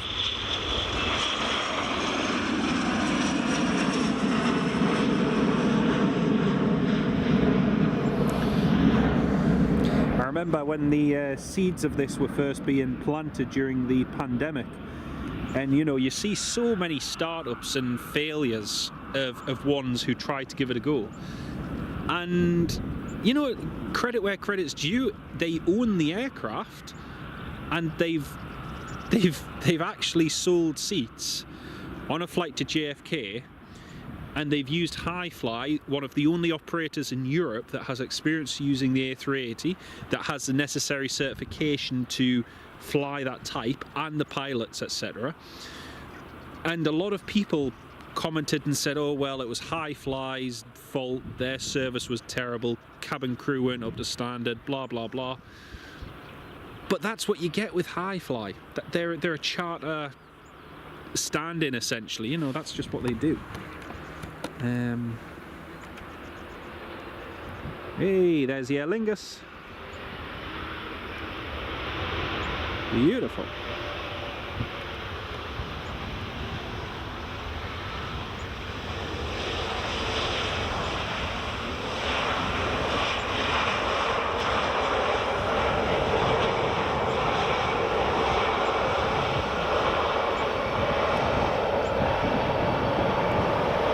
Is the A321neo XLR, Echo India XLR, arriving from Dublin after it earlier landed this morning into Dublin from the USA, which is pretty cool. The fact it's already done a transatlantic flight and then it's just done a short hop from Ireland over here to Bonnie, Scotland.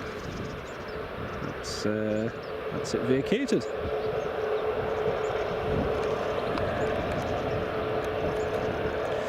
Flight image, yes, over promising, yeah. And again, it's one of those things with the airline, with likes of Hi-Fly, is in terms of, if you're looking at any operator, so you buy an A380, you want someone to operate it, who else are you going to get to operate it for you who's had that experience? Other than Hi-Fly, there is no other operator in Europe, bar your mainline airlines such as Air France, British Airways and Lufthansa. Air France, of course, no longer have their A380s, but there's no other operator apart from Hi-Fly who has that experience. So they are the perfect partner in that regard. There's the Loganair.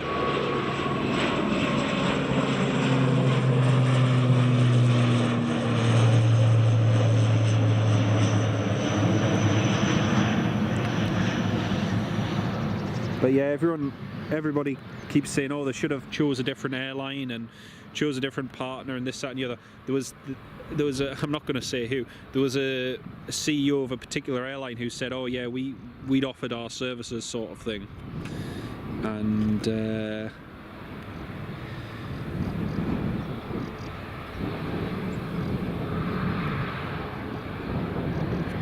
And basically Global had turned them down.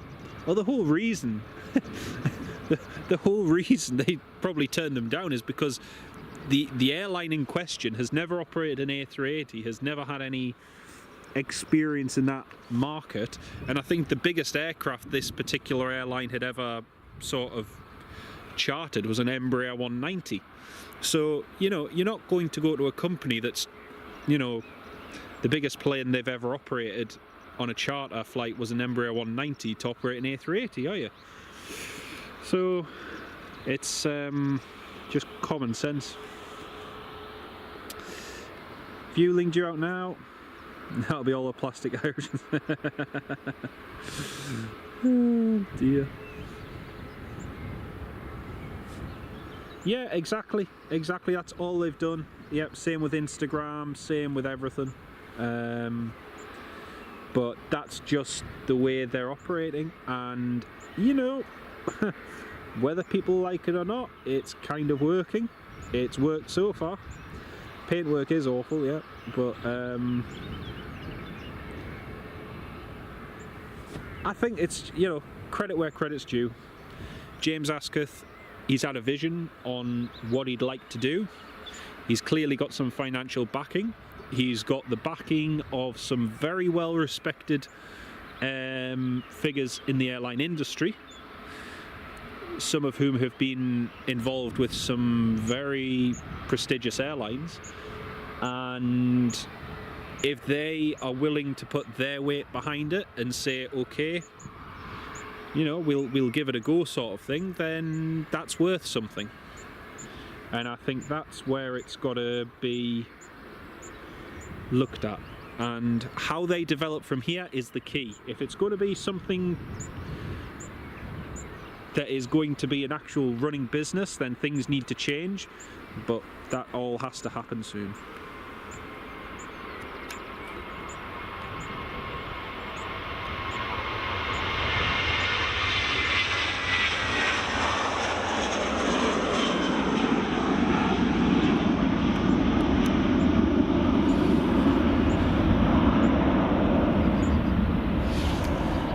Because at the end of the day, even with likes of the Manchester flight, you know, you've got the Glasgow flight coming back tonight. You've then got the Manchester flight in a few days' time. What's after that? A cabin refit, complete aircraft overhaul and painting, another new aircraft. You know, we know that they have another A380. That's not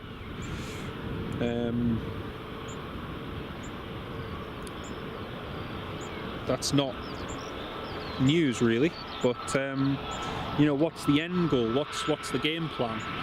Because putting tickets up for sale a month and a half in advance is not the way to run a business, especially not in the airline industry. So we shall see. Proof of concept. Perhaps this is just a proof of concept. I still believe that at the moment, in terms of routes you could operate, if you wanted to operate any route, the worst route you could possibly choose to do right now is flying to the United States. And, you know, stats don't lie, the data backs it up, and since without getting into politics, since the new president took over, the numbers of tourists going into the US has fallen dramatically, particularly from the likes of Canada and other countries, and that capacity has been shifted elsewhere. That's why we're seeing more flights to Canada here in Edinburgh, for example, than we have in years. So that being said, if you're an airline wanting to start up a new route, the place you don't want to start flying to is the US at the moment. And a lot of people will argue with that and say, well, you know, this, that and the other. But that's, you know, the data doesn't lie, it shows that. And I think the fact that the numbers are so low going out to the US is interesting. But yeah. Tony McCall, I absolutely agree, mate. It should have been a win. That was You know, it's never easy with a first flight, new aircraft, new crew, everything has to gel together.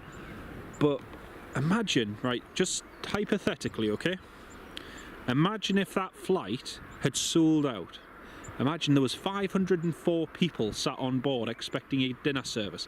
How on earth would they have coped? The fact there was only 96 was just like, you know, not even a fifth of the total capacity of that aircraft. You know, how would they have coped? It would have been impossible. It would have just been terrible. But it's crazy. Am I like this at home? It depends how much coffee I've had.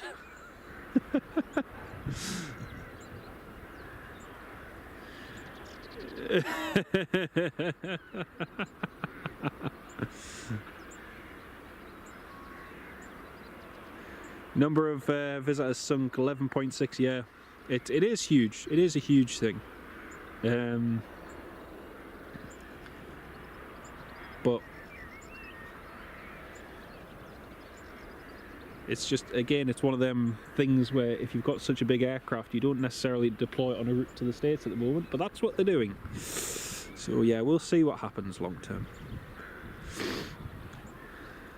Ryanair's just taxiing to the holding point, and we have a runway inspection in progress.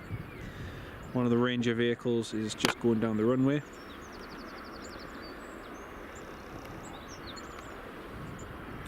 So folks, I think we're going to end the live stream just after 12 o'clock. We've got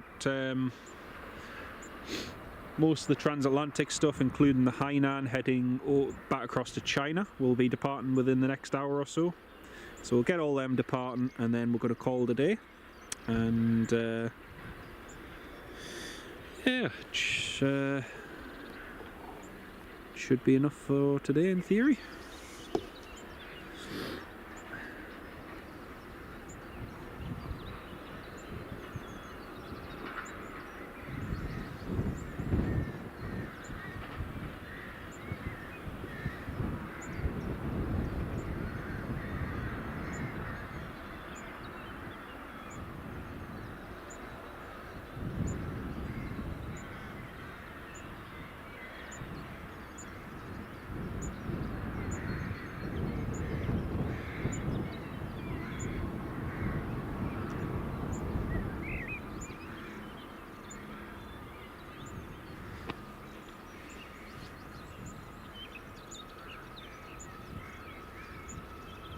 Yeah, agreed, Bob. Yeah, agreed.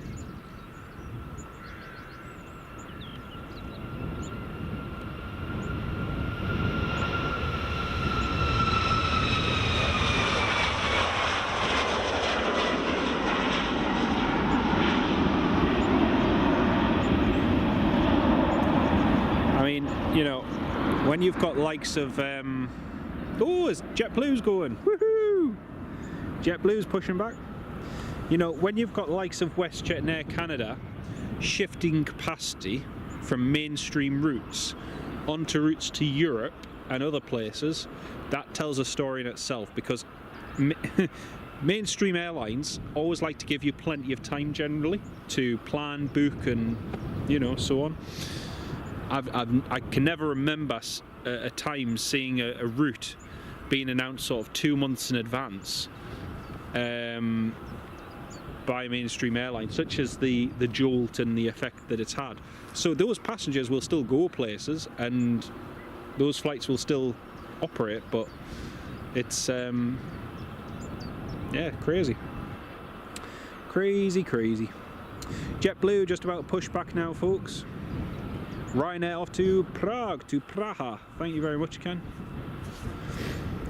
Make a global A380 route from Edinburgh to Manchester. Imagine, right? Here's a good one for you. So the positioning flight is going to be from Glasgow to Manchester, I think tomorrow evening or something like that. No, Wednesday. Is it Wednesday or something?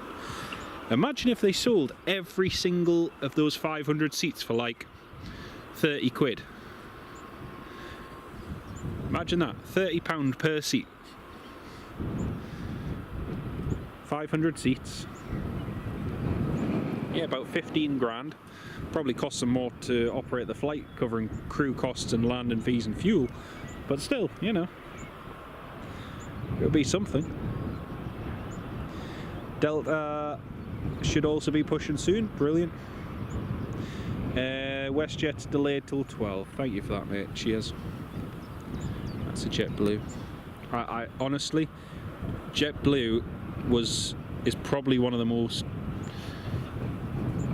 exciting well, it's one of the airlines I was most excited to see here at Edinburgh.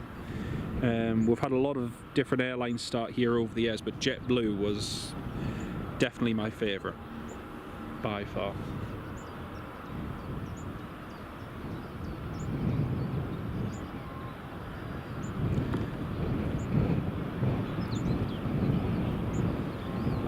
Rob Brown, hello mate, on the Kirkliston side today. Still trying to catch the China Southern 777 in Prestwick. Yeah, that would be good to see, mate. Dan got a video of that landing the other day, and yeah, he got a really good video of it. He got the whole water cannon salute as well, which was nice. It's going to be a good flight, that, because it flies pretty much right over our house, straight into Prestwick, as it comes in off the east coast.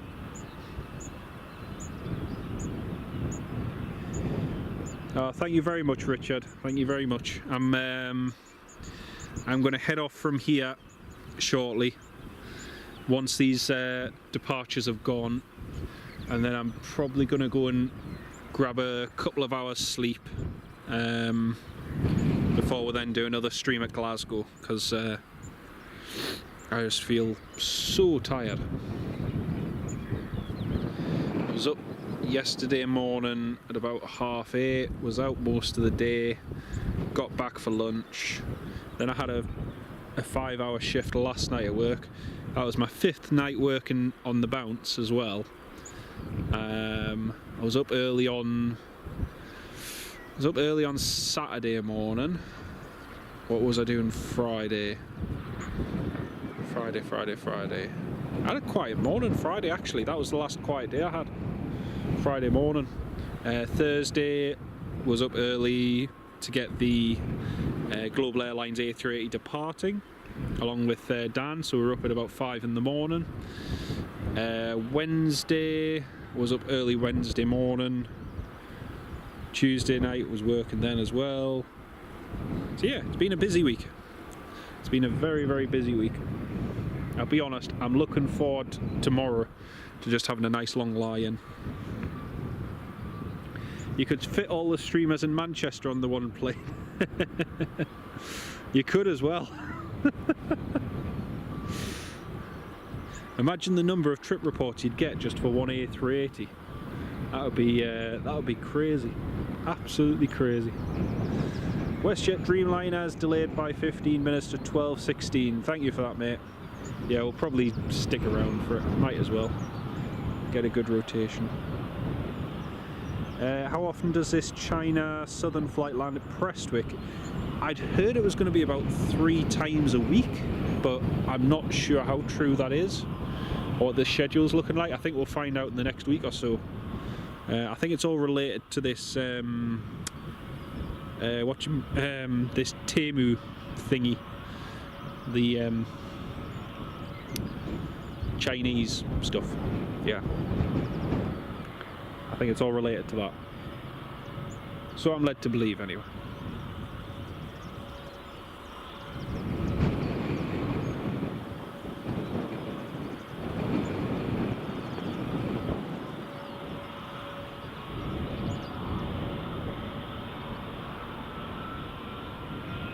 I can hear what sounds like a helicopter, but I can't see it.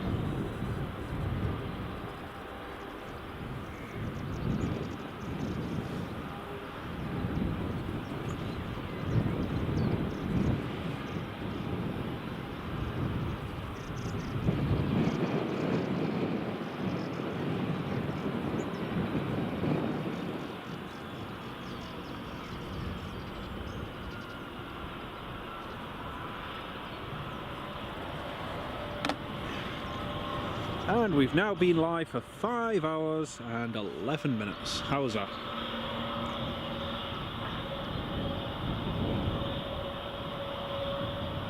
Oh, I thought it was a helicopter. It's not, it's a motorbike. That's okay. Rob Brown, 4 times weekly initially for China Southern. Works out might go daily. That's probably in July. That'd be good. That'd be good. Be interesting to see how long it lasts.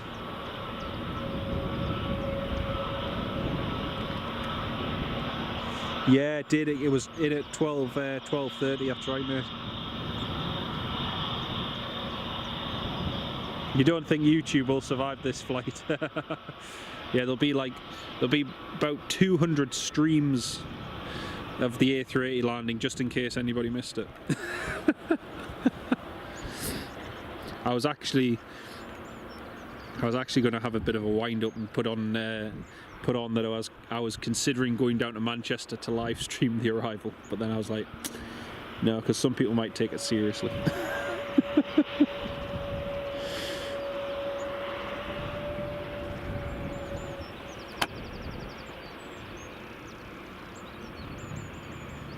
Yeah, every man and his dog is doing them now, Bob. Hey, wow, crumbs.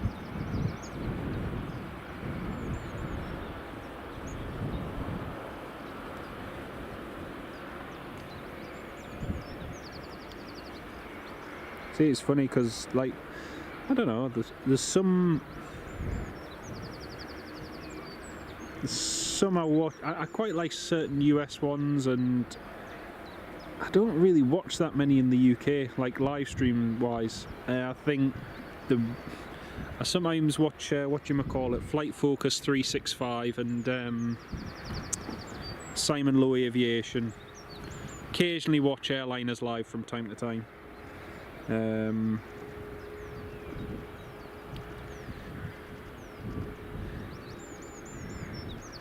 I'll occasionally watch airliners live if there's anything interesting, but I don't comment in the stream anymore,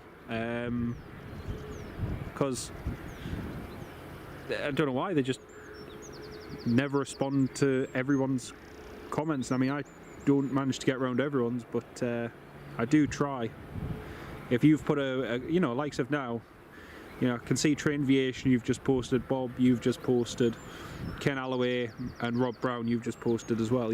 I try and keep tabs on everyone, and I know they say, oh well, we've got a lot of viewers and this, that and the other, but I've been on some streams, not just theirs, other ones as well, where I look at some of the comments and questions, and people will just be trying to have a general chat, and there's no response. It's just, yeah, just ignore the comment, which I find is a bit of a shame, because you don't really interact with the viewer then. It's just a case of, right, well, the stream's on, and yeah. Anyway, that's just me. Even like, because of last week when we were live for the Global and we had about 1,500 tuned in, I was trying to keep on top of it with everyone's comments. And you can separate them, so you can have subscribers only or members only, so it filters them a bit more the more people you have. And I had it on for subscribers only, and even then, you still get loads of comments, but I love it. But yeah, it's good fun.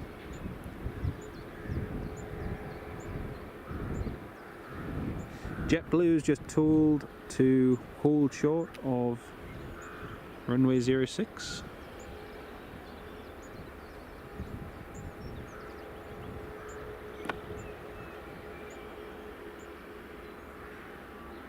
Yeah, that's a shame, Tony. That's a shame. Many streams are known for Mamma mia, here we go again. I for anybody who knows, I've been doing YouTube for 13 years, and I've been doing plane spotting longer than that. And I've always done compilations, plane spotting compilations. I love doing my reg logs and everything. And for me, the whole reason I started doing live streaming is because it saves me having to film every single movement. And that might sound daft to all of you, you know, like, you know, what has that got to do with it? But I'll take note of registrations. I've got all my EasyJet ones, British Airways ones. I've got a database of tens of thousands of registrations. And now I can go to an airport without having to press record and film every movement, but it's all up there on YouTube. So if I miss a reg, when I go back, and anyone who's on Discord knows, oh, is this a, oh, it's Eurowings.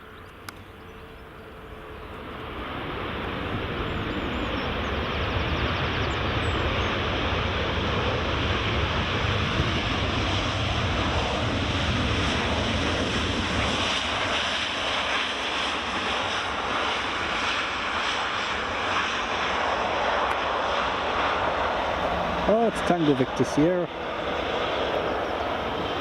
Smart wings. Only Eurowings, but smart wings. Oh, we've got a double pushback. Yes, I knew which one you were on about, Ken. I just didn't want to sing it. Oh dear.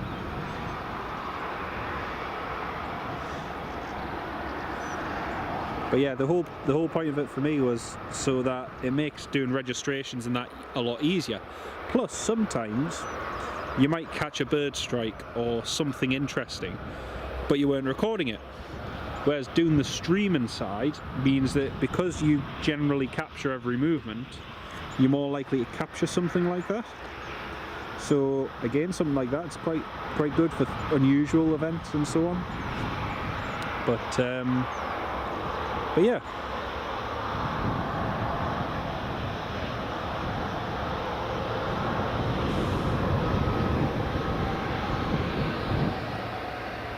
Money is so funny in a rich man's world. Anyway, yeah. Right, moving on.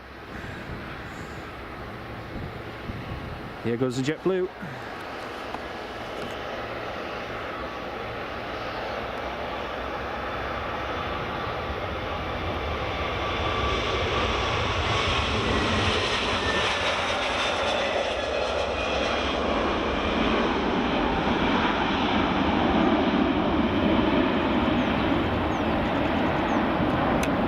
Beautiful. That's the JetBlue off and away. But yeah, I have seen certain ones in recent years who, without naming names, came up and used to be very friendly before they started streaming. They would come up to me at the airport and were intrigued as to how my setup worked, and you know, and on the face of it seemed fairly genuine in terms of interest in plane spotting, etc. And then started streaming, and for whatever reason changed, which is a shame. But yeah, it's just the way it goes sometimes. And then you get other streamers, and you know, I'm likes of Pedro Madeira Spotting, who doesn't matter if he's got 10,000, 100,000, nobody cares about subscribers or viewers like some people do. You know, I can go and meet him at the airport, have a can with him, and you know, just enjoy a nice afternoon watching the planes and filming and doing all sorts like that. You know, without this, oh well, I'm streaming, can you just leave me alone please? You know, it's just ridiculous. But yeah, not to worry. It is what it is.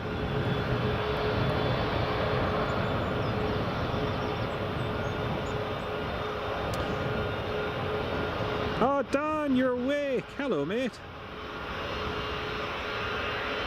Sorry I missed your comment, Dan. The comment section hadn't refreshed on and refreshed on here. Sorry, mate. Great to have you on the live stream.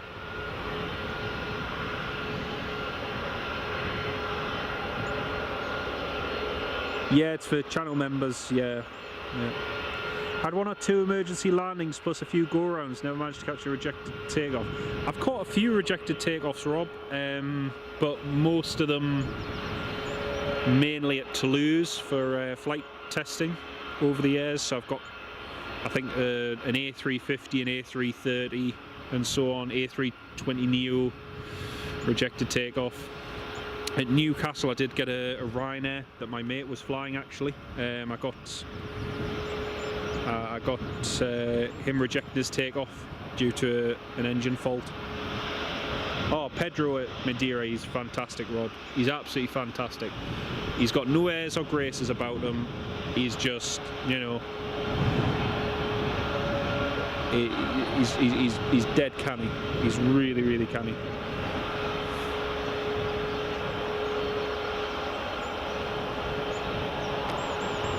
That's the United Taxiing. Yeah, you can get Discord access through any of the members ones, so even if it's simply a supporter one, you can still get access to it through that.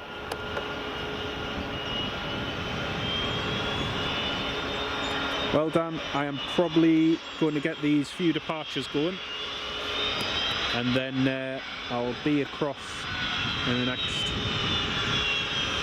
hopefully, hour and a half or so.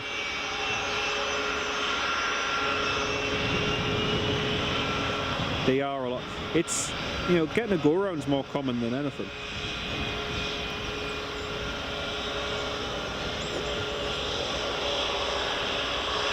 It's United Taxiing.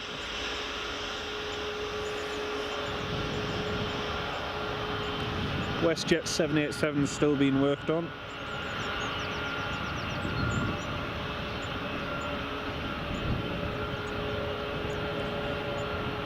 Very little on the Discord.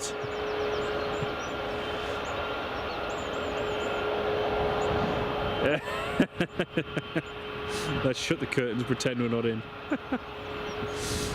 Oh dear.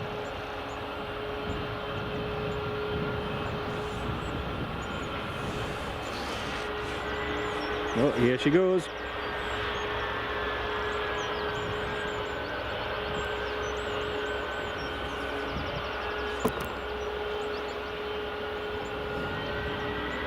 Yeah, that's all we use the Discord server for, is just a place where, for any of the channel members who want to, we can jump on there and have a chat, and sometimes I'll show you if I'm editing different bits or videos and so on. So, you know, it's good for that point of view.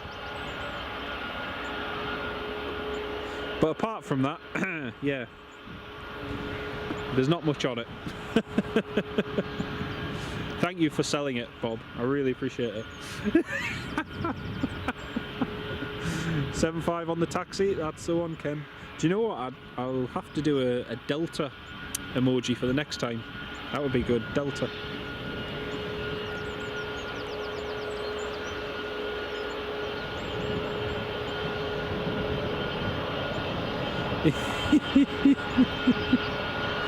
You're being extremely honest.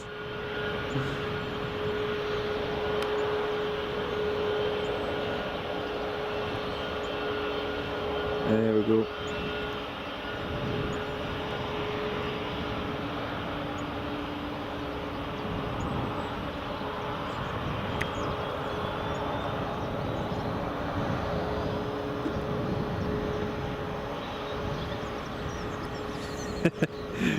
Ken Alloway, he had to show his passport.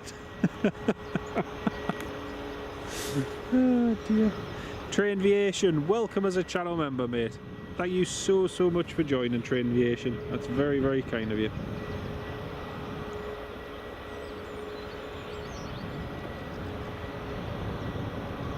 And if you would like access to the Discord server, if you drop me a message, and I'll send you the link. Oh, Sun Express.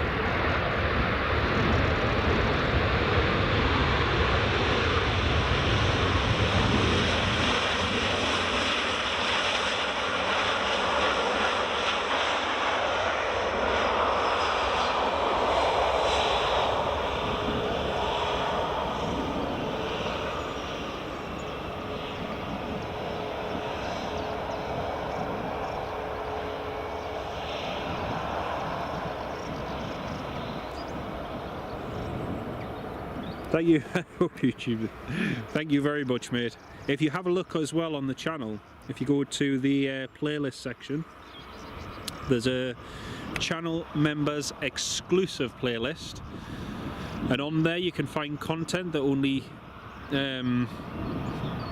you as a channel member can access. So if you have a look on there, there's a few different videos and so on you might enjoy. But thank you so much again for joining as a channel member, mate. Really do appreciate that.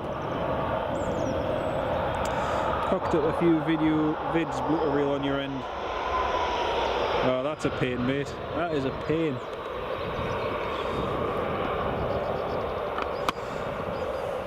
Either on Twitter, Instagram or Facebook.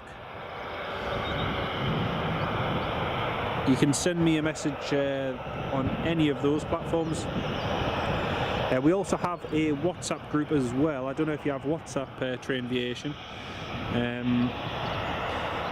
But if you look on the post section, there is one there with the link on where you can join the WhatsApp group.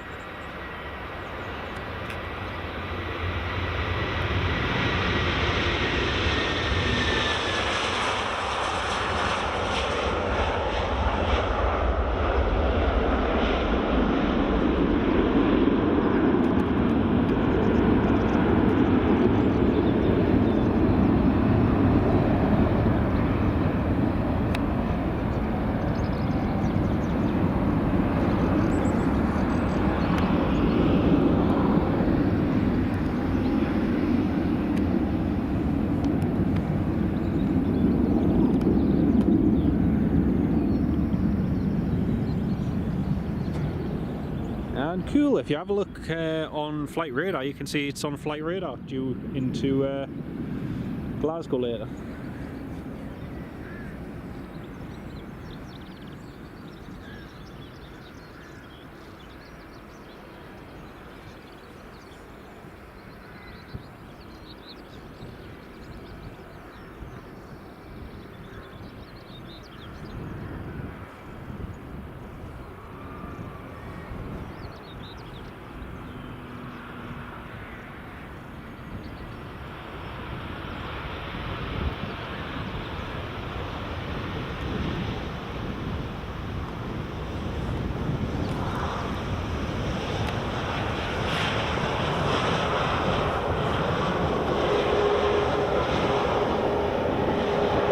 Nice one, nice one.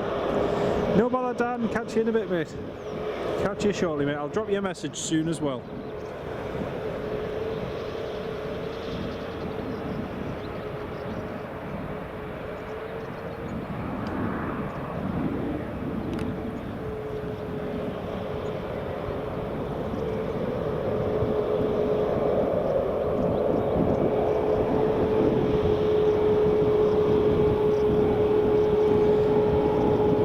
Yes, Bob, that Twitter video, I haven't spoken to you since about that actually. So basically, one of the clips that I was going to be using in it,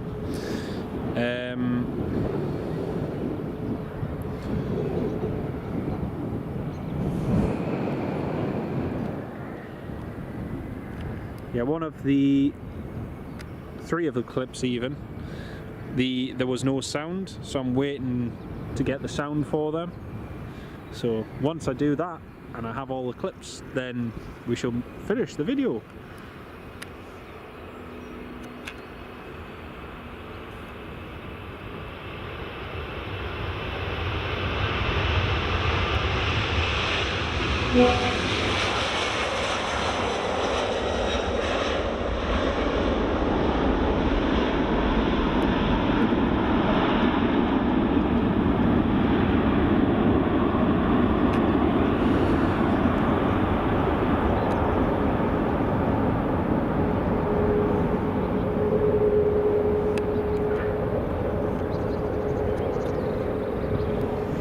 Very nice. Very, very nice. I think the Hainan is boarding.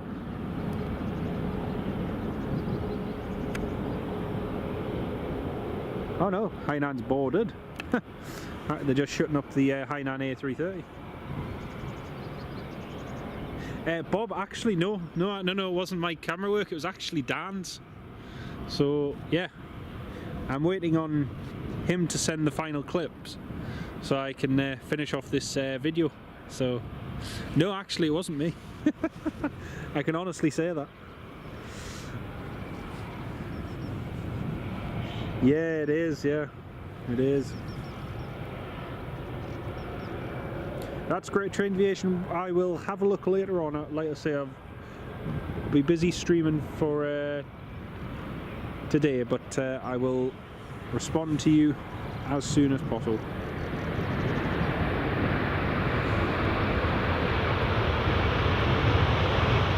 Brussels!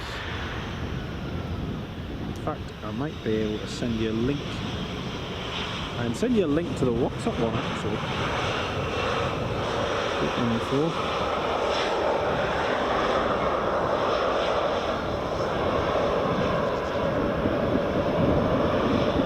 Invite via complete.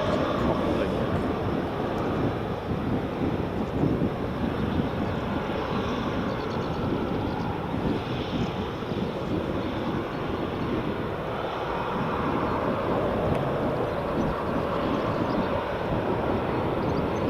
I've got your message, mate.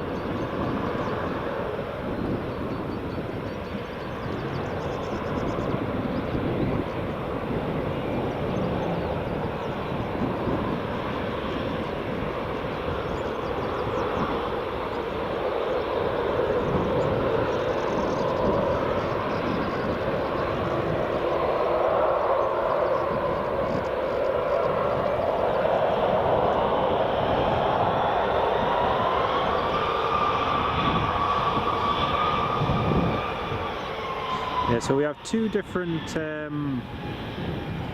groups for WhatsApp. We have our updates one and the Aviation Central one, where you can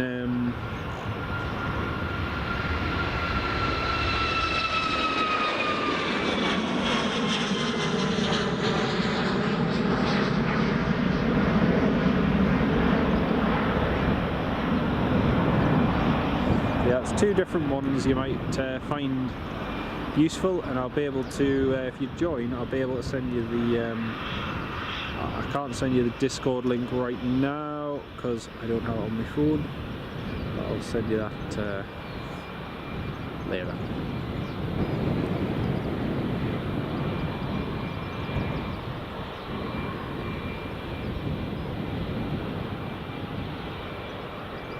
The electrification of it. Spotty Brussels, yes, that's the one, Ken. Over there, you can see there's one for there. Oh yeah, brand new one there. New one.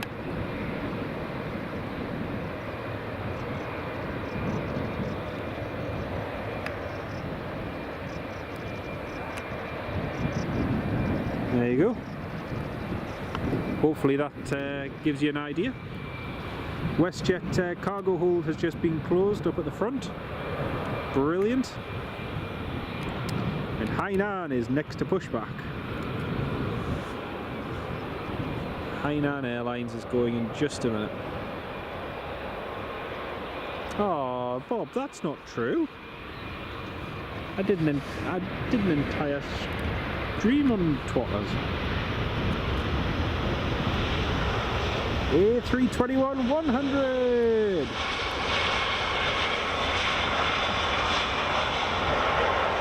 Delta Alpha India Romeo Lima. Now that is one of the oldest, it's not the oldest, but it's one of the oldest A321s in the world still flying. And it's a 100 series as well. And again, there are very few of the 100 series left remaining. I think only Swiss and a couple others operate them. So yeah, it's getting rare to see these A321-100s now. And no doubt they will be retired the next few years.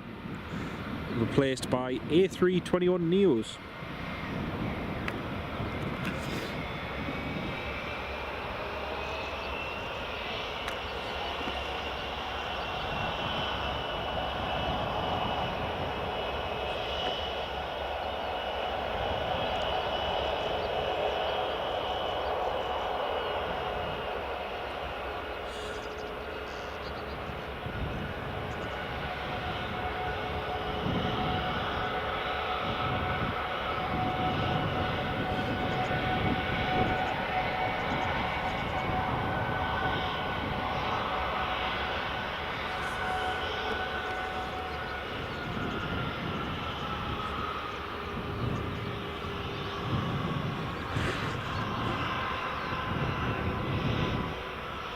Aye, 30 years old.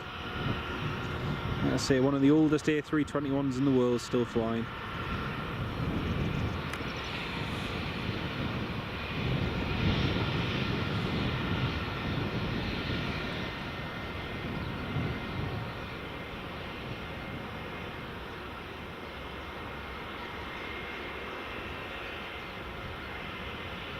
Hainan is pushing back. Woohoo!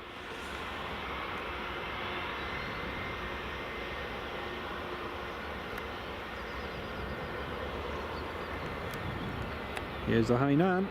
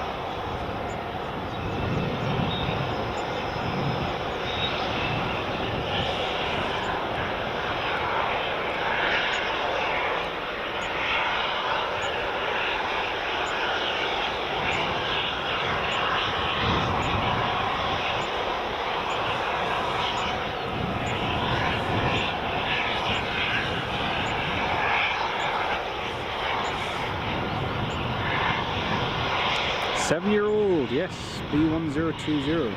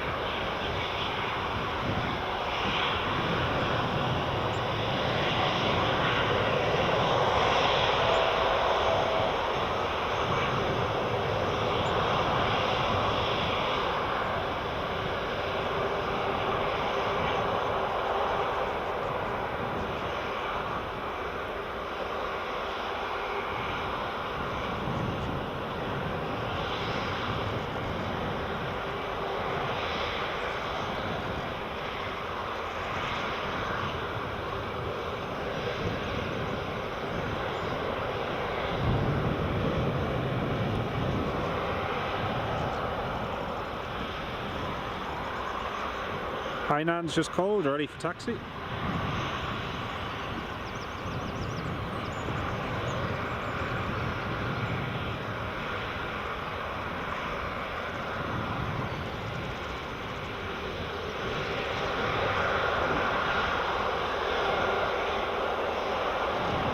For aviation, I think unfortunately due to the whole situation with Russia at the moment, I think those airlines would be potential operators in the future. However, at the moment, just, you know, those flights aren't viable with having to fly such a long distance round. Runway change? No runway change, no. Tony McCall, you think the A330-900 is the best looking aircraft? Ken Alloway, I'll be honest, I do like the A330-900 Neo. It is nice. Even the 800 is very sleek. But yeah.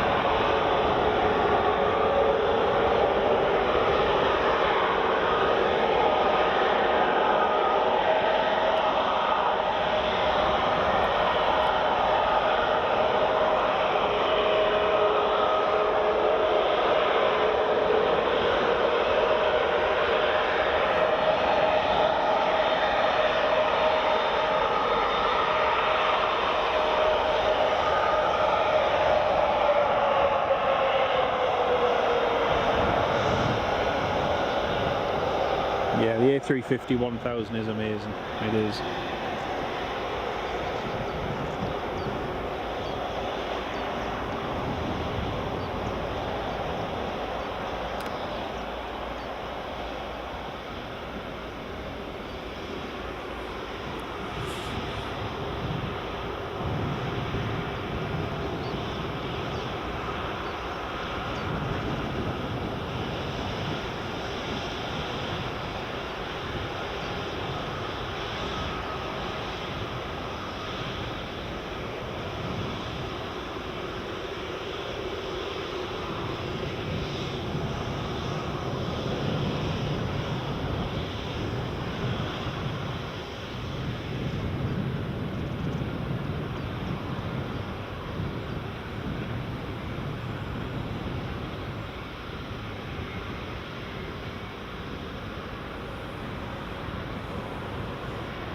Oh, Norwegian 737-800.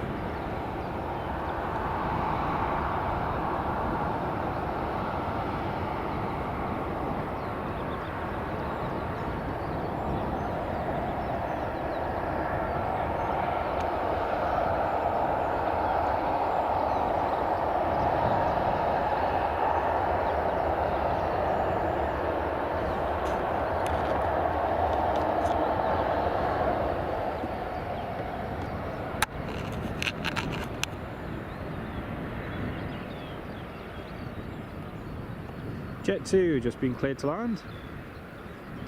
Surrounded by Philistines, nothing's better looking than the Twin Otter. Oh dear.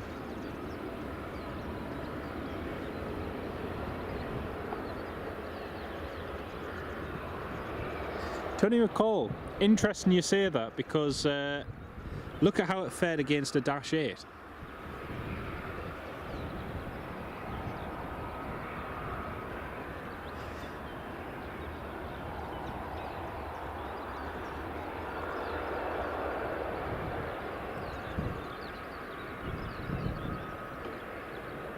Inbound Jet 2 from Bergen. This is the one we saw depart earlier on, Ken, isn't it? Yeah, this is the one we saw before. So in the time we've been live, they've departed, gone to Bergen, then come back again.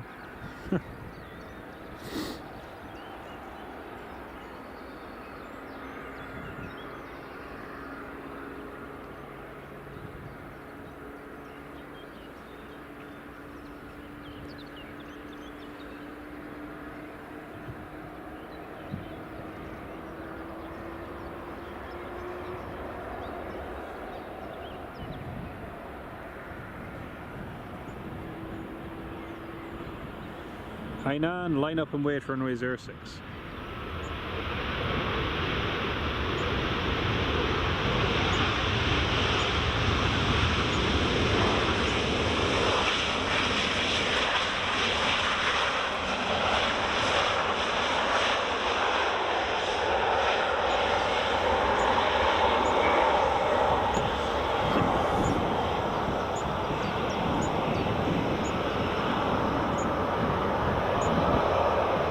Oh, it's just started raining.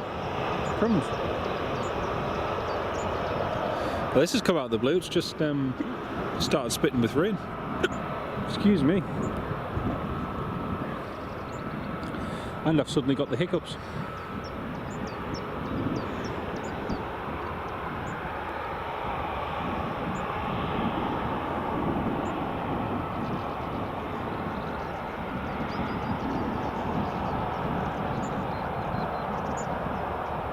I've never ordered a dead cat train Aviation, so I've kind of made my own just using an old sock.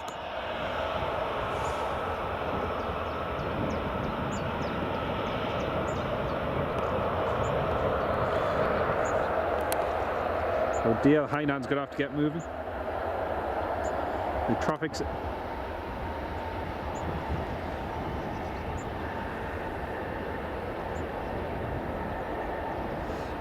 Jet 2 just came to a stop as soon as he vacated, rather than carrying on taxi. Right, here goes the Hainan. Traffic's on short final.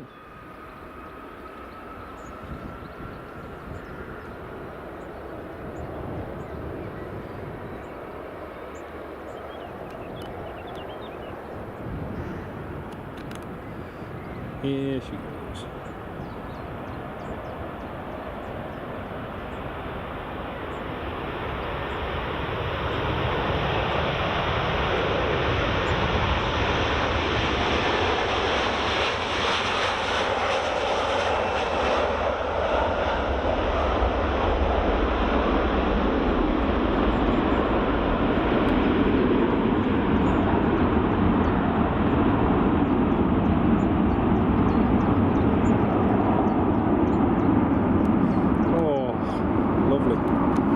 That is the smell of Jet A1.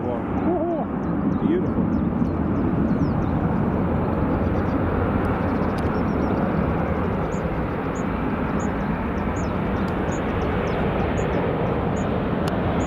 Oh wow, that was short. And there's a Ryanair just landed.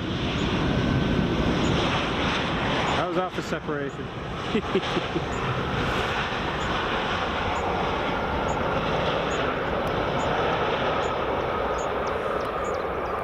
Look at that for separation. There's the Hainan there, and there's a Ryanair. Oh dear. That was good. Still waiting for the WestJet. That was cool.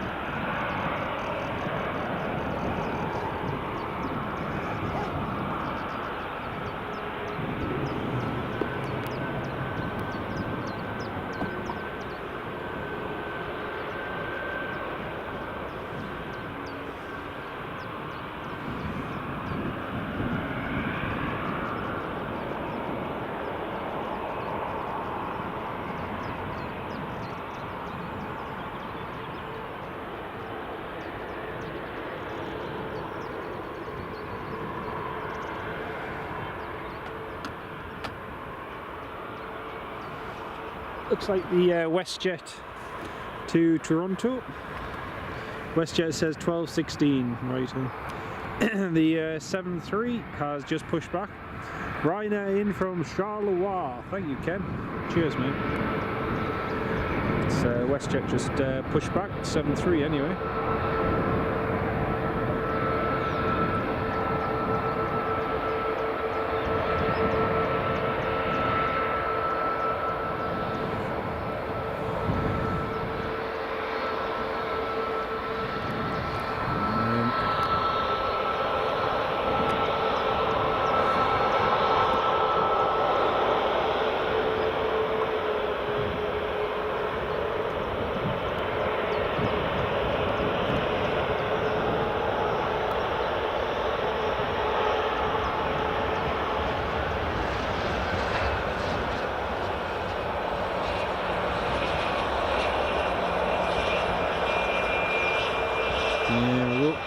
Ryanair down, and the Loganair from Stornoway just vacated. I should say vacating.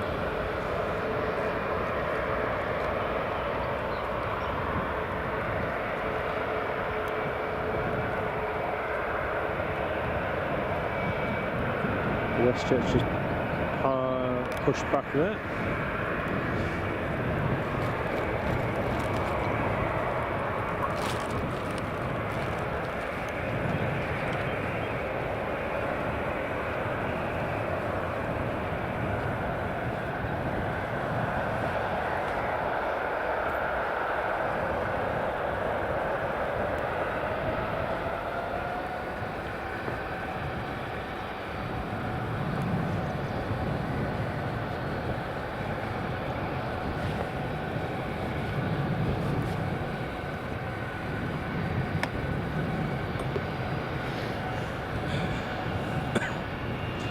Same here, Bob.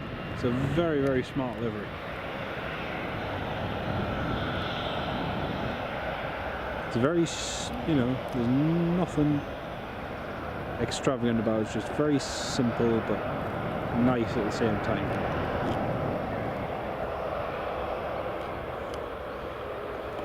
Alright, just waiting for that, for the last other WestJet to push. And then once the Dreamliner's gone, that's going to be it for today. Next out to Ryanair to Bergamo. Oh, it is near Milan. It's fairly near. It's not too far away.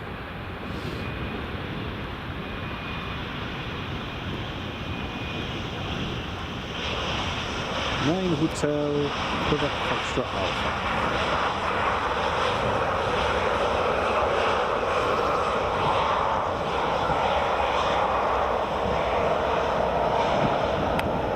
Aviation, yeah, it usually heads up north and then out across the North Sea, depending on what route they take on the day. It usually varies from one day to another. So yeah, see a little bit of spot of rain there on the lens. It is definitely getting a little bit wetter.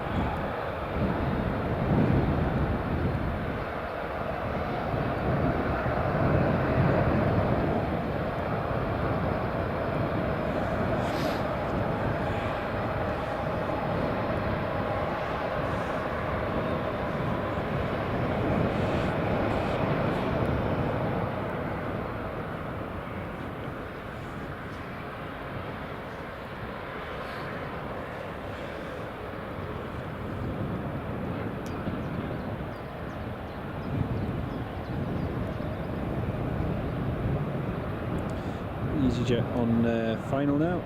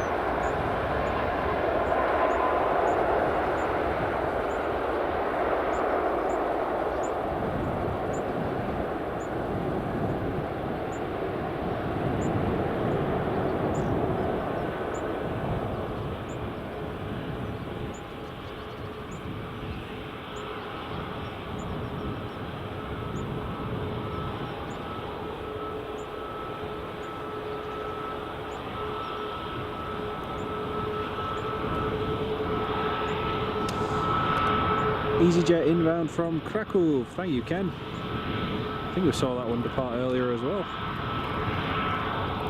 It's supposed to be cloud and sun at 3 till 7, then sunny at 8. Well, hopefully it's sunny later on this evening. Hopefully. That's a WestJet. Just taxi now.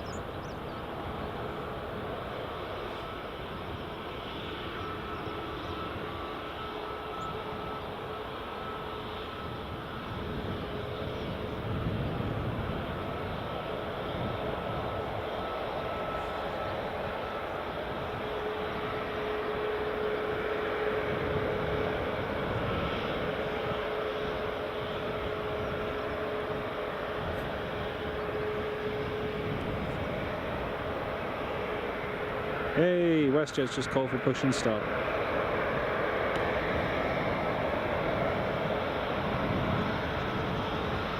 Although it didn't sound like it got approved.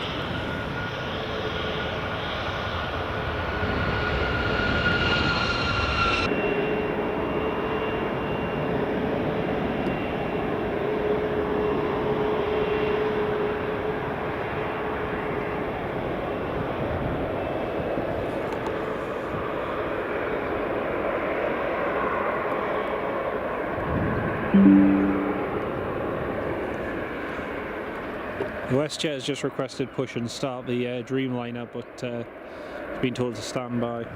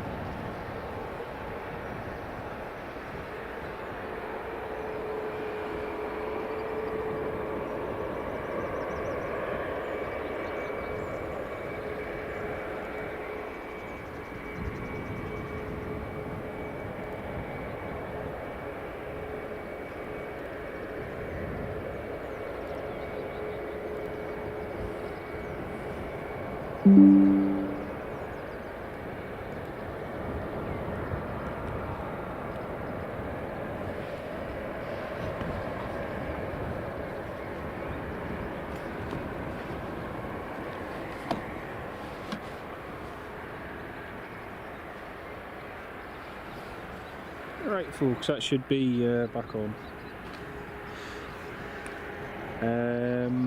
Bob, I pressed the red button. kind of, yeah. So basically, because of the rain at the moment, I think when I swiped the screen, it knocked the internet off in the top right hand corner when I swiped down. But yeah, sorry about that, folks. In good news, because of that delay, the Dreamliner is now pushing. Look on the positive side. WestJet 787 is pushing back. Yeah, it was, like I say, I just swiped down on the screen. I think, you know where the little data icon is on the top of your phone? I think I must have knocked that when I swiped down. But yeah, there we go. We are back. But yes, Bob, I did accidentally press the red button. Because I was looking, I thought, why does it say flight radar wasn't working and everything had just got off? I was like, what's going on here? And then I just realised there was no internet on the phone, so sorry about that. That was completely my fault, so apologies, folks. So yeah, anyway, good news. But no, there wasn't a battery problem. It was just me accidentally knocking the internet off. WestJet pushed, and the other one is lining up.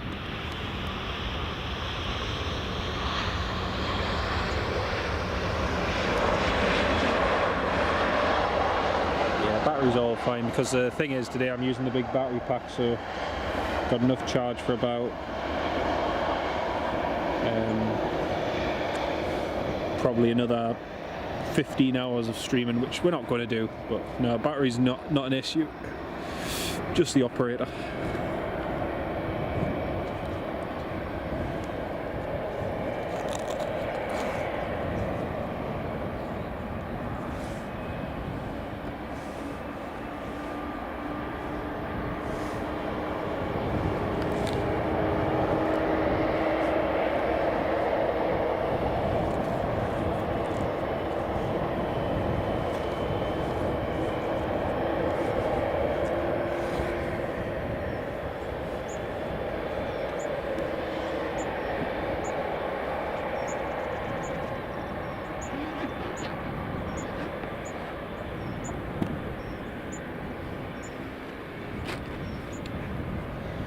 Right, it's a Max on its way.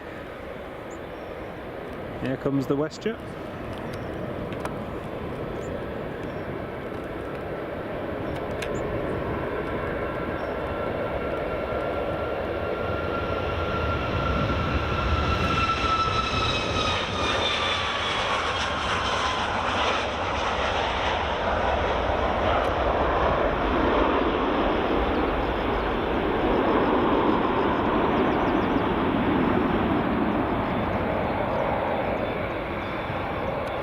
Brilliant.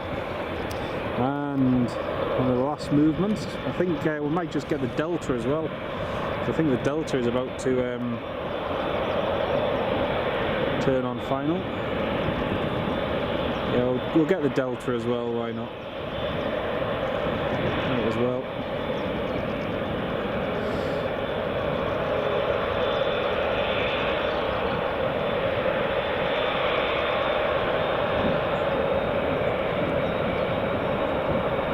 It's a Dreamliner taxi.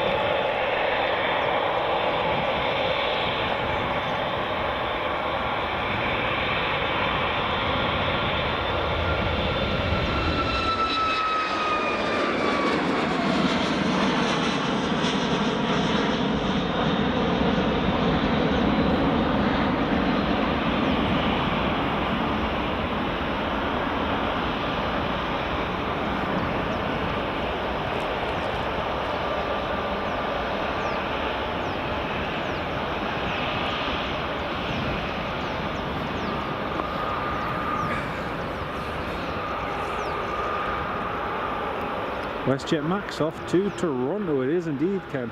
It is indeed.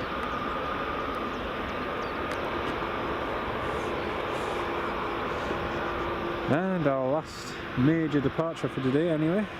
It's going to be this WestJet. And probably just in good time as well, because it is about to start raining fairly steadily. Sleep deprivation, yes it is, mate, it is. And also the fact that it has just started raining. So just trying to get everything packed up so everything's not too wet.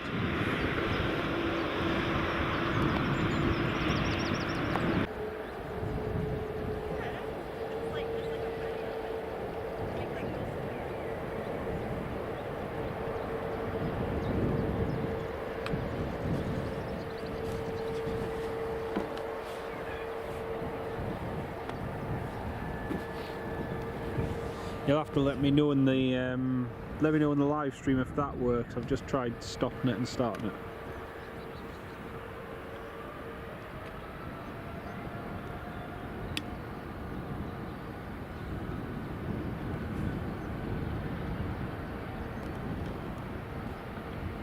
Any better? Is that better? Okay, good.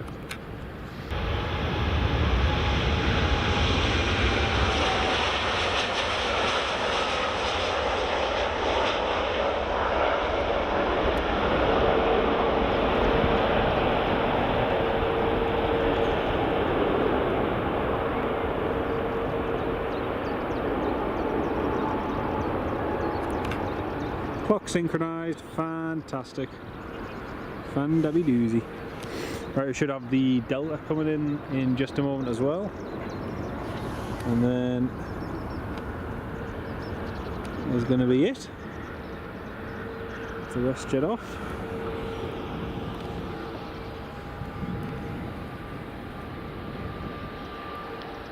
Thank you for pointing that out, everyone.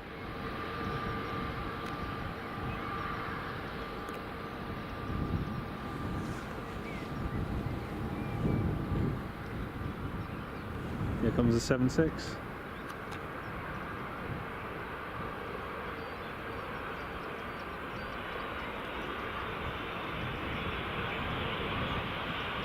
Oh, he's landing way late.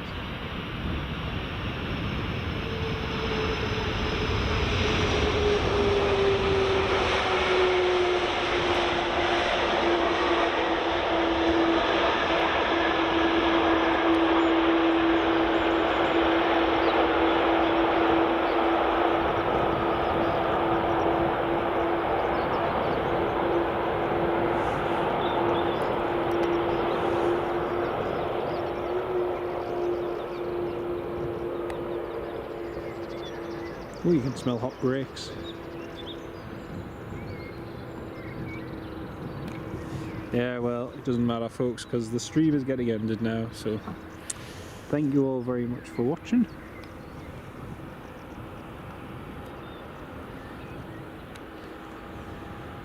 Yeah, it doesn't make any difference, folks. Stream's getting ended now.